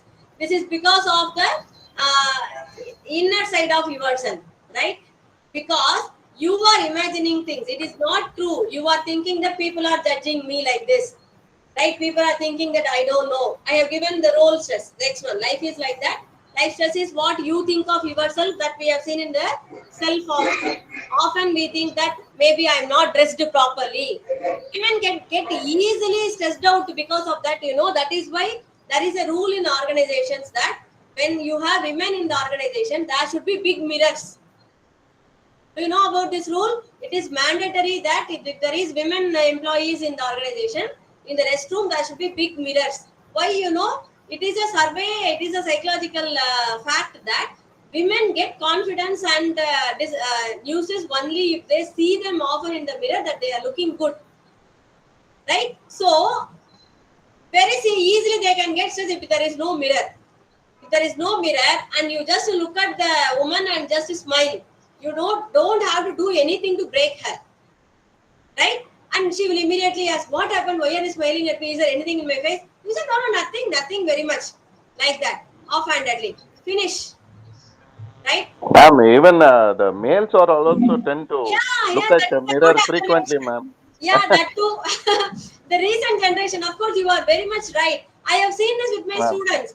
I don't know the same kind of what do you say about the looks, that consciousness have increased in this gender also. I don't know whether I have to be worried or happy, because one side I'm happy because why we should be the gender to struggle all these years. You also. That is one side, but I am worried that that is unnecessary for women itself. Why men also are getting into that pit, I don't know. Okay, right. So like that, that is you apply and see. There are so many things in life that where most of the time stress is caused by ourselves. Nobody else is needed in the life to give us distress. You are enough for you, right? So that is it. Now, hereafter, at least whenever you feel stressed by yourself, you scold yourself. You say, an idiot, why you are thinking like this? You are not like that. You scold yourself and come out of the stress. Okay, right? Then in workplace, if you see, there are role stress. What are these role stress? You know, role ambiguity. All these are because of the organization. This is none of your mistake. What we are listing out. This is because of HR mistake. Right? Human resource department is not working properly, so they will have an ambiguity role given to you. You don't know which role you have to play. role expectation very high or low, either. Okay, it is not that role expectation is always high to give you stress. Role expectation can be very low to give you stress also. You may be capable of something, but they may be ask you to only sweep the floor, right? And they'll be working on computer. You will get stressed out, right? Role overload, same way. Role underload is also a stressor. Role erosion, that you might be in a good position some time ago, but maybe others have joined in the organization slowly, and they may be taking up your work. That's called as role erosion. That also can create stress. But you are powerful, now you will feel like your wings have been cut down. Role inadequacy, you are given with lot of responsibility, but you are not given with proper equipments or authority. Personal inadequacy, the role is expecting a lot of things from you, but you are not up to the mark. You, but you are not living up to the mark. Role inadequacy.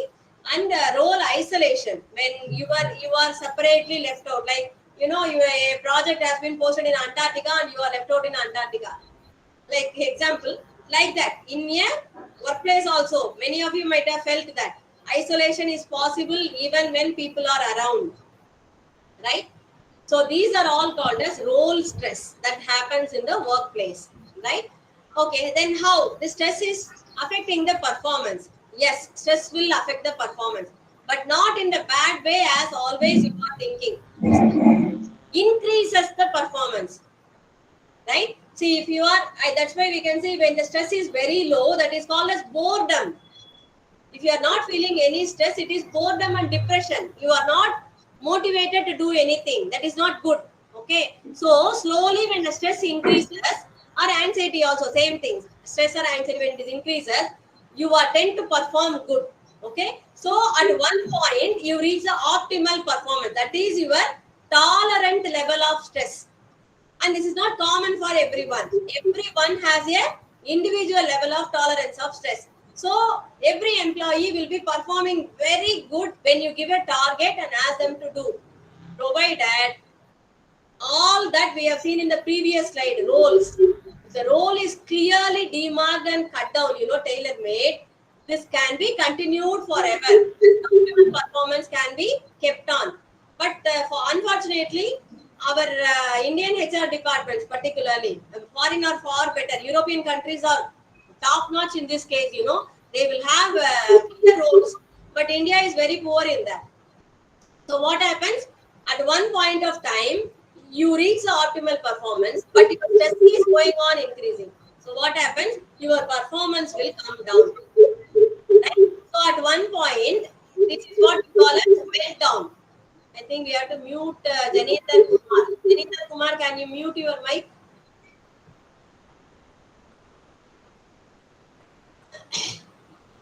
Okay. Okay. Right. So what happens when the stress is at the utmost? What happens? It will be meltdown. We call it as complete meltdown. So your performance will be very poor, right? So this is the extreme low point of stress. Okay, you need treatment actually. This is far gone, it seems. So when you should be aware of when your performance is going down, you should wake yourself. You should wake up that I'm not doing good. I'm not up to the capability. That means I may be stressed out. I may be having depression. So that anxiety has to be treated. If it is not physical, if it is in the emotional state, it is very easy to treat. But if you have let it to the physical state, then you need a doctoral physical treatment itself. Okay. So how to manage stress? See, you need to track stressors. Okay. As I told you, these are called stressors. This in the role ambiguity, or in the your peer is abusing you, or peer is staring at you, or your superior is not giving respect to you. These are all stressors, like triggers. You should know why I am getting stressed. You point out the stressors. You write it down. If my manager is insulting me in the meeting, I am getting stressed out. It is a stressor. If you are not writing it out, if you are not clearly understanding what is your stressor, you cannot solve it. Right? So you write it, you analyze it, you keep it. This is my stressor. So next time, you may be well aware that if he is going to insult me in the meeting, I am going to get stressed. That itself will be eliminating your half of the stress, because you are well prepared. You are expecting him to insult. You can just smile at him and finish off. Are able to understand? So track the stressors, why you are getting stressed out. Develop healthy responses. As I told you, if your manager is just take it with a smile, right? Or give him proper answers. So healthy responses. If you are not prepared, if you are not able to track the stressors, you cannot do the second line. Develop the healthy responses. If you analyze and find out, take a solution for that. Practice it the next time. Your stressor will be gone.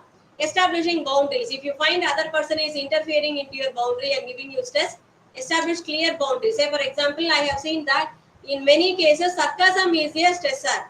We don't realize that.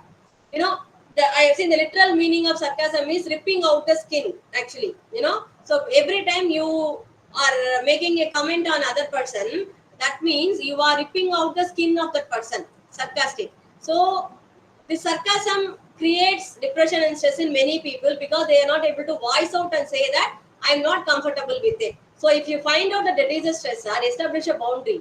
You can say that you cannot comment about my body. You cannot comment on my personal things. I am not comfortable with it. Don't ever talk about like that. Simple. If you establish a boundary, you will be evading the stressor, right? Then relaxing techniques. Whenever you feel stress, you find some relaxing techniques. Music is the best thing, right? If you have a proper playlist and you are able to you are able to hear the music whenever you are stressed, that itself is enough, right? Meditation, music, going to the sea, calming, sea, moon and all are calming things actually. If you are able to sit quietly and look at the moon for some time or at the sea for some time, that is enough. That is like a meditation. So meditation can calm you down.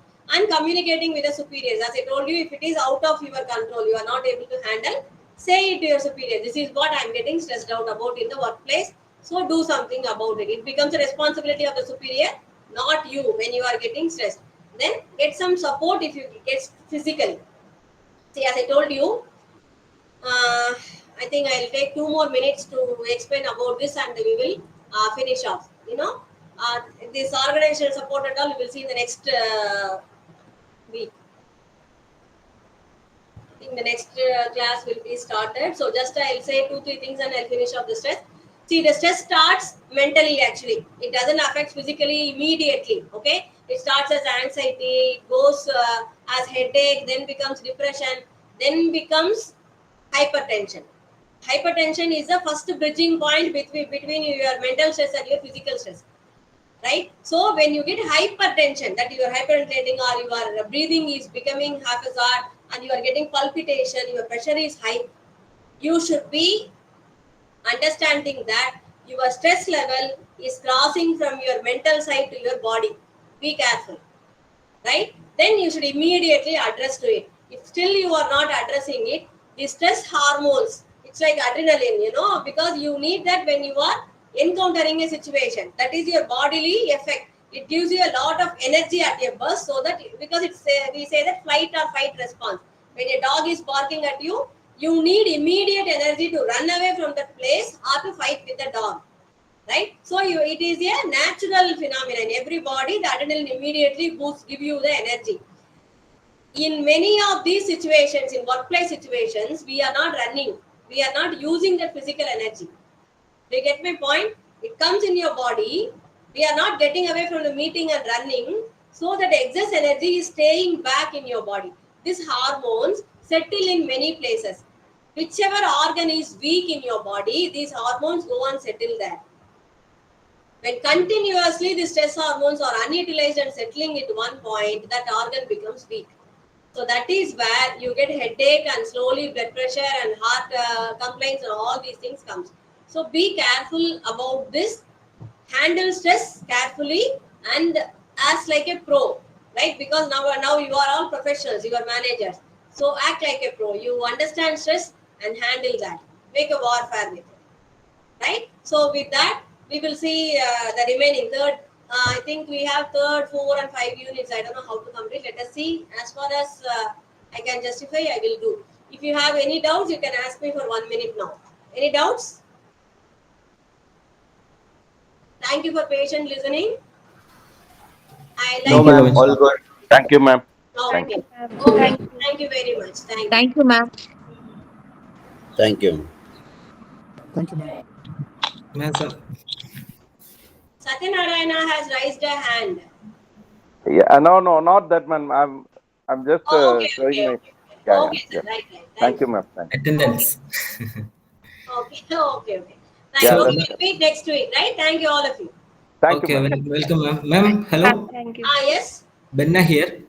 Yeah, Benna. Yesterday's class, ma'am told that a person's behavior or personality depends Yeah, upon. MB test. Yes, I told you to do that MB test. Any of you have done Myers-Briggs test? Biggest test. MBT. Myers-Briggs, MB. Personality test. Yesterday I told some of you go and have the which is free available in the internet, your personality test. That In which site, ma'am? EISN. Nobody has done that? Ma'am, I didn't hear because in along with the work I am just attending. So Okay. maybe 10 minutes I won't get that class. That's why. Okay. Can you please say once more so that I Okay, can no see? problem. You tell me what you wanted to say now. No, that just a suggestion. Like yesterday's class, ma'am told that a person's growth, the way their parents take care of them, plays an important role in their personality. Yes. What structuring? Yes. But nowadays, like ma'am told, LKG students even are saying about stress. Yes. In this, parents have less role in the personality of Yes, the of course, grown because up. they don't have time nowadays. Both of them are working in many cases, and both Yes. of them actually, if you see, both of them are uttering these words in the house. The father will say, I am very stressed out in the office. The mother will say, I am very stressed out in the office. So the child also learns from them, thinking that I am stressed out in the school. That is one thing. The other thing is, you see, the stressful parents influence the kids simply. See, previously, why it is not there? Maybe we had mothers at home, so that when you come back from the school, there will be something to eat at the home, and mother will be warmly welcoming you. Nowadays, a child has to open the door by itself, right? It is happening. So you cannot blame anything. I don't know. I am not in a position to comment actually, because nowadays the empowerment wing will come fighting if I say anything. So. Yes.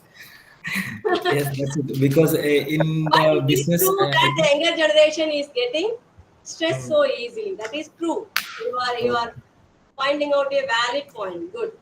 Yes, I just need to know, just let everyone know that parents have no role in the Yes. personality. It's up to their own. Because in the business law class, there was a conversation about a man giving complaint against parents. Yes. And I think two of our students have a collapse on that one. Not collapse, they just said their opinions. So I just need to know, don't blame parents. Even if they have, if you notice something, you just No, you let them know cannot in a say good that way. because it is like the responsibility. When the parents have responsibility, you cannot deny that. It is also a role like in the organization. You are given with a target. You are given with a role, responsibility, and all the authority. You are supposed to parent your kid. You cannot say that I cannot do that. Do you understand? So it is also like an organization. The parents have responsibility. They have to show the output through the personality of the child. Yes. It is you cannot neglect that. If the first 5 years of a child is not properly taken care of, it is going to affect the child for the next 65, 70 years. So it is a responsibility of the parents Very also. correct. Yeah, Very you correct. cannot neglect that. Right? So in that might be the engagement between the parents and the child is a major absence, I Yes, think. So of might course. be that. Yes, of course. See, because it is scientific fact that the first 5 years is the most crucial for your brain development. That is why you can see we are taught with rhymes. Have you ever thought why in 3 years you have to be taught with so many rhymes? Because rhymes you don't have to understand the meaning. Just you have to by heart. When you are by hearting a lot of rhymes and songs like that, your brain becomes powerful. That is why we are taught with lot of songs in the childhood. Who has to do that in the first 3 years before you go to school? Obviously, your mother and father. They have to tell you lot of things. They have to talk with you. Communication is the only way the brain development happens. When the mother is showing everything, this is mango, this is apple, this is sambar, this is rice, child learns everything through that. The first 5 years is crucial. You can never neglect that.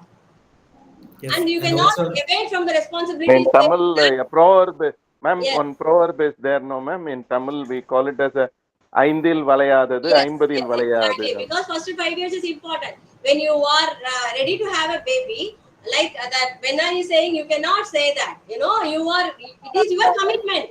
You are taking the offer letter from the organization that I am going to be a mother, I am going to be a father. At least for 5 years, you may understand the commitment and do the work. You cannot evade from that and say that you cannot complain on that. It is the right of the child to complain because they have not worked properly in the organization called family. Right? So I think it is a valid point what your friends have told. Right. So next week, let me expect that some of you undergo that MBT test and come with the result. Let us discuss on that. Okay. Ma'am, already tested. Okay. Very good, Abhinaya. I think now the next teacher will be waiting. We have taken 10 minutes. So I'm sorry for whoever it is next class. Abhinaya, remind me next class we will discuss on that. Okay. Thank you very Okay, much. ma'am. Sure, ma'am. Thank you. thank you, ma'am.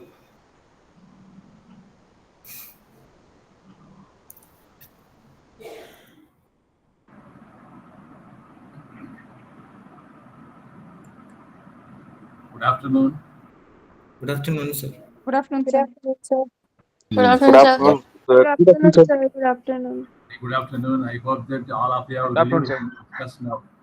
Good afternoon. Very good afternoon. I hope that all of you have relieved from your stress now. Yes, sir, almost. Okay. Thank you.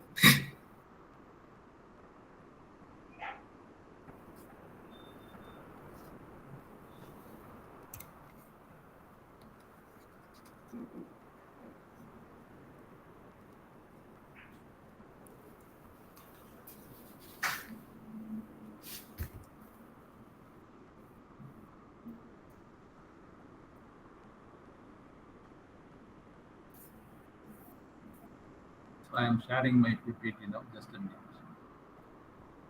Okay.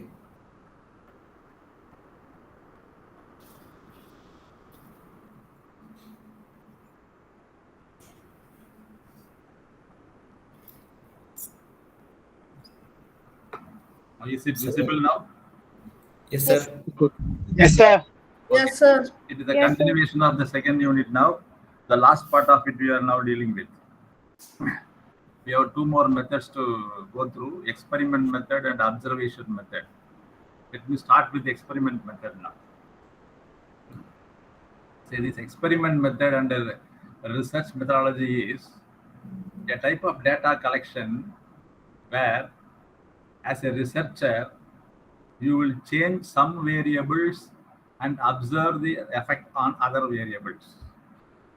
Keeping some variables under research constant and making other variables changing to see that what effect it has over them. That is called experiment method. The variables that you manipulate are called independent variables, while the variables that gets changed as a result of manipulation of an independent variable is called dependent variable. So this method is used to investigate causal relationship, cause and effect relationship, that is called causal relationship, by manipulating one or more independent variables and observing the effect on dependent variable. So in this method, it allows researchers to draw conclusions about cause and effect relationship by, of course, controlling extraneous variables. This type of method is widely used in psychology, medicine, social science, or education also. Now let me explain these concepts. I have mentioned about some concepts: dependent variable, independent variable, like that. Let me explain about this. so that you can understand the very idea of this method. So these are the concepts that you must know now. Is it visible now? Yes, sir. Yes. Let me give an example and explain this concept thereby. Let us take an example of stress level again. Let us continue the stress now. So imagine that you are going to study like this. Your study is designed to test the effect of a new drug on reducing the stress level. Suppose that. I repeat, your study is designed to test the effect of a new drug on reducing stress levels. This is an example. With this example, let me now explain these basic concepts: independent variable, dependent variable, all these things. Okay. Now, what is meant by independent variable? The independent variable is the factor or the variable that is changed by the researcher to observe its effect on the dependent variable. Now, for example, I have given an example that we want to study the effect of a new drug on reducing the stress level. That is an example. So in this example, which is independent variable, which is dependent variable, let me explain now. So in this example, the type of treatment or the drug that you are going to administer is an independent variable. Drug by itself will not have any effect. When it is administered on some person only, it will have an effect. Therefore, the factor which will not have an effect on itself by itself is called independent variable. So in this example, the treatment that is going to be done is the independent variable. The treatment may be either giving the drug or placebo treatment, which is otherwise known as a dummy treatment. So the researcher now manipulates whether the participants receive the new drug or a placebo to see how it affects their stress levels. So there are two things. One, drug will be administered, the new drug will be administered. Other one is dummy medicine will be given. These two things are there. So either it is new drug or a dummy medicine, both are independent variables. So the type of treatment is the independent variable in this study. Now, what is dependent variable? It is the outcome of the outcome that is measured in the study to see how this new drug is affected by the independent variable. So, for example, in this study, dependent variable is the stress level of the participants. Drug is the independent variable. Stress level is the dependent variable. The stress level can be measured using some indicators, like say heart rate, cortisol level, something like that. Some measurement can be done. So, for example, in this study, in this example, the stress level of participants measured through a stress questionnaire serve as the dependent variable. So, let me put it again: the drug or the treatment that you are going to apply is the independent variable. The stress level, which could be measured through some technique, is called dependent variable. Now, there is another concept to be understood that is called control group. Another one is called experimental group. And what is control group? What is experimental group? Now, in this study, the control group consists of participants who receive a placebo treatment instead of the new drug. New drug will not be given to them. Some other medicine will be, a substance with no therapeutic effect will be given. That is one group.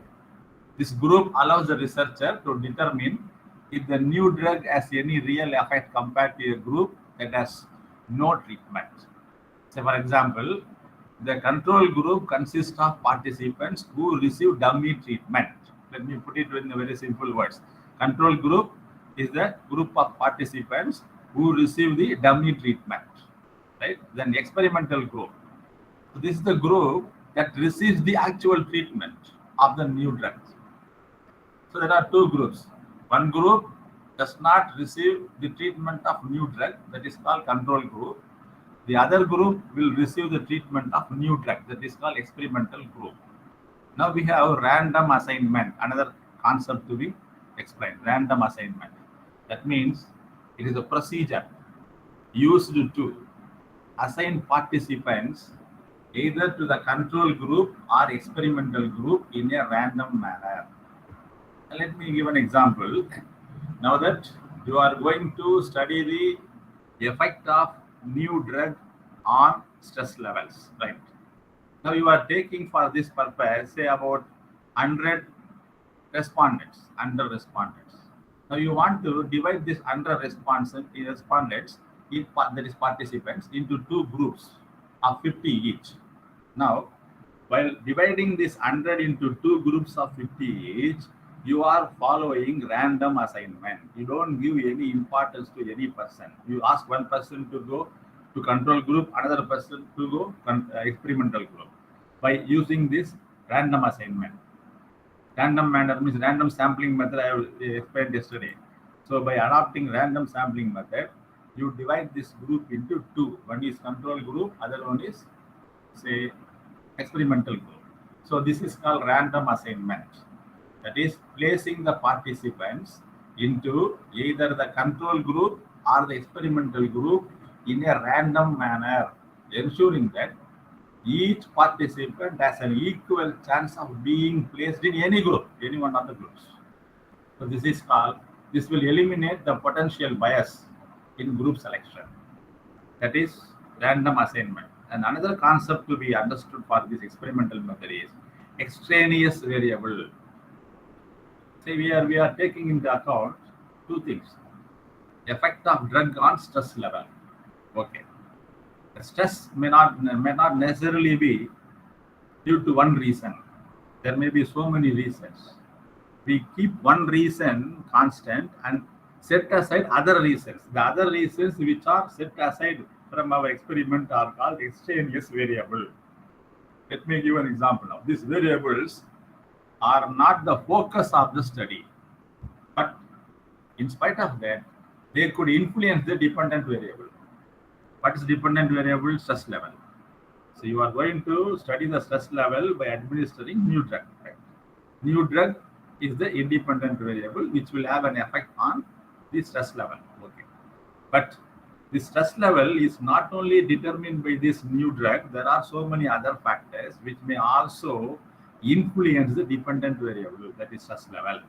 Therefore, the other variables which are likely to influence the stress level should be kept aside from our study.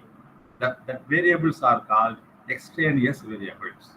Say, for example, the participants whose stress level is going to be studied may be affected by other factors like the sleep quality of the participants.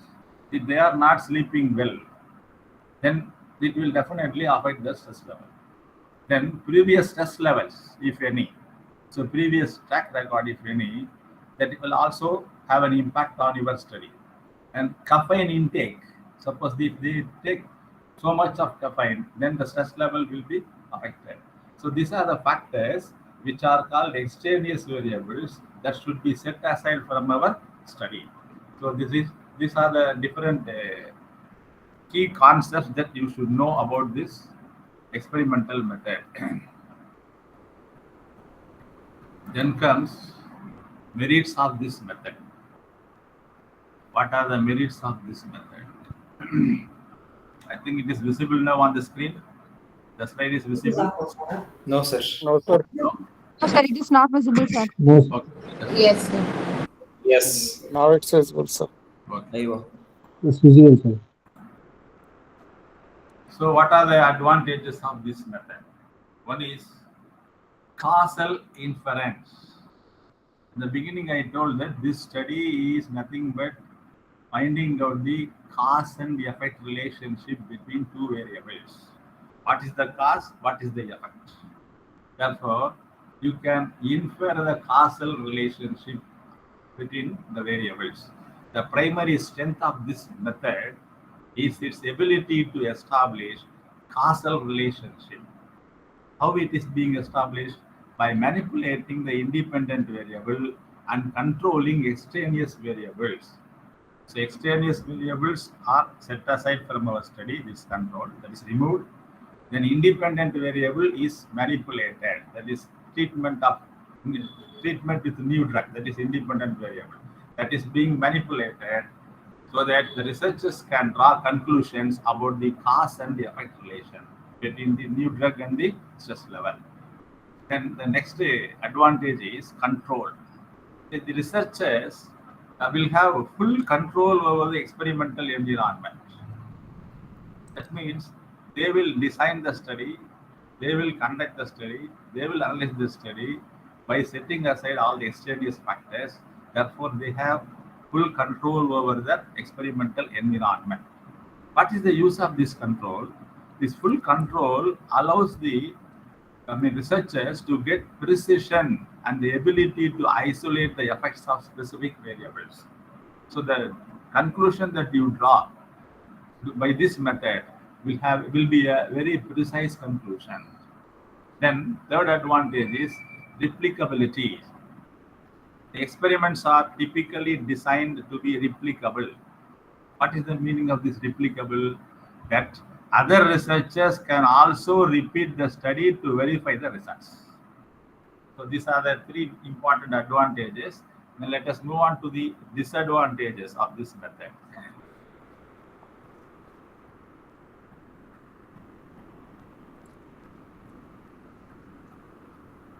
I think it is visible now. Demerits.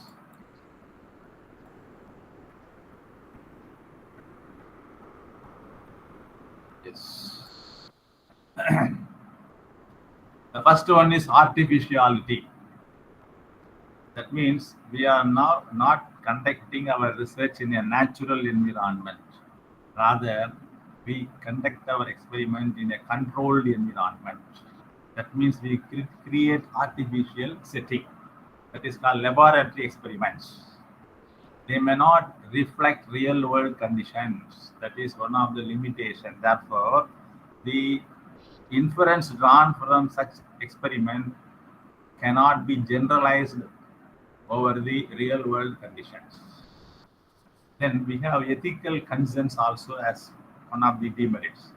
Say some experimental manipulations may not be ethically possible. Say for example, especially when they involve manipulating sensitive variables or harmful variables. It cannot be considered as an ethical findings or ethical research. Then it involves cost and time-consuming process. Especially when large samples or specialized equipments are required, it is very costly method and time-consuming process also. So these are the various, limited scope is also another disadvantage. That is, some phenomena may not be easily manipulated or tested through experiments. Then the limiting the range of research questions that can be addressed using this method. So when you are not able to easily manipulate certain things, then that will act as a limitation for your study. So where this experimental method applied in the field of psychology, in the field of medicine, in the field of education, in the field of marketing and business, these are the areas wherein these methods are extensively used. Then comes observation method. Next method, observation method. I think it is visible now on the screen. Yes. Yes, sir. The observation technique in research methodology refers to a data collection technique where researchers observe subjects, that is respondents, in their natural environment without any manipulation or intervention. So the participants are observed as such without any manipulation, without any intervention. It is widely used both in qualitative as well as in quantitative researches. It is a very valuable tool for studying especially the behaviors, the events, and phenomena that occur in our real life setting. This method allows the researchers to gather data directly from the field. Therefore, that will provide rich and contextual insights into the subject under study. So, under this method, in a natural environment, the subjects means participants or respondents, are observed without any manipulation or intervention. It can be either participant or non-participant method, and it can be structured or unstructured also. So what are the various types of observation methods then?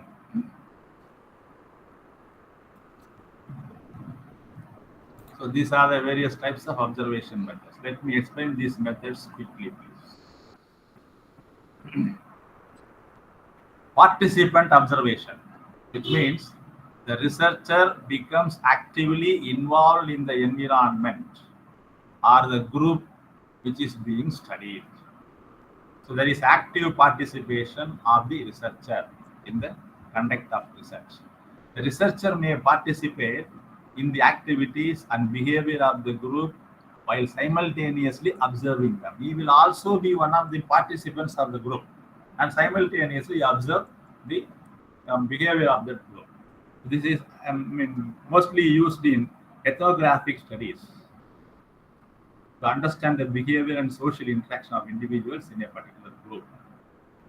Say, for example, a researcher might join a community of environmental activists to observe their interactions and behavior during the protest, during the meeting, and during daily life, while also participating in the activities. He will not observe separately, he will be part and parcel of the group. He will take part in all the activities of the group and thereby simultaneously observe the behavior. That is the first method called participant observation. The second one is non-participant observation.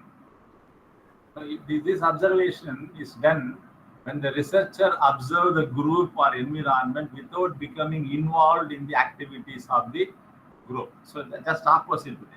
In the first one, the researcher will also be a part and parcel of the group. He will also be a part and parcel of all the activities of the group. Whereas here, he will not be part and parcel. He will simply observe. That is called non-participant observation. Say, for example, a researcher might observe children playing in a park, taking note of their interactions without participating in the play activities. So that is non-participant observation. The third one is structured observation.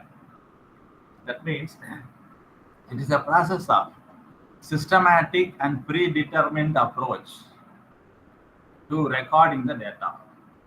Here, the researcher sets specific criteria or categories for observation before beginning the study. That means he will select the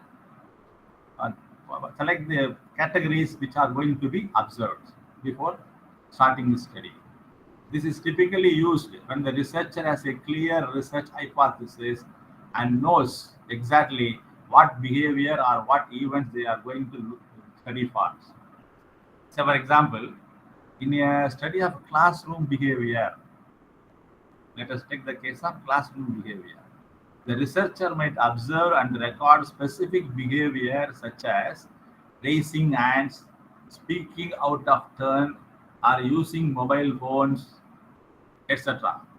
This behavior can be observed or predetermined. What is to be observed? Either we are going to observe the using of mobile phones by the students in the classroom, or whether we are going to observe speaking out of turn by the students in the classroom. That is being predetermined, and the data is recorded in a structured format. The next one is, the fourth one is unstructured observation. That means observation involves observing the subject in a more flexible, open-ended manner without predetermining any categories for data collection. So it is a open-ended method. Nothing is predetermined. We go with free mind, open mind, and we observe the things and take note of the observations for our study. For example, In an ethnographic study of a community, the researcher might observe social interactions or rituals or everyday life without specific criteria in mind. He will not keep anything in mind. He will simply observe everything. And finally, he will take the data depending upon the necessity of his studies. So these are all various types of observation. Let me move on to the next part of this study discussion, that is advantages of observation method.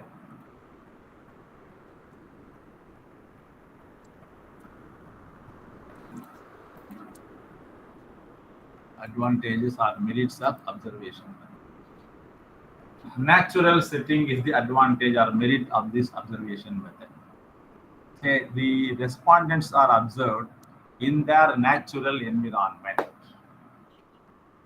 It gives a more authentic view of their behavior because it is free from artificial constraints. It is free from any bias that could arise in a laboratory setting. Therefore, this is giving more advantage. This natural setting gives more advantage for our research study. Then, second one is rich data. The observation method yields qualitative data that is very rich in detail and context, because the researcher himself is going to observe directly, either participating as a member in the group or non-participating. Therefore, the data collected will be a rich data in details. It will offer deep insights into the phenomena that is going to be studied. Then it is non-intrusive when done unobtrusively. That is, observation allows the researcher to collect data without influencing the behavior of the subjects. Therefore, the data collected is non-intrusive. There is no intervention in between. It is collected without influencing the behavior of the respondents. Sometimes without knowing, without their knowledge also you can collect. I have given an example that the behavior of the play activities of the children playing in the park is observed. The children may not know that they are being observed. Therefore, the data collected will be very rich. Not only rich, it is non-interventional. It is not at all influenced by any factors. Then useful for studying non-verbal behavior. Yes, this method is ideal for studying the behavior that may not be verbalized or that individuals may not be aware of, like that, let's say body language or unconscious actions. These are all the areas for which this method is very much useful. And let us move on to the disadvantages or demerits of this method.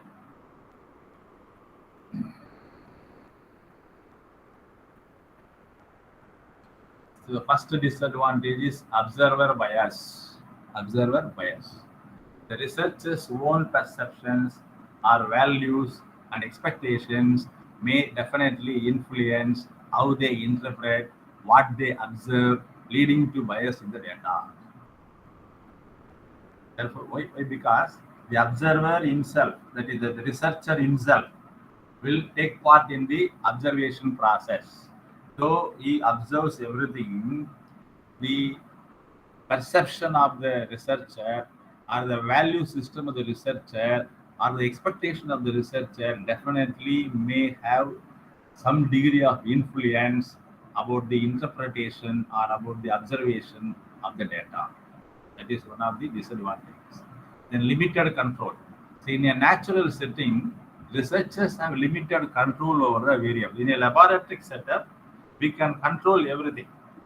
We can set aside certain things, we can take into account certain things. Whereas in a natural setting, it is very difficult to control specific factors or draw conclusion about cause and effect relationship. Then ethical concerns. That is the area which the researcher must consider. Say, for example, issue of privacy.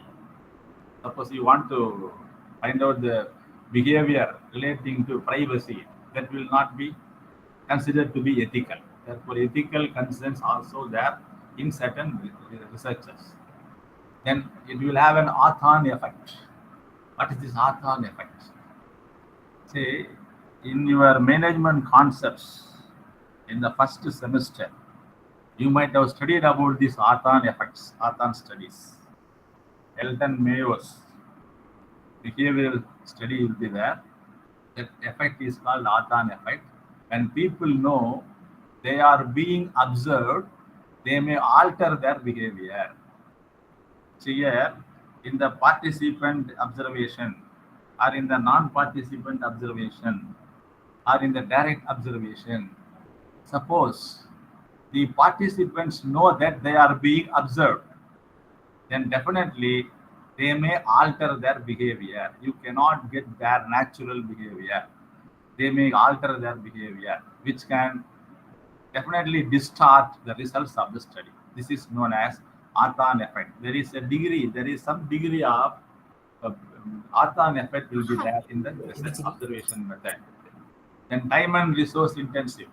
The conducting a thorough observation study can be a time consuming process. And also it requires the researcher to be present always for a long period of time to collect sufficient data.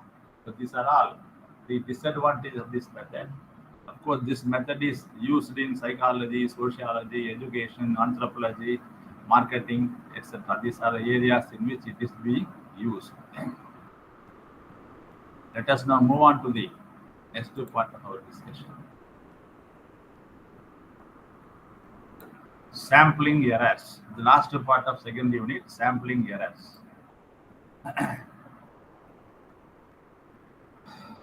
What is this sampling errors in research methodology?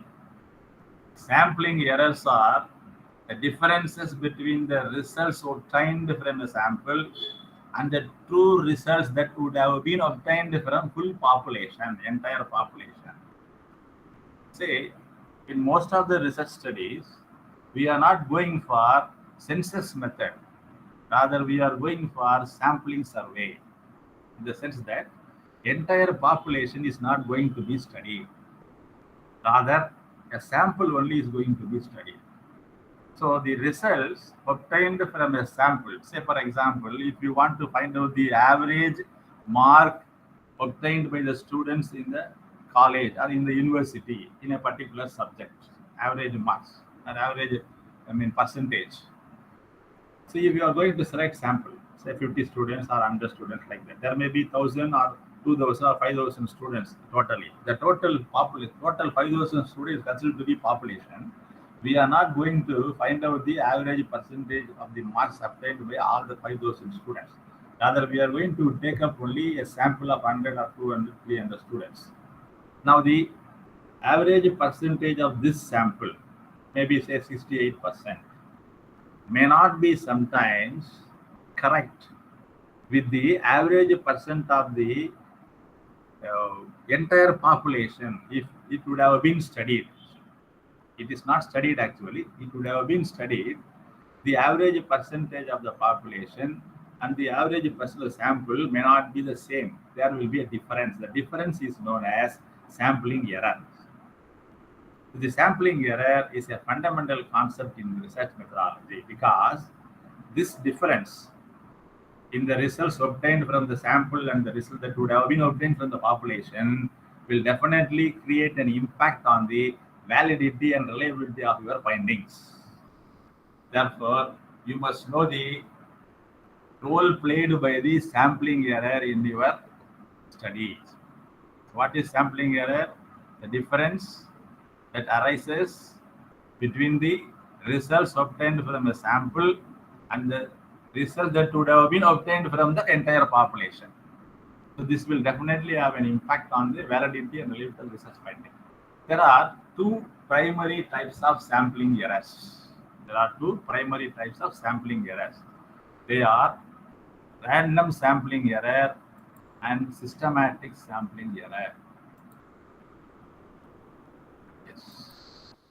I think it is visible now. Random sampling error and systematic sampling error. Let me explain this first. Random sampling error is the variability or the difference that naturally arises because of the factor that random selection of the sample is made. Say, while discussing about different methods of sampling techniques, I have referred to simple random sampling technique, which means each and every unit in the population or in the sample has an equal chance of being selected. That is called random sampling. So this random sampling selection method itself will cause an error, will be a cause for an error, sampling error. So it is the variability that naturally arises due to the random selection of a sample. Since the sample is just a part of the population, random variation is inevitable. So this type of error cannot be entirely eliminated, but it can be minimized by increasing the sample size. Say, let me give an example like this. For example, in a classroom, you want to study the performance of the students in a particular subject. The classroom contains, say, 50 students. You are adopting random sampling method. Say, for example, drawing by lot method you are using. So the names of all the 50 students are written and it is folded in these separate papers, and you are adopting drawing by lot methods, lottery method. So you want to select 10 students, right? Fortunately, what happens, all the 10 students selected are very good performers. Suppose that they are the good performers. That means all of them are studying well and they score high marks always. So in your sample, all the 10 students were selected like that. So it is only random selection. In random selection, that may happen. Or sometimes all the 10 students are very dull students. Then the result that you get will not be the true result. Therefore, the error, why the error is there? You have adopted random sampling method only. But why the error arises? Because this is inherent. This defect is inherent in the random sampling method. Therefore, this error arises. So, if the error arises like that, that is called random sampling error. I think you got my point. It is because the sample is not an exact representation of the population. The 5 students or 10 students is not the exact representation. Though it is representation of the population, it is not the proper exact representation. Therefore, what should be done? If at all you want to minimize, it cannot be eliminated. This error cannot be eliminated entirely. This error likely to happen always. Then what is the way out means? To minimize this error, you have to increase the sample size. Say, from the 50 students, if you choose 5 only, you can have more possibility of random sampling error. On the other hand, if you select 10 students, the possibility will be reduced. If you select 20 students, still the probability will be reduced. So, to minimize the random sample error, the sample size is to be increased rather. Then, systematic sampling error. So this error occurs when the sample is not randomly selected, or when there is a bias in the sampling process. Say, I have told about 2 different types of sampling techniques. One is probability sampling technique, other one is non-probability sampling technique. Under non-probability sampling technique, we have judgmental method or purposive method, convenience method, something like that. According to the convenience of researcher, he will choose the sample. If that is the case, there is always a bias in the sampling process that leads to an unrepresentative sample. So unlike random sampling errors, which happens by chance, systematic errors occurs due to the flaw in the sampling design. Say, for example, if you take the case of convenience sampling method, that means according to the convenience of the researcher, he will select the sample. That means the entire design itself is wrong then. There is a flaw, basically flaw in the sampling method, sampling design. Then naturally, such error will arise. Such error is called systematic sampling error. So these are the 2 types of errors. And in that case, it will have an impact on the research findings.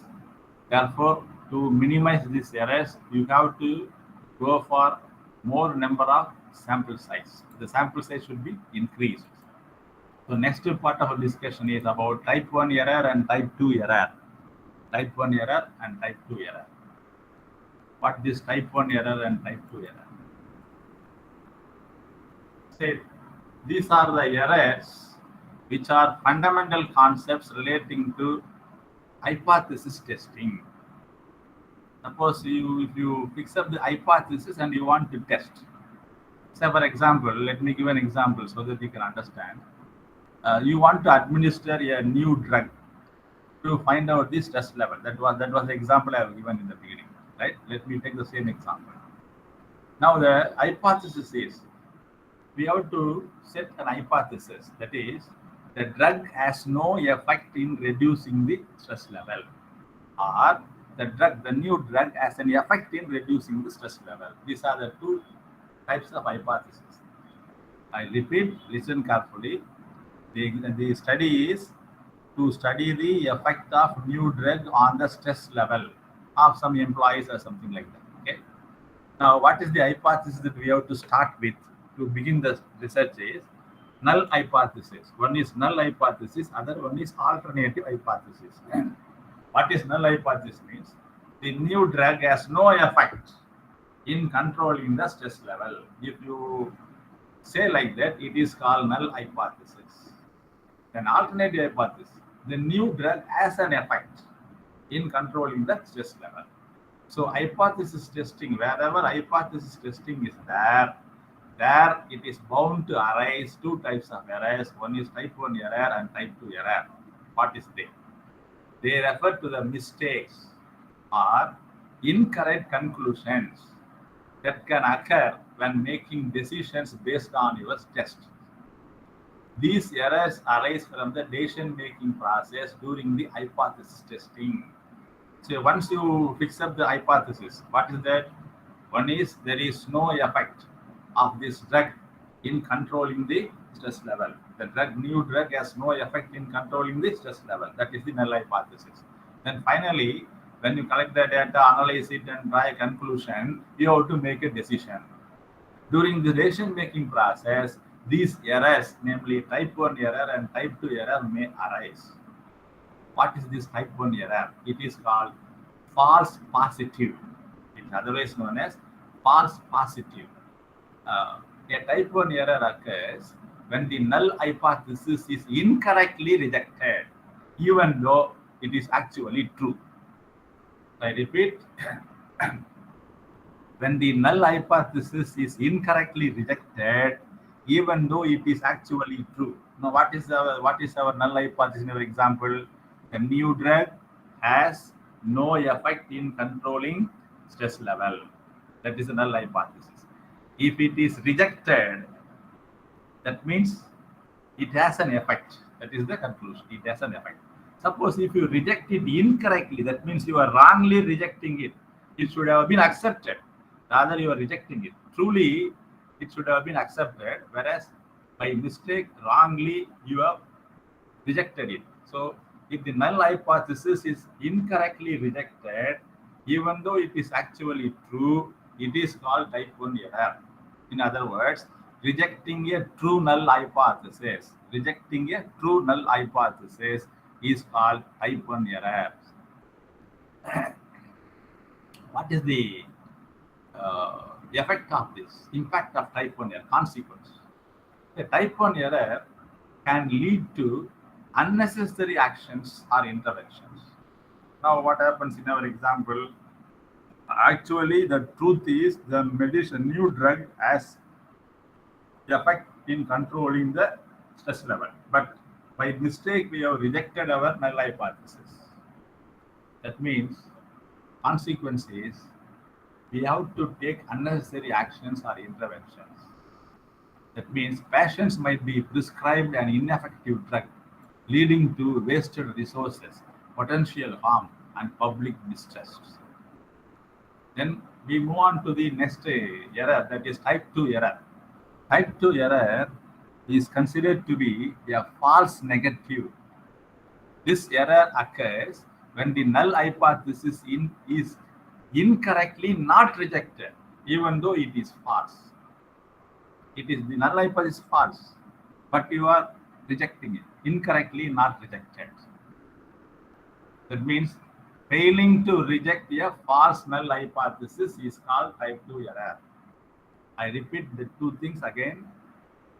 Rejecting a true null hypothesis is type 1 error. Failing to reject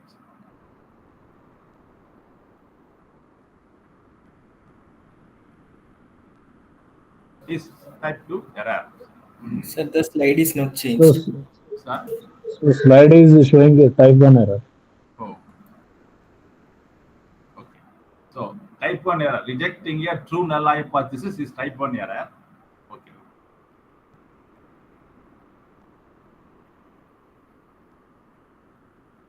Type 2 error. Failing to reject a false null hypothesis is called type 2 error. Okay. So these are the two types of errors that may arise in the case of hypothesis testing.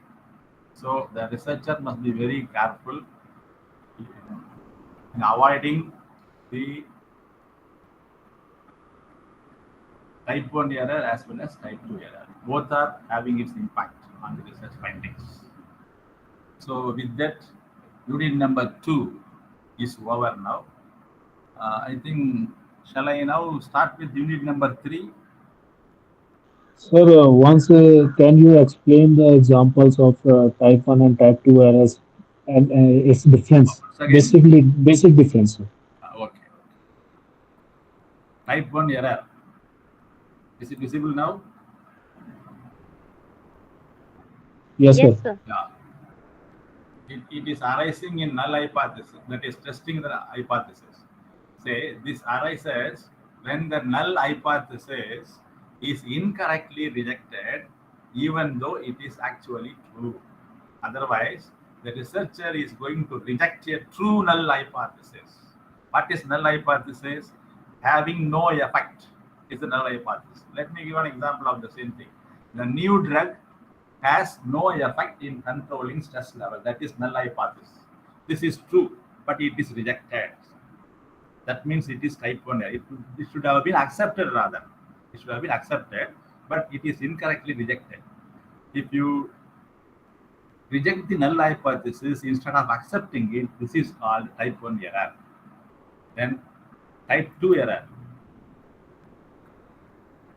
Incorrectly not rejecting the null hypothesis.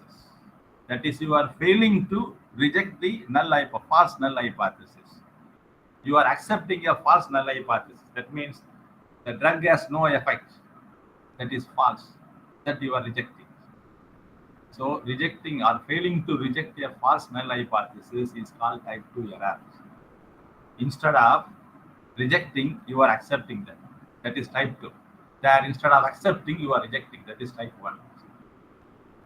So these are the two types of errors which may likely to arise while hypothesis testing is being done. But the researcher has to carefully avoid those. I almost finished. I think with this second unit is completely over. Now, let me start the third unit, or let us see in the next week.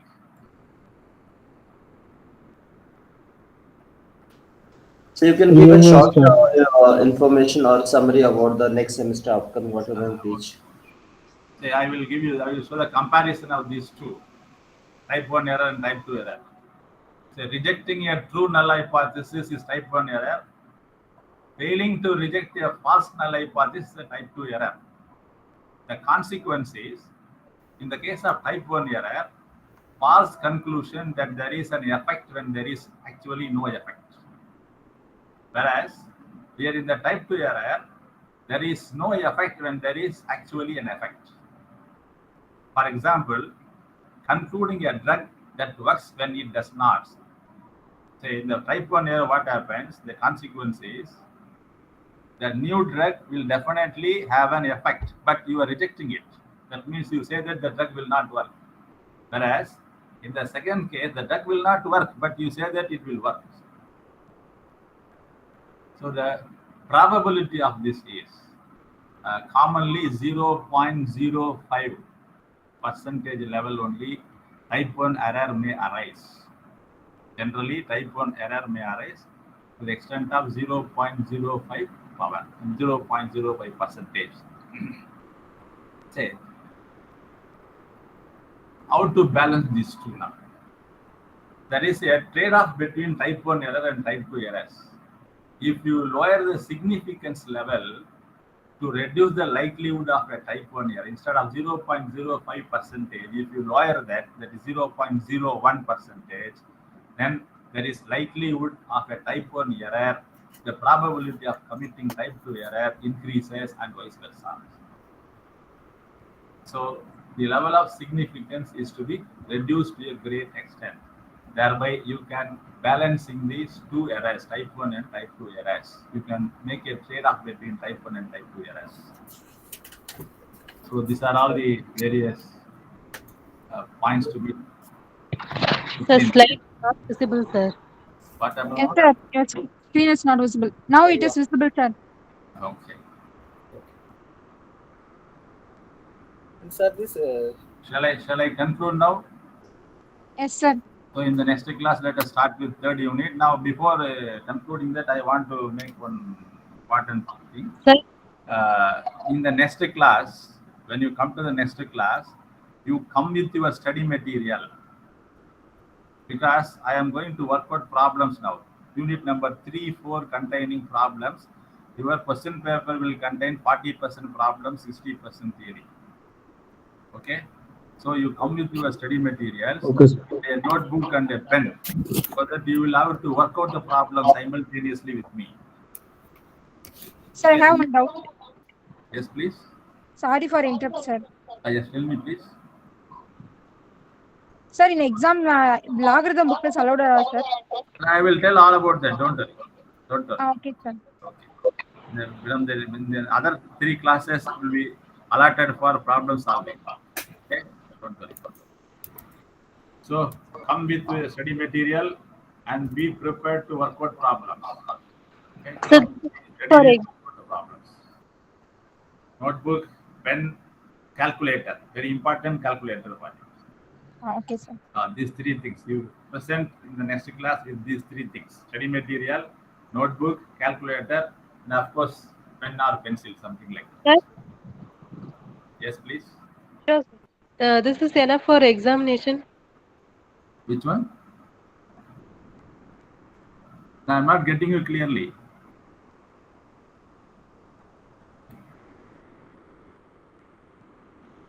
Yes, please. Want to ask something? I think she is asking about slides. Slide is enough for the examination. Slide and the explanation that I have given, no. Sometimes slide may not contain full explanation. Just 1 or 2 lines will be Yes, there. sir. Here I want to, if you want me to share this, I will share this, no problem. Okay, sir. Yeah? Okay. You go through your study material along with this. Definitely you will be Yes, sir. benefited. Okay. Shall we meet tomorrow? I mean next week then? yes, Okay. sir. Thank you. Thank you Last, very much. Yes, hello? tell me please. So last but not the least, about that type 1 and type 2 errors. In what all situations does this researchers prioritize See, it is avoiding? the mistake of the researcher. Sometimes by mistake they will do like that. Okay. How can they prioritize avoid one type of They error should be over very other? careful. They should be very careful while taking a final decision. Okay. Whether to Oh, accept or to reject, that is a final decision. Simply, while taking the decision, you should be doubly careful and see it again and again. Repeatedly going through the analysis and the results of the study, you will have to decide. oh, sir, To be the careful. priority is based upon the final analysis. Yes, sir. Yes, sir. Analysis will be there. Final answer will come. The final Uh-huh. conclusion is whether you are going to reject the null hypothesis or accept the null hypothesis. If you reject the null hypothesis, you say that there is say. So let me give an example. Let me continue the same example. New drug has an effect in controlling stress level. right? Okay. That is the thing. That is the one thing we want to study. The null hypothesis is like this. There is the new drug has no effect in controlling the stress level. When you say no effect, it is called null hypothesis. When you say it has an effect, it is called alternate hypothesis. Let us take only null hypothesis now. We have framed a null hypothesis like this. The new drug has no effect. No effect means null hypothesis. Okay? If you reject that, what is the meaning of it? Tell me now. If you reject that, what is the meaning of it? Reject means it's it has an effect. Yes. Yes. If you wrongly accept it, what happens? It's not effect. That is the error. That is type 2 error. Okay. Right? If at all it has no effect, if you are rejecting it, it is type 1 error. That's all. Here only you should be careful. You should carefully make the conclusion, interpretation. If one word is changed, the entire result will be changed. So the researcher should be able to be able to conclude it very correctly. It is only a mistake of the researcher, not the mistake of anything else. Okay. So next week will be the last classes. I think I have another 3 classes to be completed. Whether it is last class, I don't know, but 3 classes are there. In these 3 classes, I will complete the problem solving area for your 40 marks. Okay. So you come with your study material so that you can save some time. Instead of taking down the problems and writing again and again, you can save some time. Most of the problems that I want to work out from your study material itself. Okay? Right, sir. Thank you. Okay, sir. Thank you very much. Thank you. Sir, can you share the PDF? Thank you, sir. Yes. Thank you, sir. Share. How to share? Tell me how. Sir, I'll send my email ID and I'll share it to my friends. Sure. We have a group. Sure. So I'm writing my email ID now.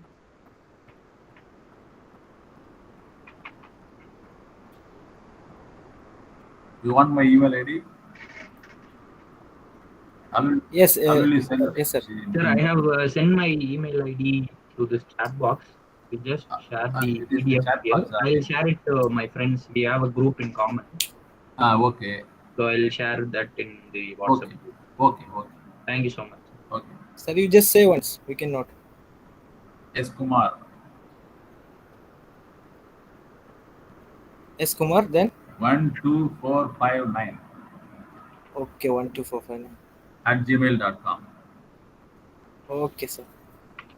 Sir, I have written it in the chat box. Is that correct? S. Kumar 12459. Yeah, exactly. It is correct. Okay. Thank you so much. Thank you very much for Once we get it from you, we'll share it to our friends. Okay, sure.